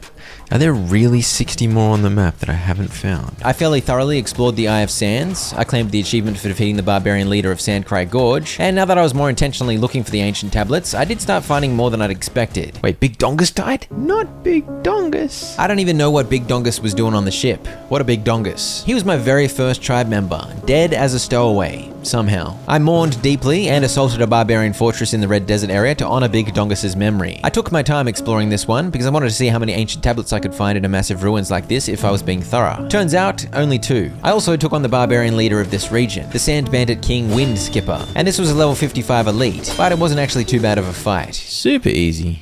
There we go, another achievement, King of the Red Sands. I still wasn't done exploring these massive ruins though. I spent a rather long stretch continuing the search, and as I said, there were only 2 tablets. Here's the second, though I may have missed some. When it came to leave, I realized I'd parked my ship up some impossible to climb rocks. So it was one of those situations where I got naked and allowed myself to be slashed up by a barbarian so that I could respawn on my ship. By the way, I got this thing from those ruins. It's an anti-radiation tower. I hadn't really noticed radiation bothering me too much. Maybe it's worse in the final zone that I couldn't get to yet. But this thing apparently absorbed some of the harmful radiation. And it really wasn't looking hopeful that I had any chance of getting all of the ancient tablets, but I guess I was on a roll, carefully checking the land for any little ruins I'd missed, and even revisiting ruins I'd definitely been to earlier, just to see if I'd failed to notice any tablets. While I was at it, I also finally visited every single question mark on the map. Okay, so I've uncovered every question mark on the map, and every area that I have access to is now revealed. I find it hard to believe that I've missed 50 tablets. I kept at it regardless. Okay, now that I'm being more thorough, I'm realizing sometimes the scan doesn't show these tablets. I'd been relying on my scan to show the tablets, and as I said, I now realize the scan sometimes simply didn't work, so I probably missed a few because of that. I defeated another barbarian leader for an achievement, and this place had one of these massive inscription thingos. I needed 9 more of these divine tablets apparently, and finding those seemed even more hopeless than getting all the tablets. I'm quite confident I visited every single dungeon, so I don't know where these would be. I've now done 22 out of 28 achievements for the desert. I now realized 2 of the remaining achievements weren't doable because they were locked in the final inaccessible zone. And one achievement that I'd done, it didn't pop for some reason. So I only had 3 more desert achievements, to kill 1 more Anubis boss variant and the 2 harder Scarab boss variants. And I kept at it with the ancient tablet shenanigans. I think the collectathon was tickling my brain. I can see now that there's tons of ancient ruins that I've missed. I think there's one there. There's one there I haven't been to. That's probably one. That's probably one. You can kind of see the structures, so these unmarked locations were still findable using the map, and it seemed at least half of the ancient ruins had tablets to read. The tablets were flowing nicely, for now. It was nice to comb the entire map a little more thoroughly, especially because I flew over the sulfur pools, which smelled very delicious. But the next time I played, I stopped hunting for tablets, because I had scoured most of the map and it was kind of a pointless exercise. I instead returned to unleash vengeance upon the Anubis Hound of Doom. This guy is too strong, so we're flying again. This is gonna take forever though. I don't do any damage. Oh, those things actually do hit me. Like, what am I supposed to do against this guy, man? They've got anti-cheese. They've got serious anti-cheese. You know what, dude? Honestly, screw this. I hate you, and you're gonna get owned. Ready? Boom, boom, boom, boom, boom, boom. Come here, you bowling ball idiot.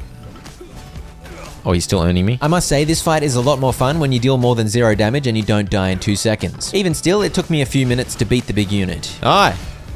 Where is he? And so I vanquished the hardest variant of the Anubis. Alright, easy boss.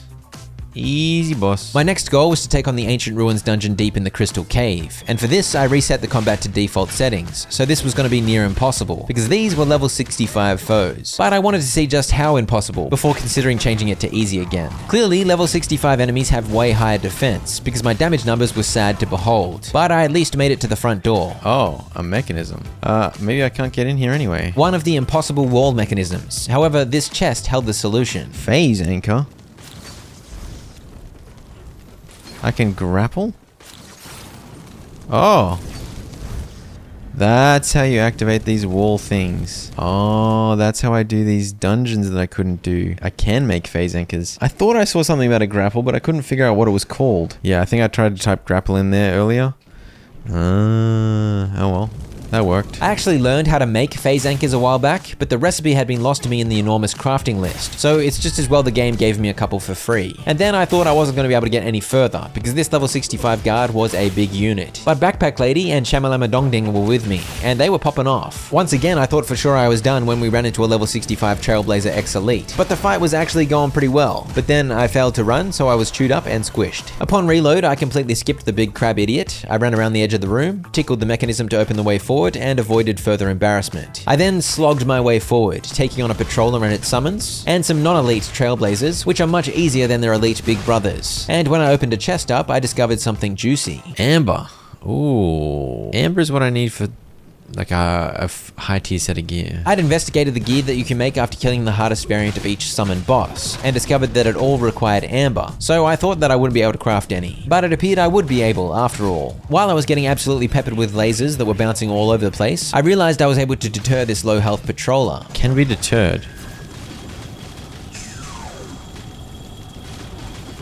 What did that do? Teleportation mirror patroller. Before I had any chance to try that thing out, I got absolutely owned by lasers, multiple times. After being helped up multiple times, I finally took out the offending refractor. And you might remember that data update I got ages ago that suggested I'd be able to control robots. I had no clue what that did until this patroller, which I now summoned. Suddenly, I had a pet robot following me around. I took on this elite observer, and learned that my pet patroller unfortunately kind of sucked. It shot unimpressive lasers every now and then. In fact, the main thing it did was throw red light all over the place, which was disconcerting. And yes, it was time. As this observer proved itself very difficult, I soon became sick of it and I wanted to be overpowered again. Not fully overpowered like against the Anubis, but at least twice as strong as default. It felt good to own some robots. I just like owning, man. What do you want from me? And so I powered on through the dungeon, destroying many robots, fairly comfortably now that I'd adjusted the settings, and collecting plenty of amber along the way. I climbed enormous stairs, I found some tablets, I did still have a soft spot for these, and then I was confused, because I thought I was back above where I'd already been earlier. Wait, I went all this way for no reason?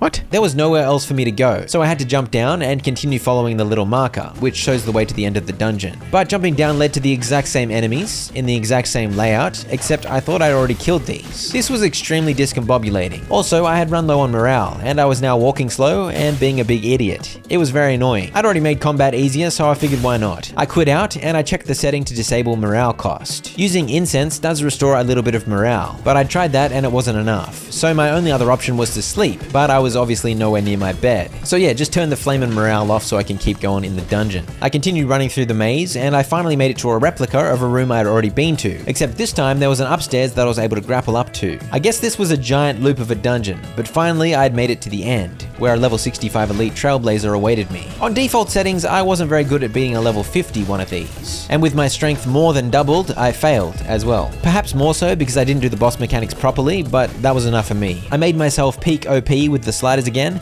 and in round 2 I did more damage. I also dodged better. Screw you, big dingus. I continued through to claim my rewards. Glorious him. Yes, I can upgrade this mask now. Finally, I'd found an upgrade module for my favorite mask. Backpack lady. Oh yeah, my 2 followers got lost during the reloading chaos I'd done in this dungeon, so I ran back to rescue them. Come on, shamalama dong ding. Searing laser using the restrictive module. Oh, here we go. I got it.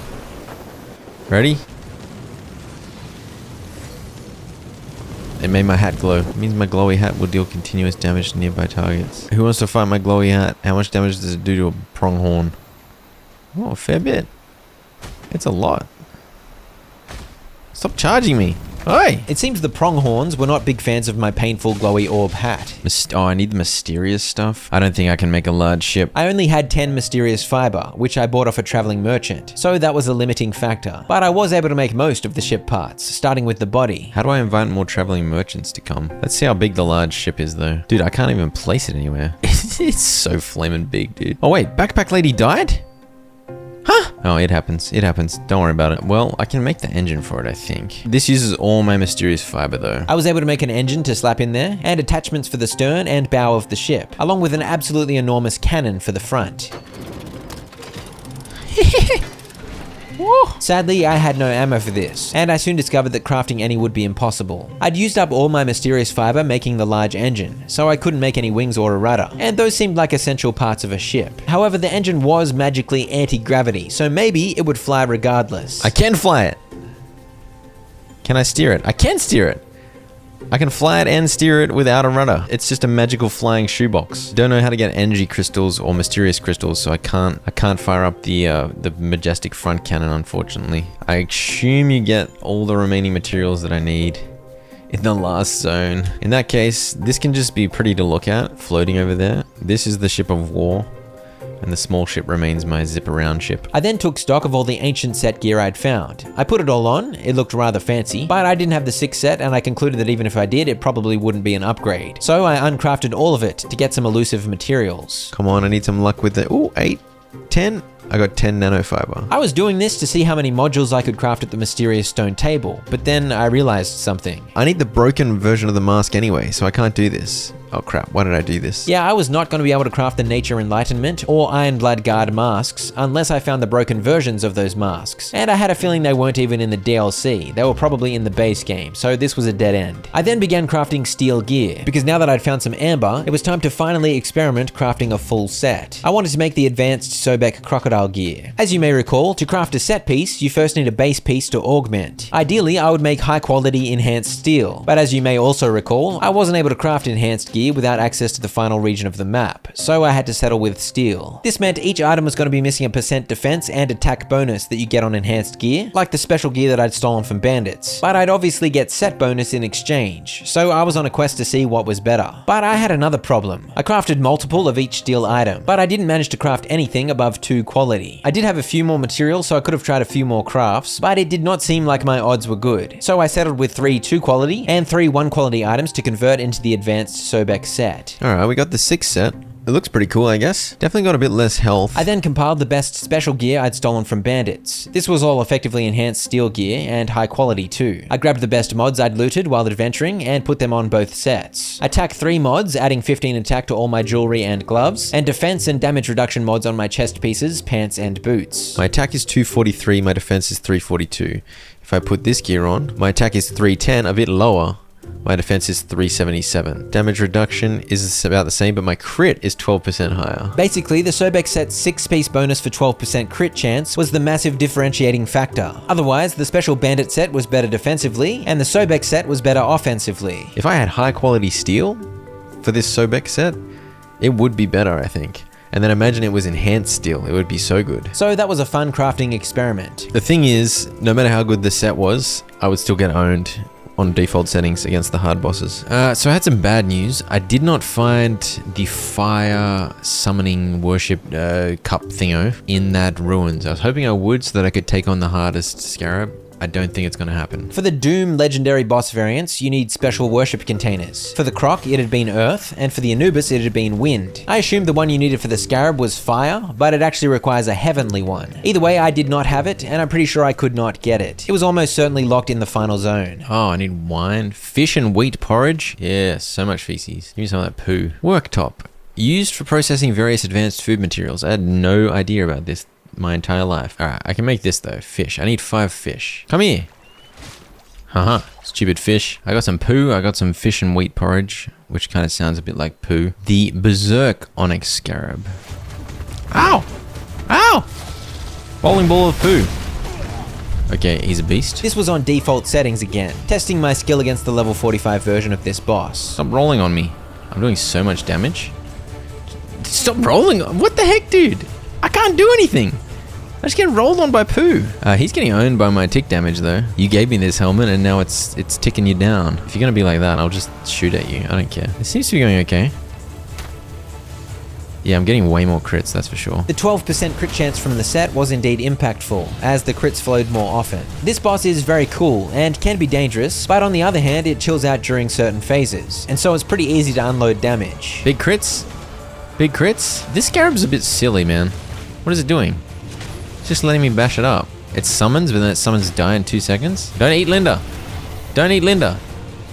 Boom. It's safe to say the Doom version of the Scarab would own me and force me to set the difficulty to easy, but this one was fine. And that was the final achievement I needed to 100% this version of the Shifting Sands. With that done, I returned to those unfinished dungeons from earlier, because I now knew that the missing piece was the phase anchor grappling device. I first went to this one, where the jump to the mechanism had troubled me earlier. I assumed I'd be able to grapple up. I tried, but no. I tried activating the mechanism with the grapple, but no. This one was still trolling me. The grapple just doesn't work on some things?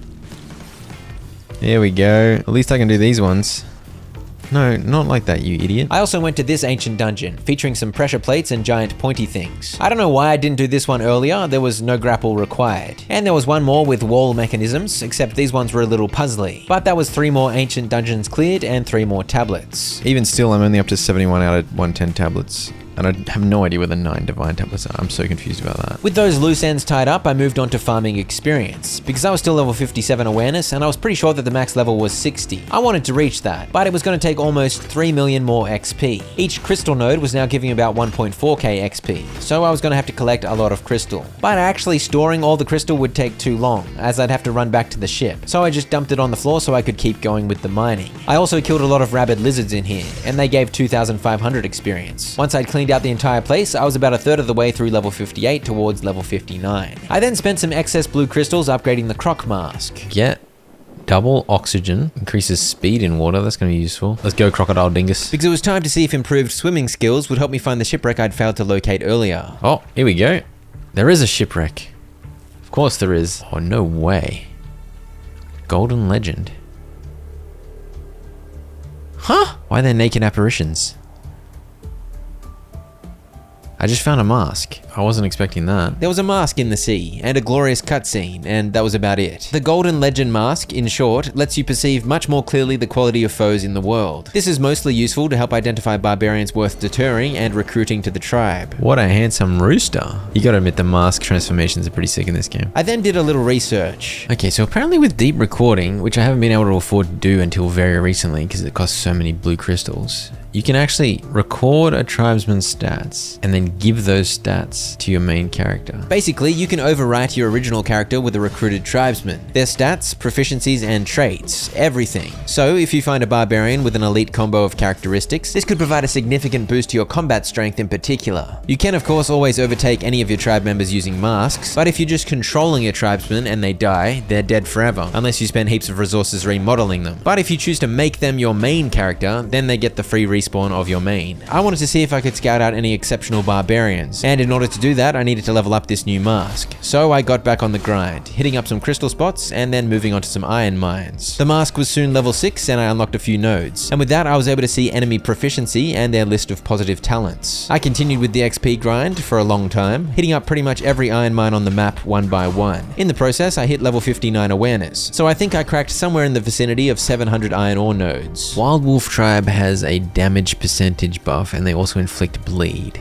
buff. So I want a Wild Wolf. Now the Golden Legend mask was level 9, and I had the final perception perk I needed. I could now see potential traits that would be unlocked if the target leveled up, and negative traits. So I had the full spread of useful info on anyone I scanned. I had a look-see at the traits of all my current tribe members to get a sense of what was good, and I tried to see if I could find an elite specimen at this Wild Wolf fortress. Ideally, I wanted someone with 120 plus greatsword proficiency, a tier 3 Spirit of the Wild Wolf trait for more damage and bleed, and a tier 3 greatsword trait for more greatsword damage, along with a number of other tasty traits that give useful damage or defensive bonuses. I found some barbarians with one exceptional stat, but none that were particularly outstanding across the board. I guess hunting down a specimen like that would take some serious luck. I tried to scan a cluster of idiots who were communing with an elephant, but it was tricky to get a clean scan off. I decided to draw their attention because I wanted to recruit some and learn a little bit more about what their traits do. But I got a little in over my head. After getting owned near a camel, I decided to flee back to base, and when I got home, I discovered one of the silly gooses had snuck aboard my ship. I deterred him and brought him into the fold, naming him Stowaway. Sadly, he didn't have very good stats. It was then time for some decorating with a poo bug. Cool statues, dude. Look at that T-pose. And some golden corn. Cool. Yeah, the base is sick. Mainly the golden corn. The golden corn is so good. I also put up an angry red dog. Whee!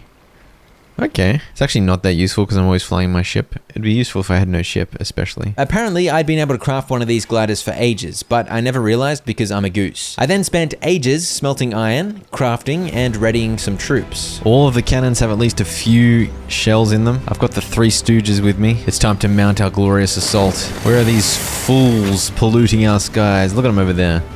Arrogant fools. Rename the ship the Soaring Goose. It's gonna be a very slow-paced air battle. I eventually caught up with the pirates and began shooting cannon shells at their shields. And soon, one of the ship's force fields was down, except then I had to catch up. It was a bit slow going. I soon had the shield down on the second ship. Get the shield down on the 3rd ship and we can attack. It's too slow. Oh crap! No! That wasn't supposed to happen. Goodness sake, dude. This has got to be the slowest air assault in the history of air assaults. I should have more cannons at the front. If I had more cannons at the front, I could just go between them. That's got to be it. Alright, all the shields are down. This could be a bad plan. Greetings! I'm here to steal your ship. Oh my gosh! Oh my gosh! Maybe not like that.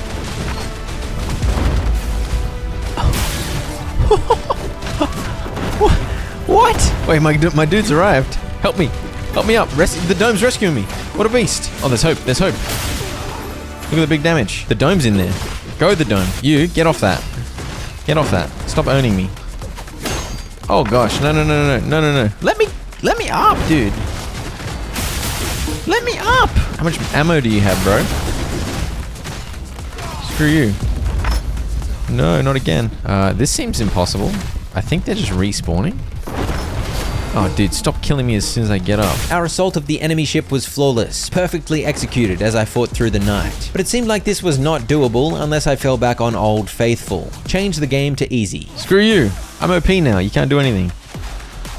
Oh, gosh. Oh, gosh. I think they just keep spawning. Do they just keep spawning? Oh gosh, they knocked me off. Even in OP mode, the huge number of ballistas on the ship were peppering me constantly, stunning me over and over, and as you saw, even knocking me off. So I returned to my ship and began hopping between cannons to take out all the turrets as best I could. They retaliated and broke one of my cannons, but soon I had destroyed what I thought was every last one of their turrets. Turns out I missed one, but close enough. And this is where I had a lot of fun using the Flying Mask's slam down ability, which was squishing everyone. Boom!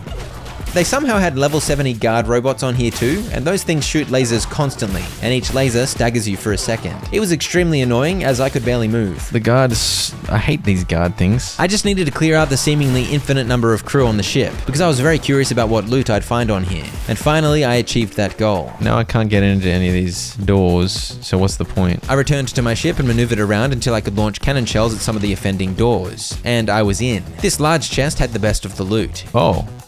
An engine? 30 energy crystals. Oh. I needed energy crystals to get ammo for the giant cannon on my large ship, but I also needed mysterious crystals, so that was only half of the solution. Sadly, none of the other chests littered around the ship had any of those, but there were some good ship-related loot like ballista ammo and ship fuel. Alright, I successfully stole everything from this ship somehow. I very slowly returned to my ship, and that was one of their medium ships successfully ransacked. But I needed to conquer the middle ship too, the large one. This time, I carefully took out all the ballistas in advance. Each one died in 2 hits from my cannons. I cycled through these 3 cannons, firing one while the others reloaded. Eventually, there weren't any ballistas left on their deck. Actually, I missed one again, but close enough. Oh gosh, that's so many. Look how many arrows. Appear out of nowhere. Boom. No, stop hitting me. Boom. Oh crap. Oh crap. Please. Please.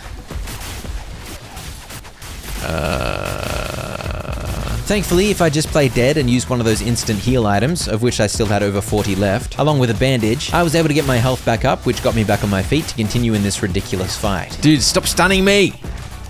I'm hurt. I'm like holding my big toe. It's not the right time. I'd secured some cover at the back of the ship, so I slowly and systematically began shooting at the 3 million idiots that were likewise shooting at me. Eventually my bow broke, but by that point there weren't too many foes left, so I got in there with some big slam from above silly willies. We did it. We cleared this stupid... No. One more.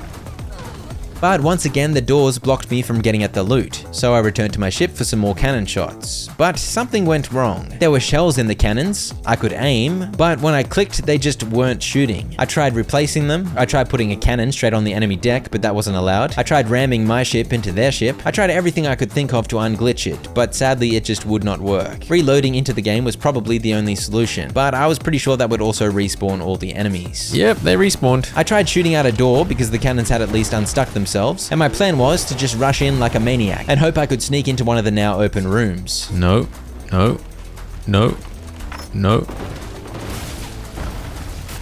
I think this may be a bad plan.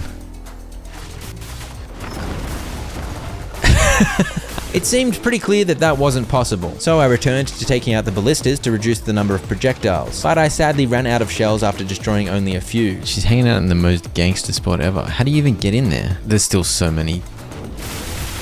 No, no, screw you. Oh, as soon as I appear anywhere near anything, I'm just peppered out of the sky. Oh, big strats? No, not big strats, small strats. Alright, this isn't gonna happen. I have no more shells. Let's leave these fools behind. They're not worthy of the soaring goose's presence. At this point, I officially decided I no longer cared what loot the large ship had, and I moved on to tie up a couple more loose ends, as I returned home and crafted a bunch of large traps, which I had suddenly realized I was able to unlock the tech for. I also made some giant elephant feed and rhino feed, and this explains why I failed catching a rhino earlier. I'd been using a medium trap and I needed a large one. As soon as I popped some rhino feed in there, the little guy went for it. A rhinoceros. Uh-oh. Wait, what? The big ones are getting the feed. The parents did not care about the theft of their child. They were hungry. Handsome. Long nose. Handsome long nose. Remark is too long. Shut up. Alright, come on, handsome long nose. I think that might be a long horn, not a nose, but whatever. Uncle boy. Uncle boy. I don't think you're supposed to carry a rhino like that. And now, elephant time. I have got you, my friend. What a cute elephant. I can jump while carrying a baby elephant. That's how you know I'm strong. Cheers, big ears. That's a good name. Now let's go rescue Handsome Longnose from the water. I don't know how he fell in the water. What is he doing? I don't know why, but these ridiculous animals kept falling off my ship. I think they were trying to make good their escape, but I chased them down. What's he doing? Hi. Hi! I eventually had them both in the ship, and I kept a close eye on them as I moved on to go get some more experience. I was now halfway to level 60, and while I waited for my new pets to grow, I figured I should get to the max level awareness. This took quite a while as I cleaned out a few mines, but soon enough... Boom. Finally. I can't get any higher. Yep, we're maxed out. Alright, see you nerds. Enhancing technique. No. I gotta go to the Burning Highland. Weapon enhancement. Except I can't enhance. Gear enhancement. but I can't get the enhancement table. With that, I'd picked up every possible tech, but sadly without access to the Burning Highland, I would indeed not be able to unlock the enhancement table. But it did feel good to hit max level. I brought my 2 friends home, and now it was time to wait. Rhino, are you ready? The Rhino grew up pretty quickly, and I was able to slap a saddle on. Ride the Rhino. I enjoyed a leisurely gallop across the dunes. I think it's a bit silly that I named the Rhino Handsome Long Nose, considering he has a long horn. The elephant has a long nose. The elephant also has big ears, and he was growing up extremely slowly. He was only 18% of the way to being a big boy. But now I'm just gonna AFK with this guy growing up. We're talking several in-game days. The boy is big. Majestic elephant. Majestic elephant. The majestic silhouette of an elephant to end. Quite a ridiculous adventure as the barbarian tribe leader of the Gooses. It's been a couple of weeks since I finished the game, and you may be wondering, what about this 100%? Honestly, I didn't think it was going to be possible, so I'd settled for doing a 100 days video, but I have an update. This one, which was broken, got fixed, so it's done. So now I'm at 25 out of 28, and the 3 that I haven't done are ones that aren't available to me, so technically I've 100% this. And the tablets, I sent the tablet status to the devs and said, can you give me a map of where the other tablets are or something, because I'd love to get 100%. They messaged back and said, I've got all of them. So according to them, I somehow managed to get all the ancient and divine tablets. Obviously there's going to be a bunch more content available when they update it, but for now, I did indeed 100% the Shifting Sands. Glorious. Oh, I died. Soulmask 1.0 is out now, and the Shifting Sands DLC is out too. If you own the base game, this massive DLC map is completely free for the next month. Check out the link below.